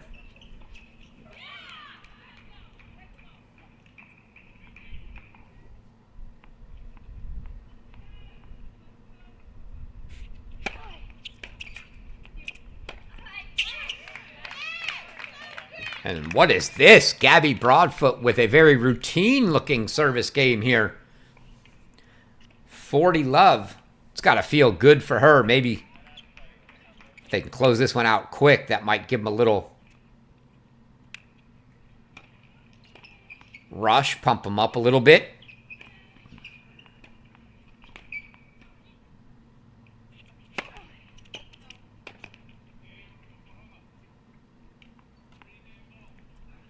And Oklahoma, as you can hear in the background, has gotten that break back for 3-all.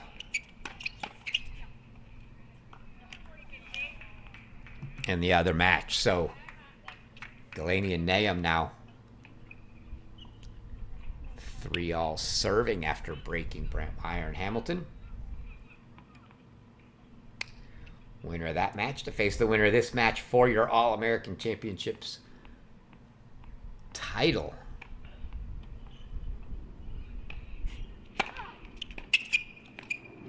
Oh, beautiful hands there from Osigwe. That flat tee's been money for Broadfoot when she's been able to hit it.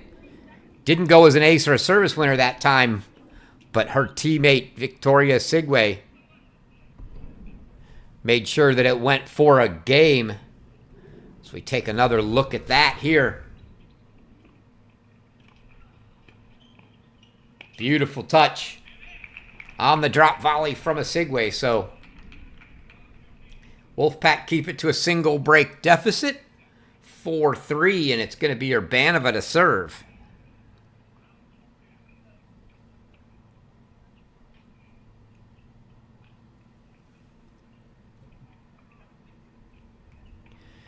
Give you a quick look while we wait for them to come out of that men's doubles semifinal that we'll have coming up. Have the top match on this stream. Benito Sanchez Martinez, Petar Jovanovic, your top seeds, taking on Tanapat Neerdorn and Henry Jefferson of Florida. And Alex Gruskin will have DK Suresh and Andrew Delgado of Wake Forest, taking on Paul Inchespe and Landon Ardilla of Princeton.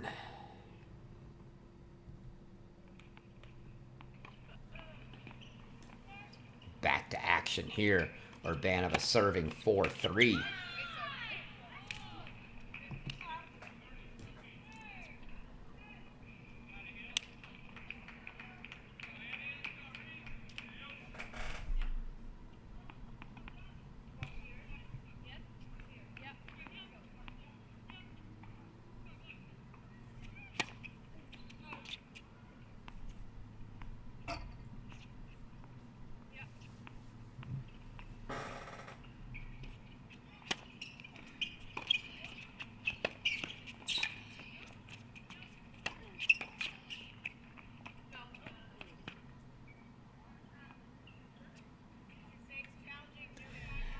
Very slow ball called out by Urbanova, and it's a challenge coming. Call stands, balls out. You can see, even as they challenged, players a little fearful.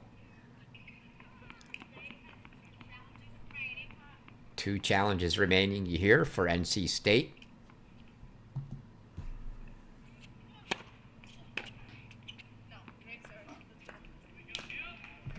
Sholikova tells Urbanova, great serve. Love seeing these senior freshmen pairings, senior leadership of one of the top players in the country, Maria Sholikova. Getting to mentor more than in just tennis. Another foreigner coming in, freshman season to the United States. Sholikova puts that one away, and it's a hold at love for Urbanova. And the Badgers now find themselves a game away.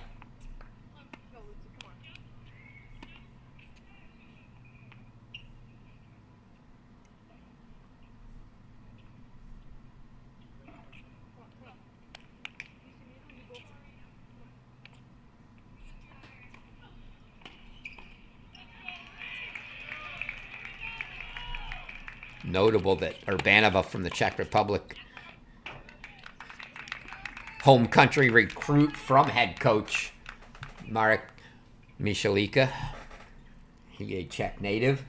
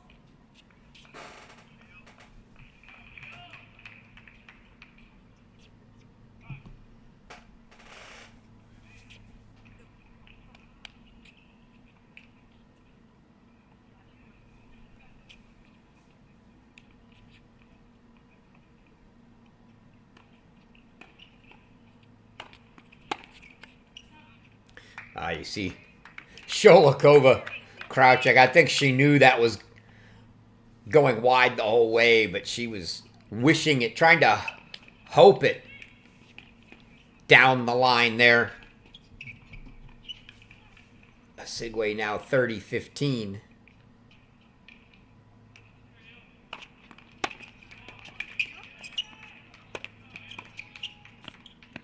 It's going to feel good for Gabby Broadfoot. Urbanova went at her twice. At her on the return. Ball came back. She looks like... No, she looks okay. It looks like she might have hyperextended a little bit there, and maybe...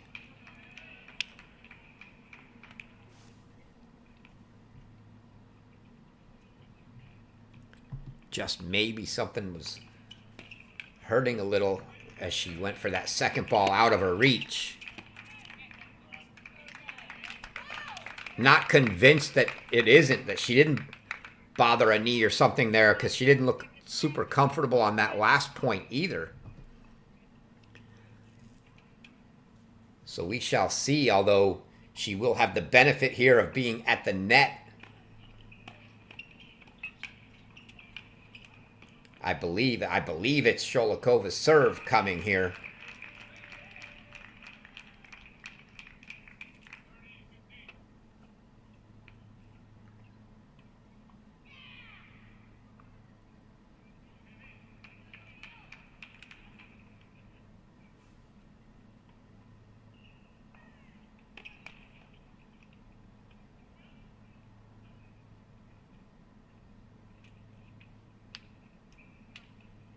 Actually, it may be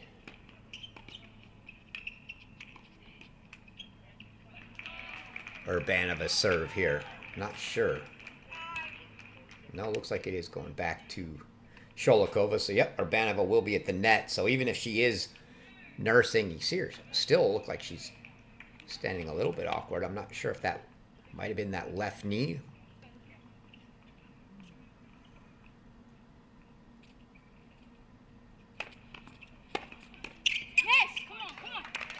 And they go right at her. Asigwe takes the first ball straight at her.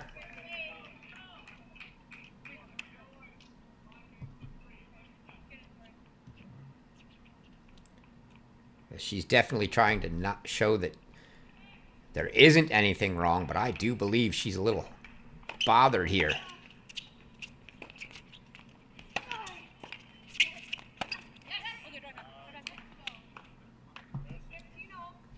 Badgers get that one.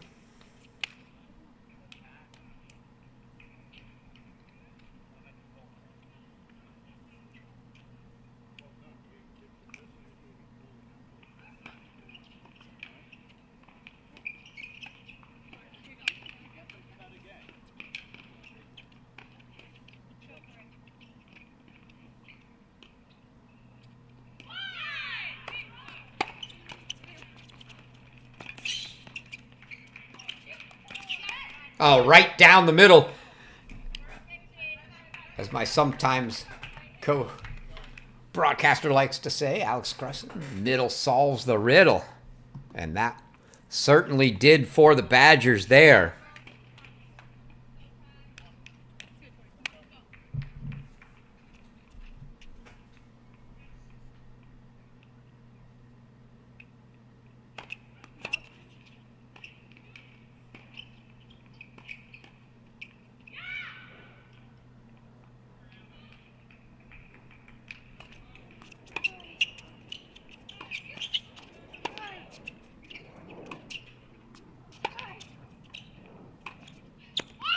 Oh, down the line.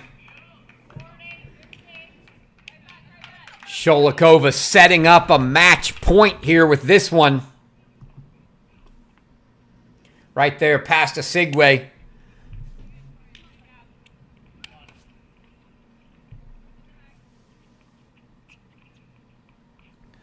So match point Badgers.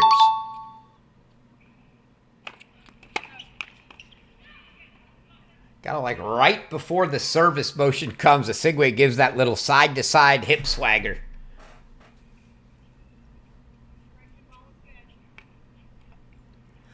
Oh, and it was a challenge and an overrule. NC State overruled on the out call, and the Wisconsin Badgers are through to the finals. Maria Sholakova, Lucy Urbanova, 6-4, 6-4 over Gabby Broadfoot and Victoria Asigwe. Don't think the Wolfpack will be happy with that electronic line call there, but they were down 3 match points nevertheless. So it's the Badgers through to the finals. One quick update before we leave for a break. For an hour before our men's doubles match, we'll let you know where that other women's semifinal is. North Carolina's Reese Brantmeyer and Alanis Hamilton are a set and 5-4 serving now. So back up a break, switch over to Alex Gruskin's stream, catch the end of that one. And then come back here in an hour, 4:30 Eastern, 3:30 Central, and join me for our men's semifinal, Mississippi State versus Florida. Until then, I've been your host, Chris Halioris, and you have been watching the 2025 ITA All-American Championships here in Cary.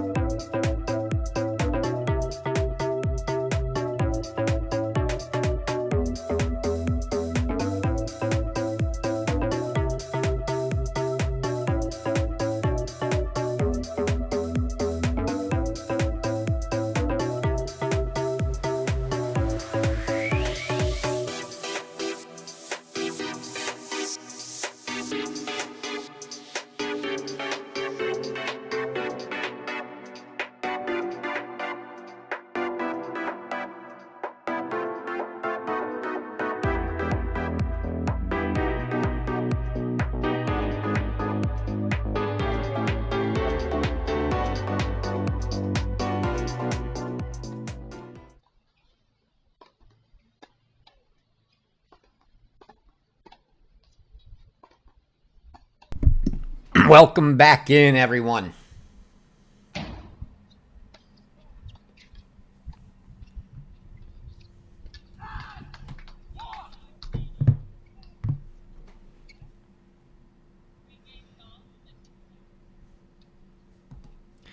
Getting set for our first doubles semifinal that we'll have here on our stream. I'll get that scoreboard. Actually, we'll turn that scoreboard off and see if the on-screen one is actually working.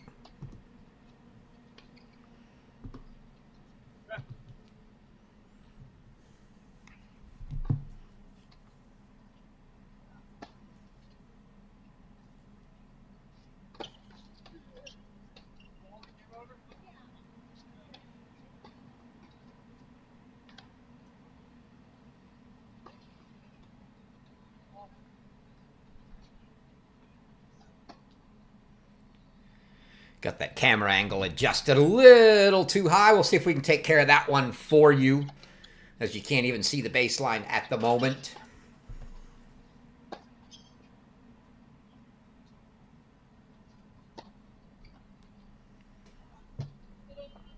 But we've got our players warming up on the near court here.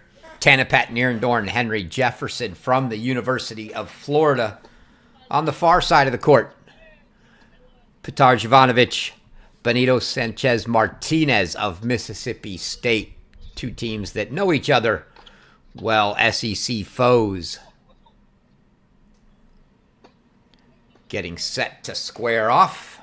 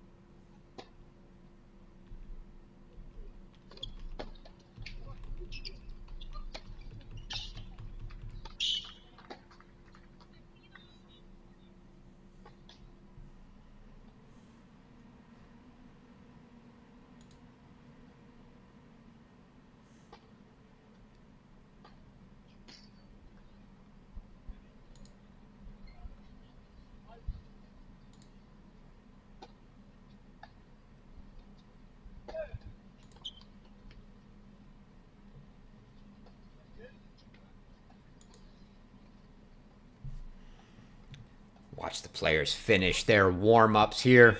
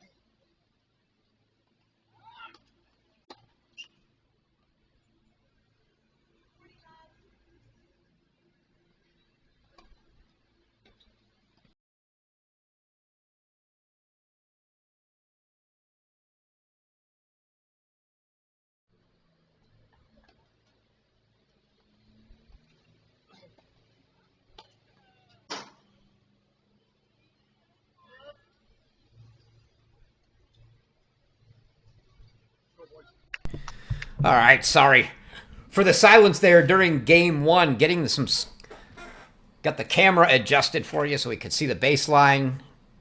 Scoreboard's not keeping up again, so we're going to go ahead and turn our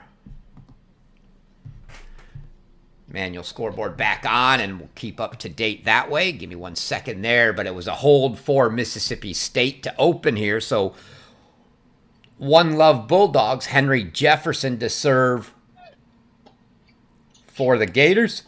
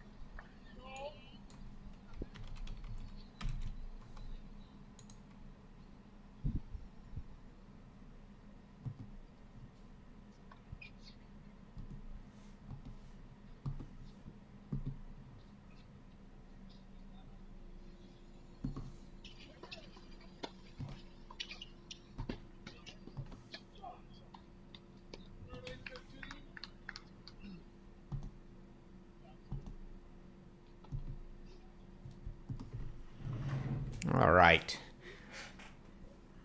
Now we're rolling scoreboard on the screen for you.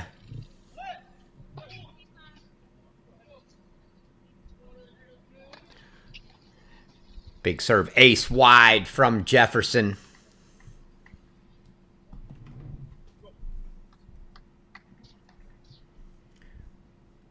Couple returning players, Nierendorn, a senior for the Gators.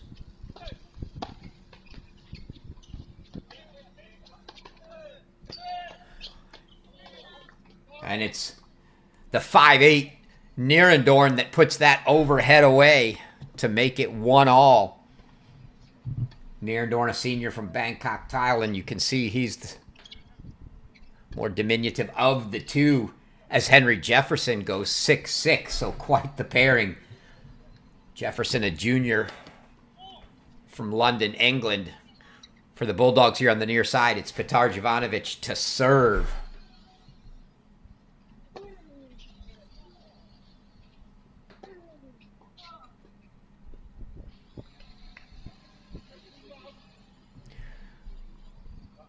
That one just sneaking in.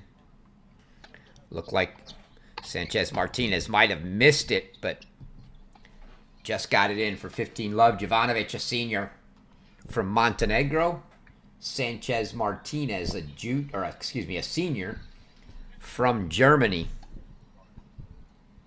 So three seniors and a junior on the court here. It's been a long tournament for Jovanovic. He just got done with singles action earlier today in the back draw, losing a tight 3-setter to Vigneshko Janeni of Yale, 6-4 in the third. A lot of tennis for him this week.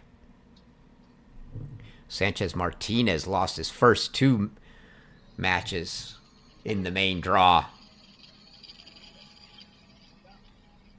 So not quite.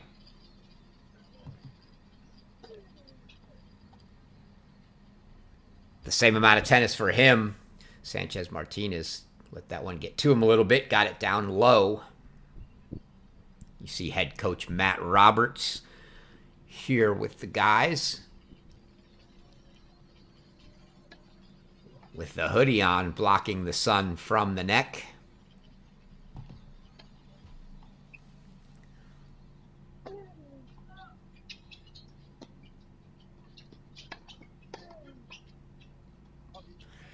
And they go at Jefferson. Nierendorn, tremendous hands.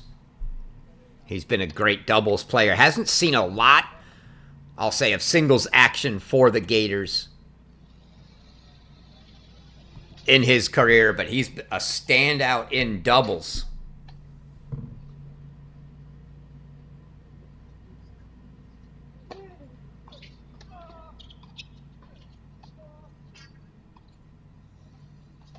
See Jovanovic put the hand out to indicate that ball was good. If you haven't been with us, the electronic line calling system being used here on all the courts at Tulsa. Just wide. Talk through that briefly after, between points maybe. Jovanovic asking Nierendorn if that ball was okay.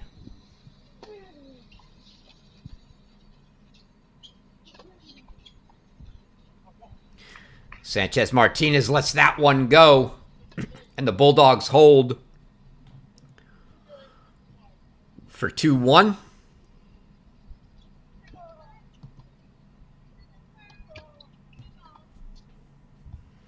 So that electronic line calling that we've got, each team gets 3 challenges per set.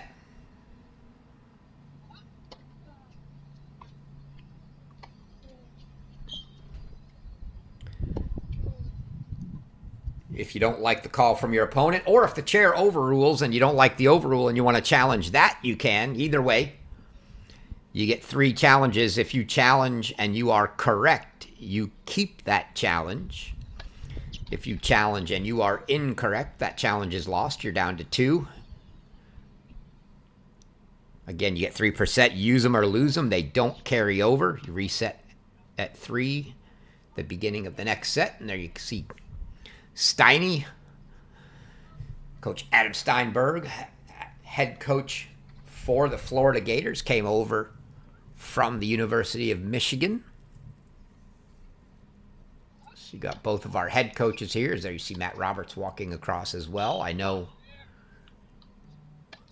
believe the full staff is there for the Gators. I know for sure assistant coach Max Kohler is there. Not positive about associate head coach Anthony Rossi.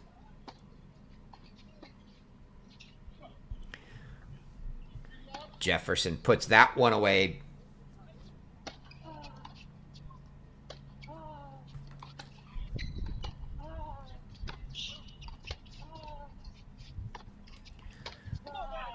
So no break points yet in the match. It's been some straightforward service games for the most part so far.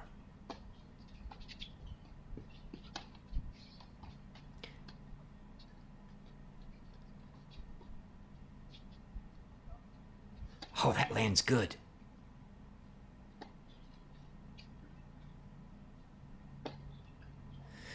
Trying to get the ball over to Nierendorn. Some tremendous hands from Nierendorn there as he scooped up that little half volley off his toes.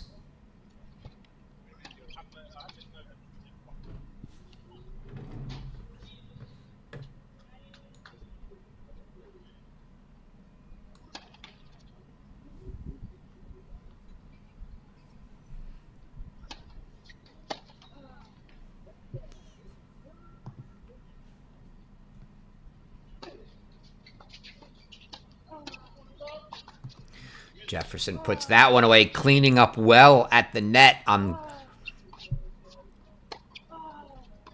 the Nierendorn serve, going for placement. Nierendorn not going to have a big serve, much more the placement server, but Jefferson 6'6" in that long wingspan.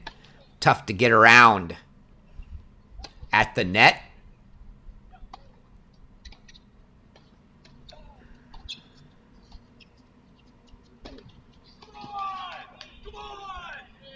And that serve into the body of Sanchez Martinez works out for a love hold for the Gators. So they hold for 2-all.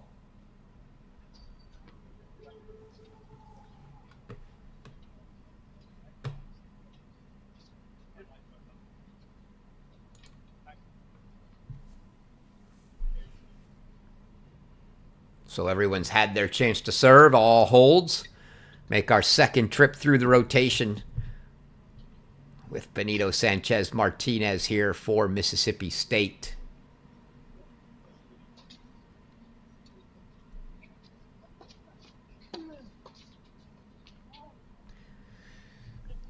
Little misfire from Nierendorn, uncharacteristic of him. Sanchez, Martinez, and Jovanovic come in preseason #1 team in the nation. Top seed here at the All-Americans.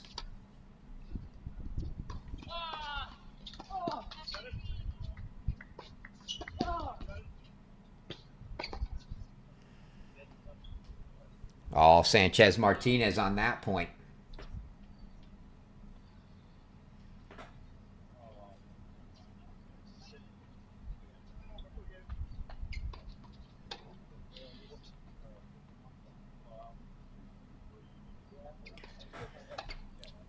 Duo spent 2 weeks at the #1 spot last year in the doubles ranking.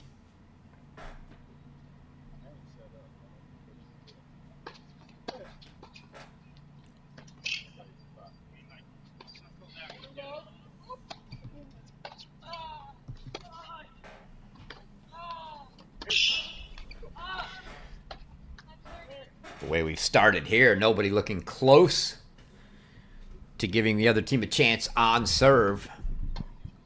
Good service game so far.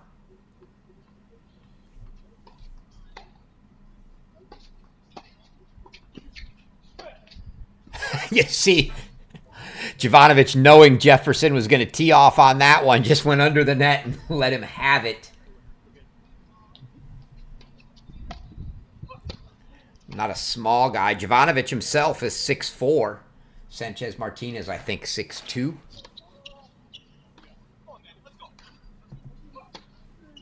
So 40-15 for Benito here.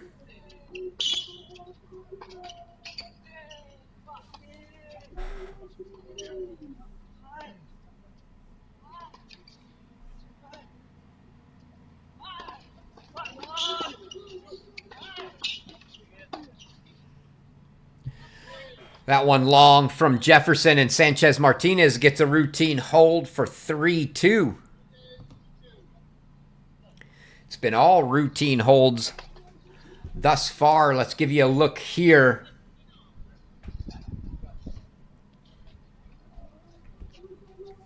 At our doubles draw.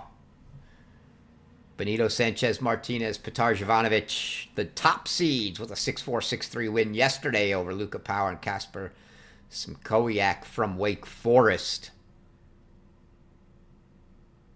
And it was Nierendorn and Jefferson with a tough 7-6, 7-6 win over Lucas Brown and Sebastian Gorzny of Texas. That's how these two teams got here. Your other double semifinal getting started here in just a moment on the other feed with Alex Gruskin. It's Paul Inchispe of Princeton along with Landon Ardilla. They knocked out Rakhmatuyev and Alasma of Michigan State yesterday, 10-5 in a match tiebreak, and it was an 11-9 match tiebreak win for DK Suresh and Andrew Delgado of Wake Forest over Alex Bernard and Alex Okonkwo of Ohio State.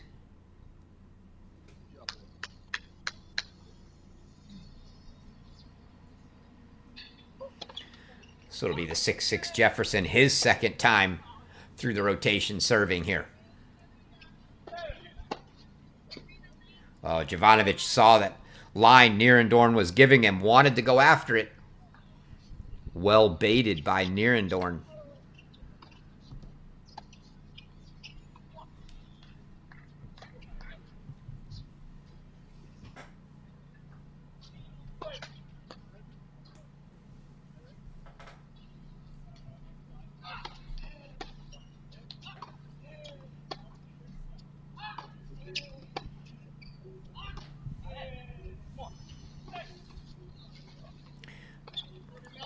Excellent serve there.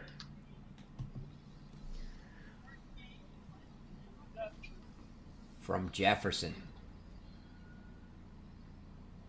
Steinberg now in his third year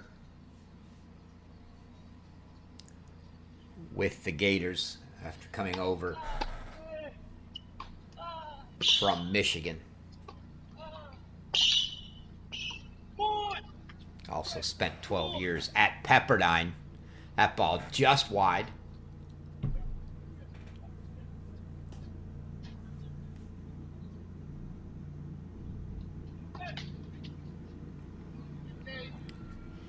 Double fault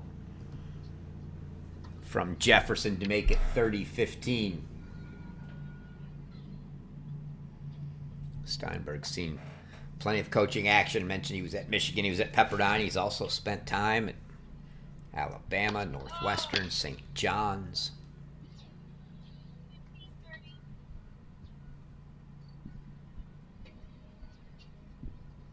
Looks like something might have gotten the eyes of Jefferson there.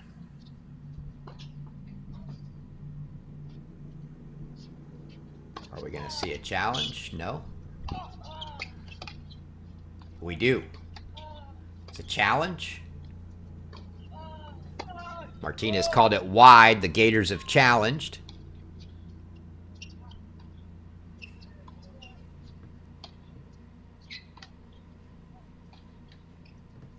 And it looks like the Gators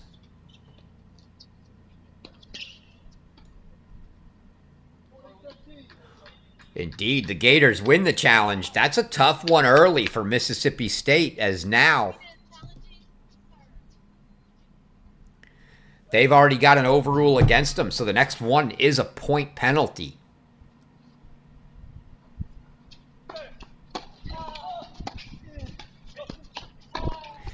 And there's Nierendorn again, baiting Jovanovic down the line. Jovanovic obliges. Gets that one over the net, but Nierendorn puts the volley in a good spot. Draws an easy floater in to Jefferson, who puts away the overhead. And we're at 3-all.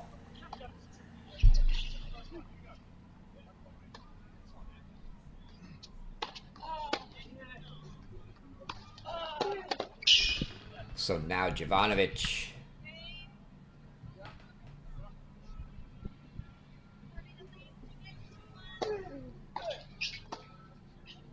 his second time through the serve rotation, and Jefferson tees off on a second serve return, puts it right at the feet of Jovanovic,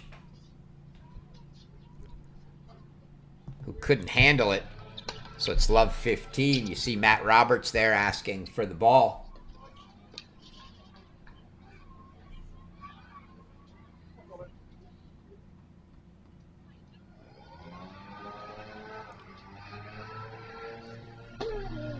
Ten years as the head coach at Mississippi State for Robert. Oh, Jovanovic.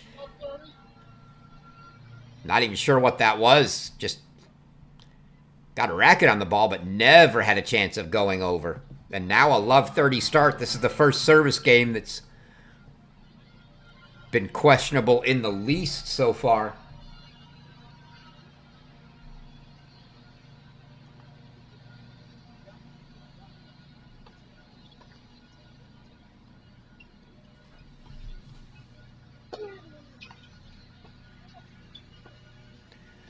Oh, come on.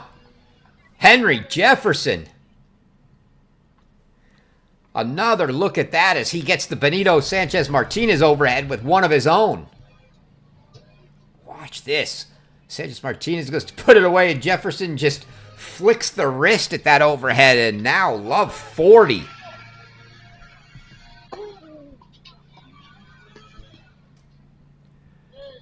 And I don't even know what Benito Sanchez Martinez is indicating. Looked like he didn't see it. Something. Ball hit right at him. He flat out missed it. And Florida gets the early break. They take a 4-3 lead here in the first.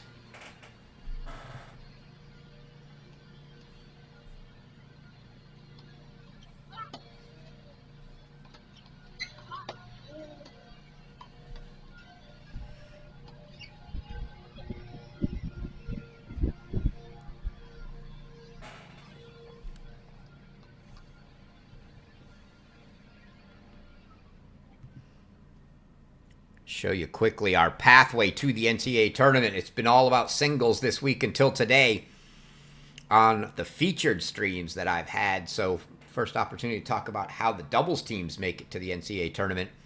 Your 4 semifinalists here. So both of these teams have qualified for the NCAA tournament. Your doubles winner from each of the 13 region will qualify. You'll get 3 from the Conference Masters And then from your 4 sections, 12 more qualifiers, so 3 apiece. Those be your 2 finalists as well as a playoff, 3rd place playoff to get someone else in.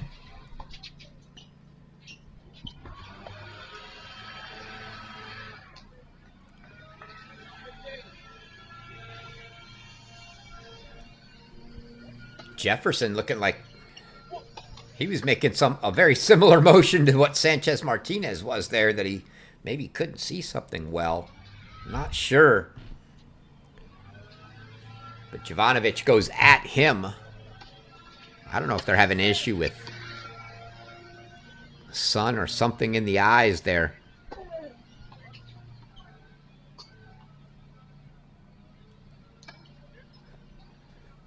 Maybe that time of day, sun on the horizon, not high up. Could be maybe in the eyes, but no, sun's wrong direction. It's over to the left. And there's a return winner from Sanchez Martinez. And so Mississippi State, looking to get that break right back, has a love 30 start.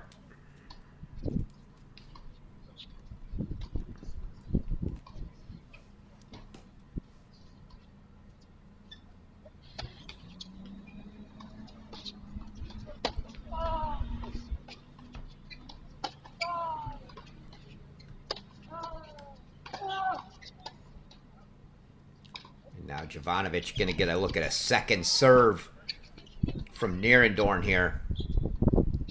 See what he elects to do with it.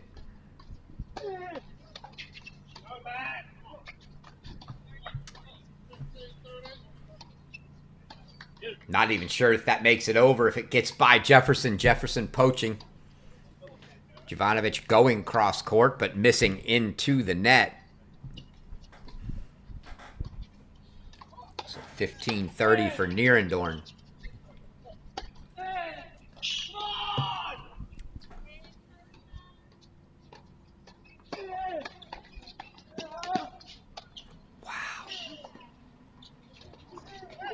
Wow, the hands from Nierendorn there. What a get from him. Keep that point alive and then put it back neutral. And they draw the ball into the net from Jovanovic again, and now 30 all.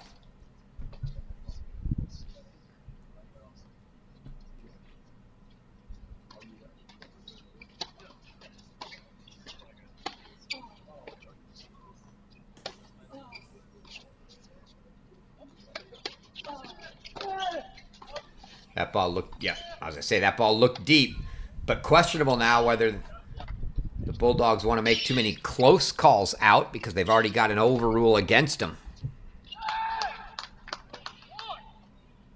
See if Jovanovic goes line this time. No, but he misses. Nierendorn's found a spot on that Jovanovic backhand return. And from love 30, he's fought back to 40-30 now.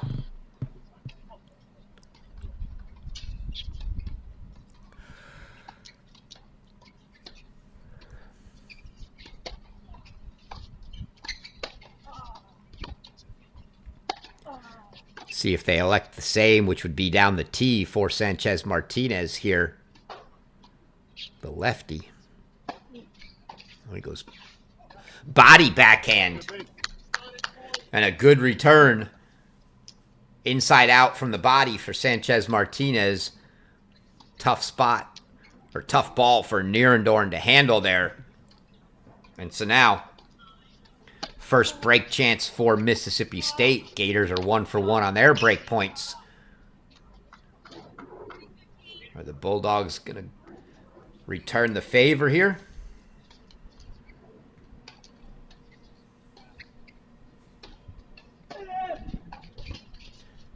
Oh, and Sanchez Martinez goes straight at the head of Henry Jefferson. And much the way that Martinez missed the volley on break point in the previous game, Jefferson does there. And the Bulldogs indeed break right back to make it 4-all.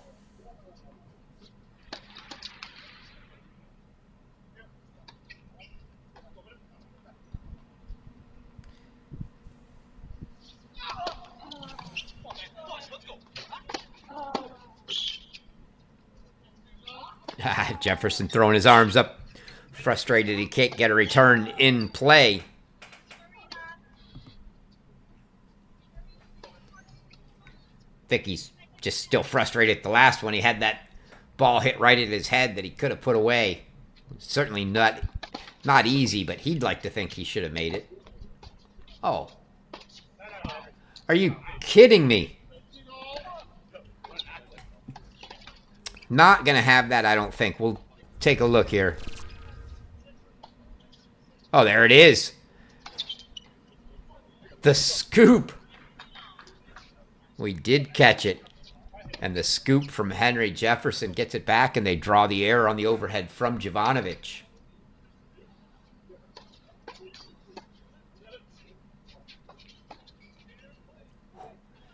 That's the right play from Sanchez Martinez to go short ball, go at the net man. No time to react for Nierendorn, but his hands are so good, you just never know. And he almost was able to get that one back in play.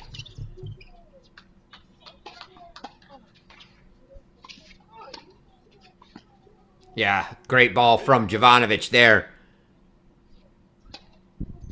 I think when they get into that 4 at the net, or they've just got both at the net for Florida 2 out of 3 times, they'll probably be going to Jefferson.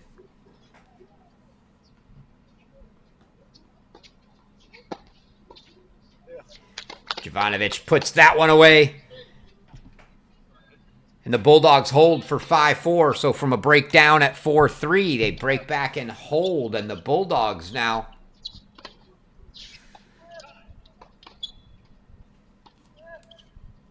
(5-4) on serve.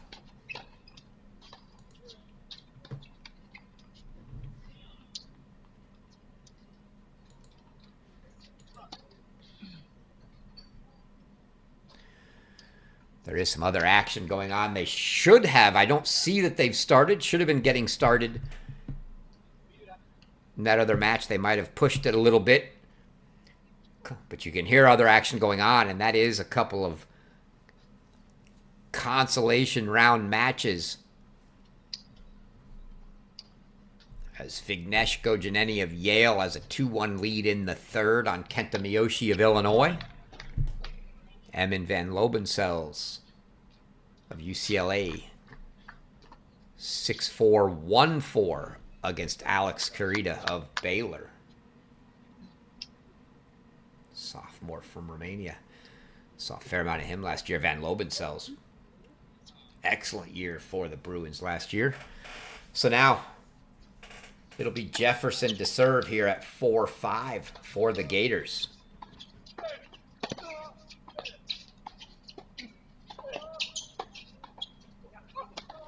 Oh, and they get the rare miss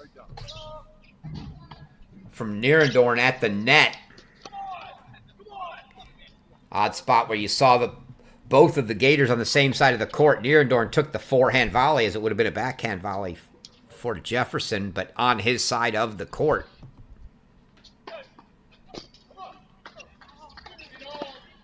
Undoubtedly had Sanchez Martinez guessing the other way, and that one goes for an ace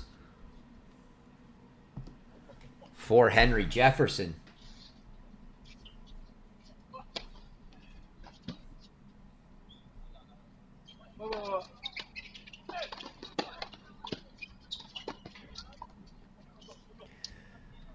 Jefferson missing the backhand volley there. Now maybe if you're going to get tight, this might be the spot. 15-30 when a must hold to stay in the set here.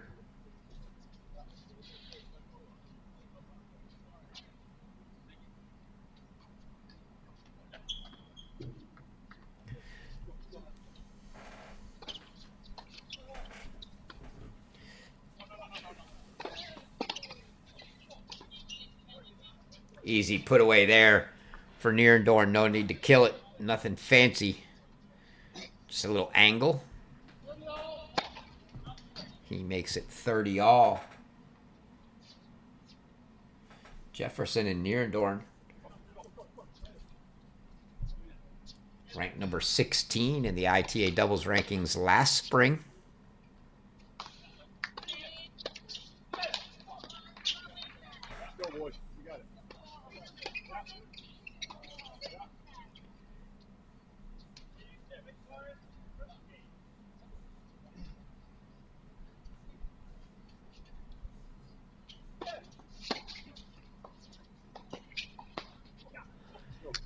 And another miss. Jefferson's not liking the recent swing here. He's had a few balls that he certainly feels like he should have made and hasn't, and he's now put his team down, facing a couple set points. 30-40. And that's a winner.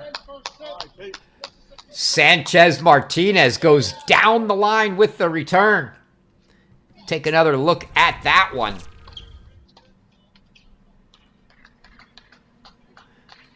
And the Bulldogs are 2 for 2 on break points, with the second giving them the set.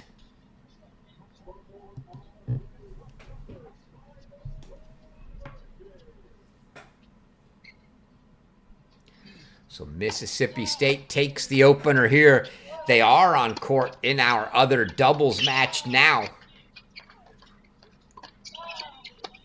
as it's Wake Forest versus Princeton.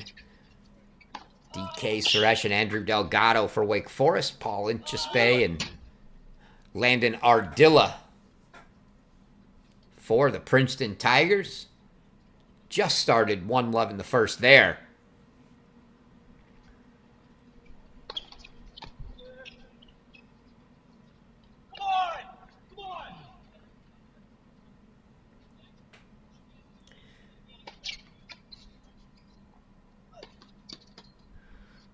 No sign of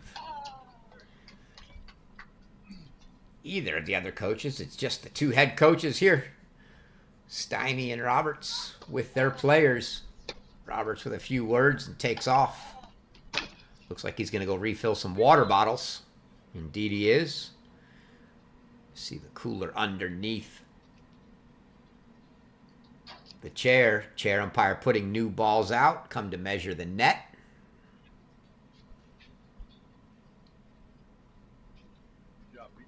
New balls each set in college tennis.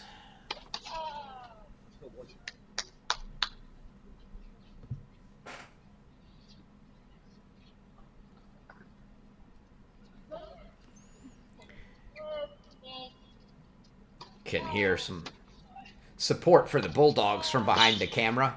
Maybe.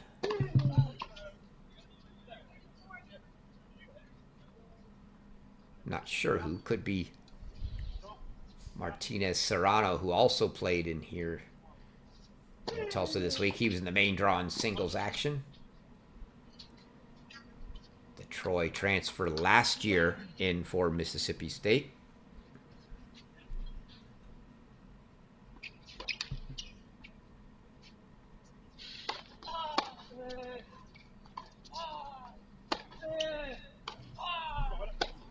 I think one of the best compliments you can hear from a coach.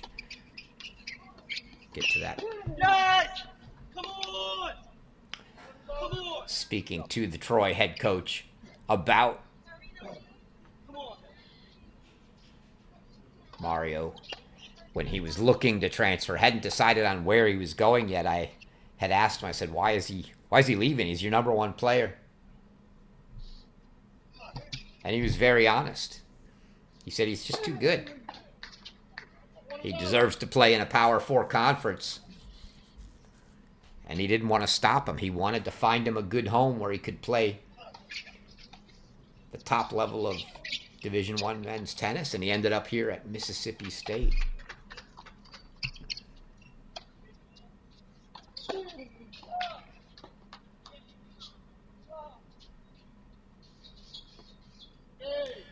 Nierendorn got to that one. Sanchez Martinez, the backhand flick overhead, didn't get out of the court. Nierendorn, though, sends it wide. And the Bulldogs hold for 1-love on serve here in the second.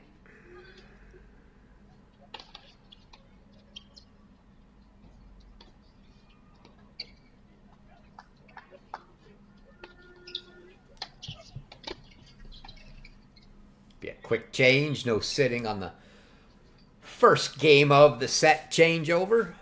We'll keep our eyes on that other double semifinal as long as we're here. They're just 1-all in the first. And the two winners of these matches obviously meet tomorrow for the All-American title.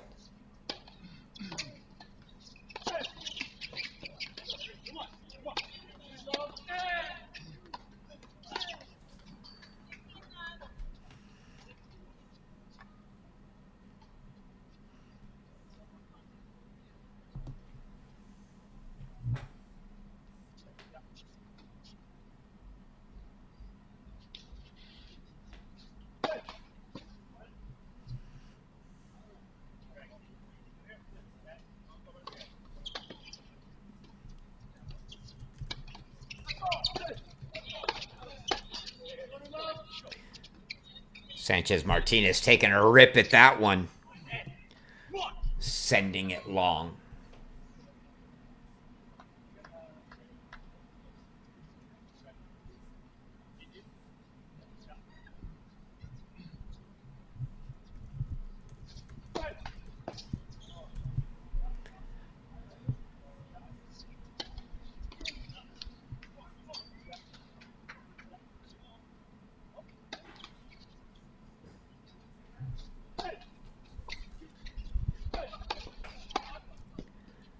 It's a big kick on that serve from Jefferson. Jovanovic couldn't do much with it. Easy put away. Well, not put away, but easily put in a spot where it wasn't coming back in the court for Jefferson. So 40-love for the Gators.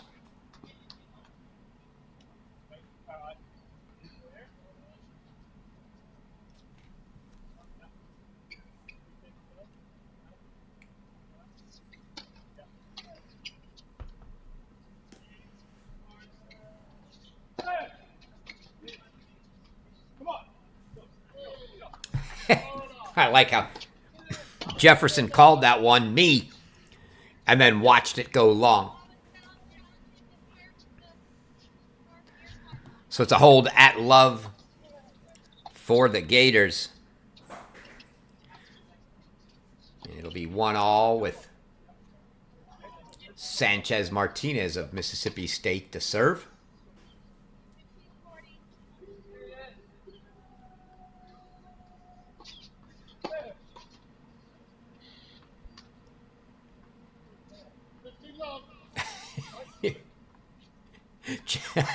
Jefferson providing the comic relief here. He makes the obvious point that he's hitting the ball right to him.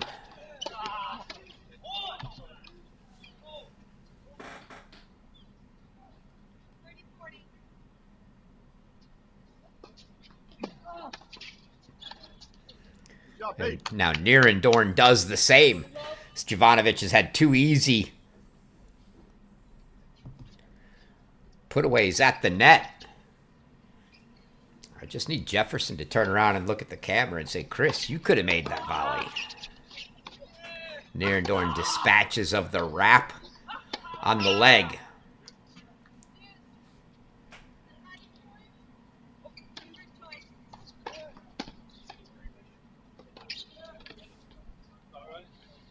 He misses that return. So Jefferson really struggling on the return right now.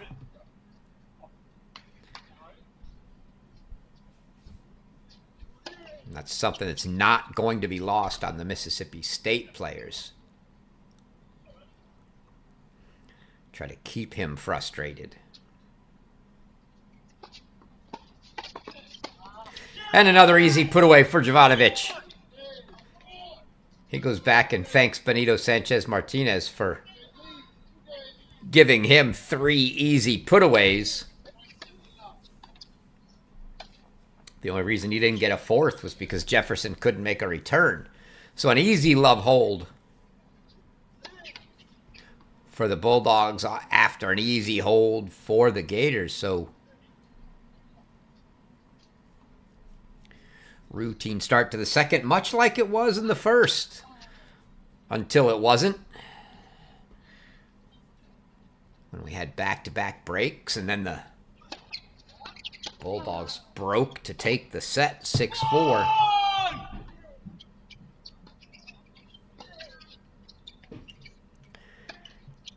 Here's some noise. I'm gonna guess that's... Actually, I'm not sure which court that's coming from, but Emin van Lobensel's of UCLA, who was down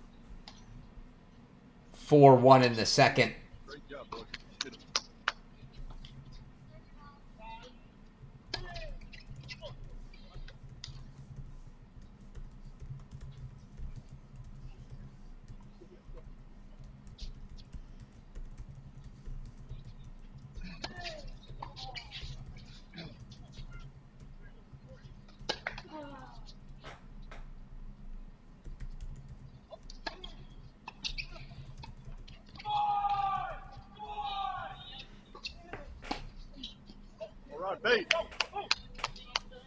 Petar Jovanovic down the line, return winner to start this game. See if they can get the break a little earlier this set, he says.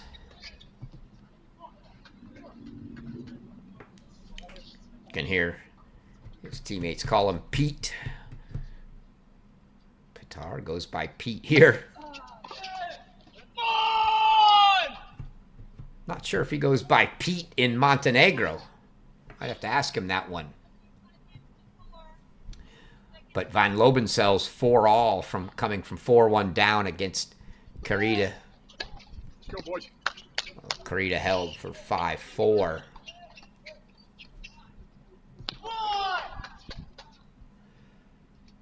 Kenta Miyoshi leads 5-2 in the third against Vignesh Gojaneni. So Miyoshi closing in.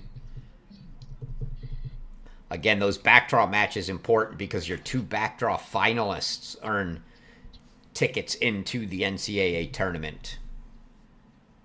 Let's go. You got it, boys. Let's go.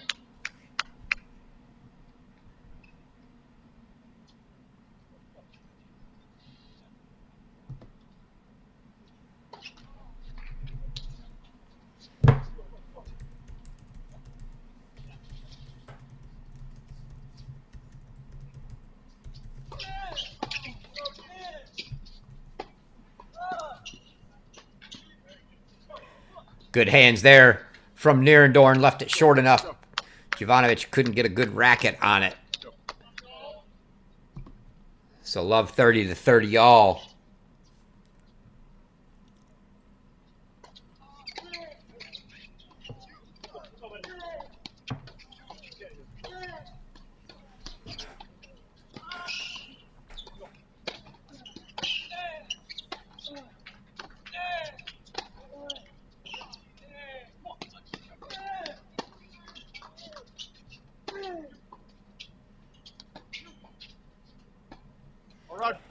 Set up well there from Sanchez Martinez, picking on Jefferson, drawing the high volley back and putting it away, and now it's a couple break points. Every break point in the match has been converted so far, only 3. 1 for the Gators, 2 for the Bulldogs. So can the Bulldogs make 2 for 2? Can they turn that into 3 for 3 here?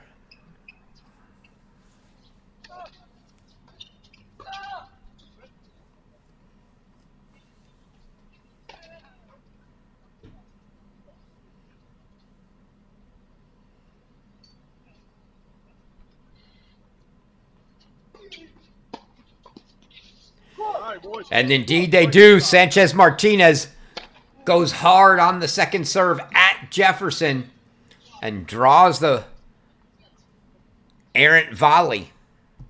And the Bulldogs get the early break here in the second. They take a 3-1 lead.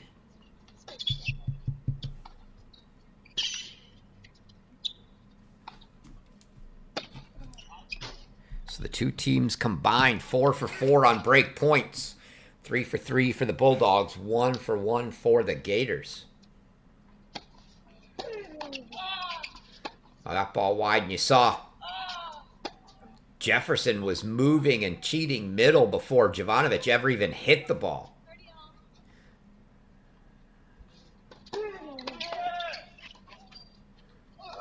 Stepping in and getting over that very well and quick, but just pulling it wide was Jefferson, and you saw him make that motion as if he wanted to smack the racket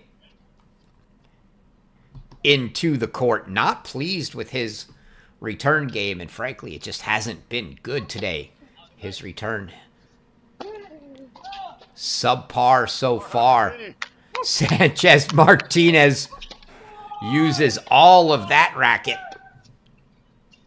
on the poach to drop one over for the unintended drop volley on the miss hit. He apologizes, but he will take it nonetheless. 30 love.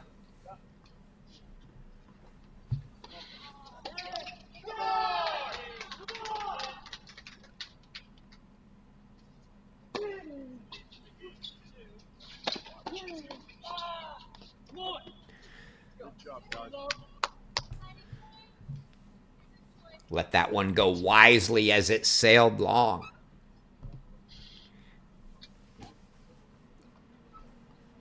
And this match has certainly turned from the moment the Gators went up a break 4-3 in the first. It has been all Mississippi State since. 6 of the last 7 games for the Bulldogs, looking to make it 7 of 8 here. Let's go. Yeah, say that serve looked deep, and it was a double fault from Jovanovic.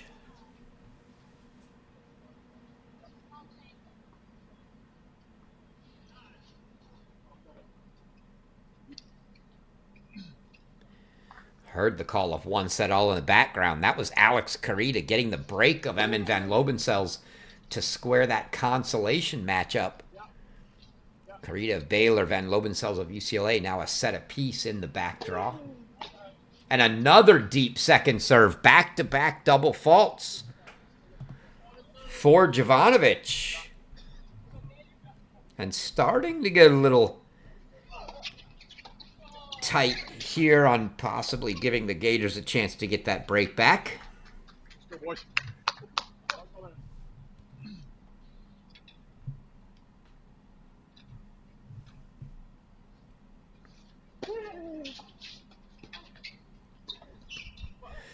And the winner there from Henry Jefferson does bring us to deuce and a deciding point. So from 40 love, we'll get another look at that.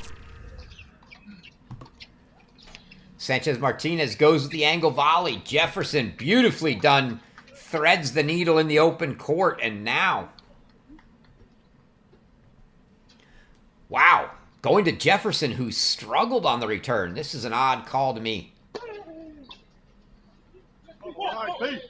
Yeah, don't agree with that one. Jefferson's had issues on the return. They let him take the deciding point return. It's a good serve from Jovanovic, but I just think the wrong call. Gotta let Nierendorn take that.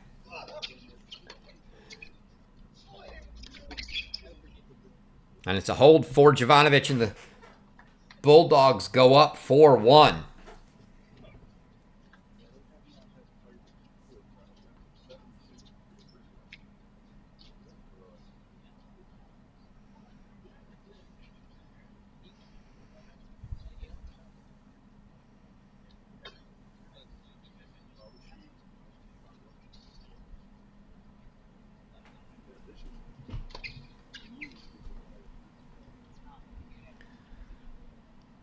Still just a single break.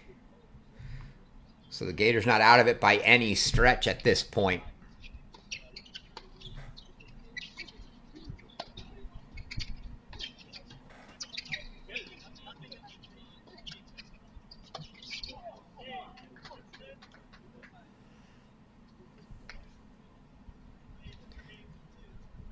Bulldogs going through water like it's going out of style. You see head coach Matt Roberts 2 bottles back to the water jug again, and it'll be Jefferson to serve here at 1-4.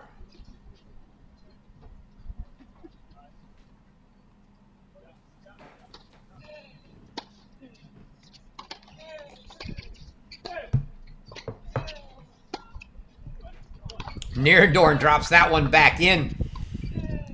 Wasn't even really close to being out. Mississippi State let it go.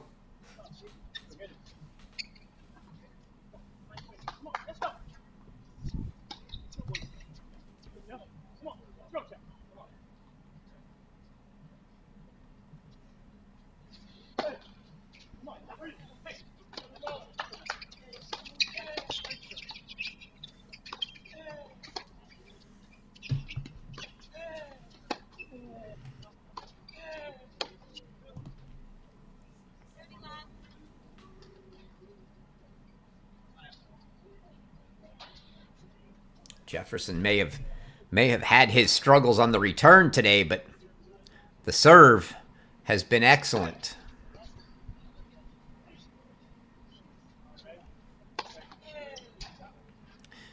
I like how Jefferson barely giving Roberts time to clear the singles alley before starting the service motion.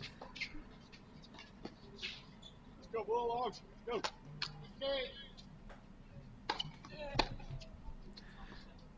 That ball down at the feet of Jefferson. He puts just wide.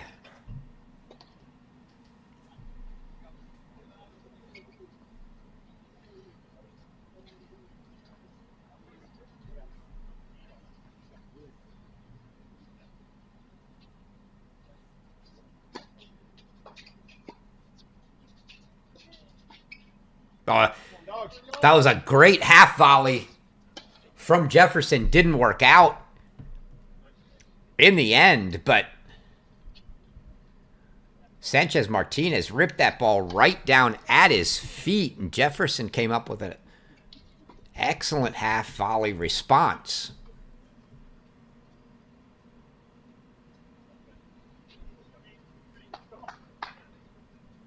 Matt Roberts sending a ball back to another court.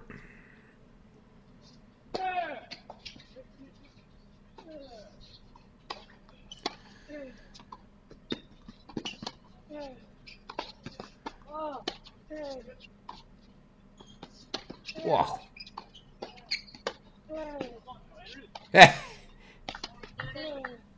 Everybody had their shots at overheads, whatever, but as soon as you give one to Jefferson, the point's over. Henry Jefferson ends it with that overhead. Jovanovic almost got a little swing on that, but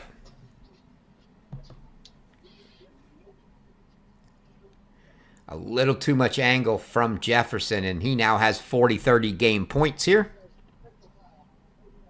All right. Let's go, Dogs. Got to go back to Martinez, Sanchez Martinez again. He loves to rip on those returns, as he did there.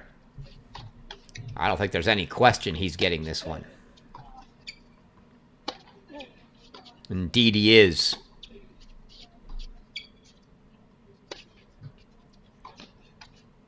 Make it or miss it. The Gators know he's going to take a rip. And if Nierendoorn's going to show him line, he may very well go for it. Second serve now. Nierendoorn's got to fear. Oh, you don't. Nierendoorn better get over there quick because Sanchez Martinez has got to go line here. And it's a double fault from Henry Jefferson. So Mississippi State in command now.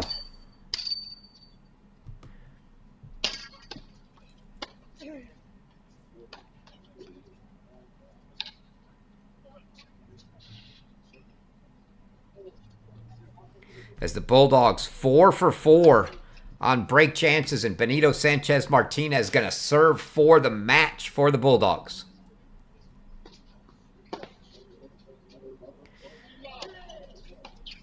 And that return for Jefferson, very enigmatic today.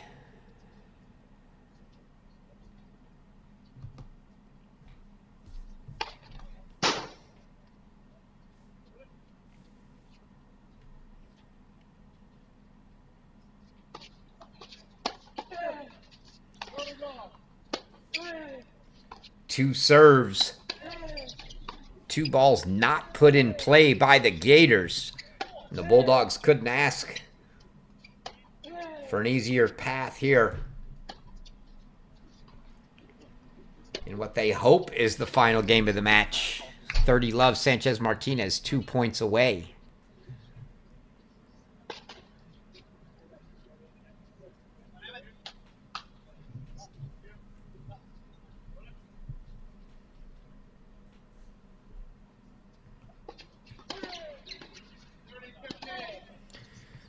Sanchez Martinez throws a double fault in.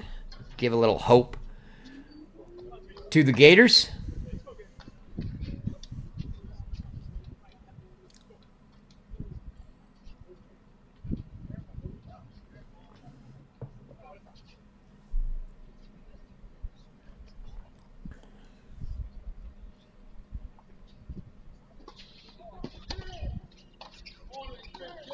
Slice wide ace from Sanchez Martinez brings us to match point.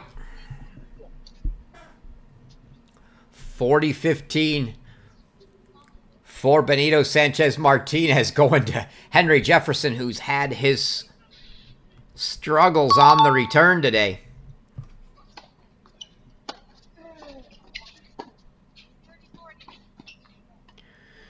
But he gets that one down, and Sanchez Martinez throws a backhand into the net.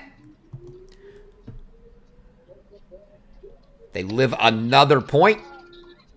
Do the Gators need a couple more here?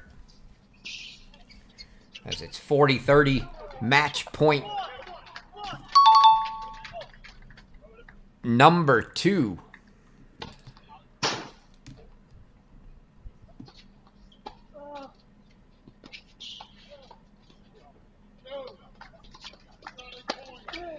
It's a good point. Great get from Sanchez Martinez, but Gators cover it, and now a deciding point, match point. Also a break point for the Gators. These two teams a combined 5 for 5 on break points so far. Can the Bulldogs stop that run and end the match? Or will the Gators keep us alive for one more game at least?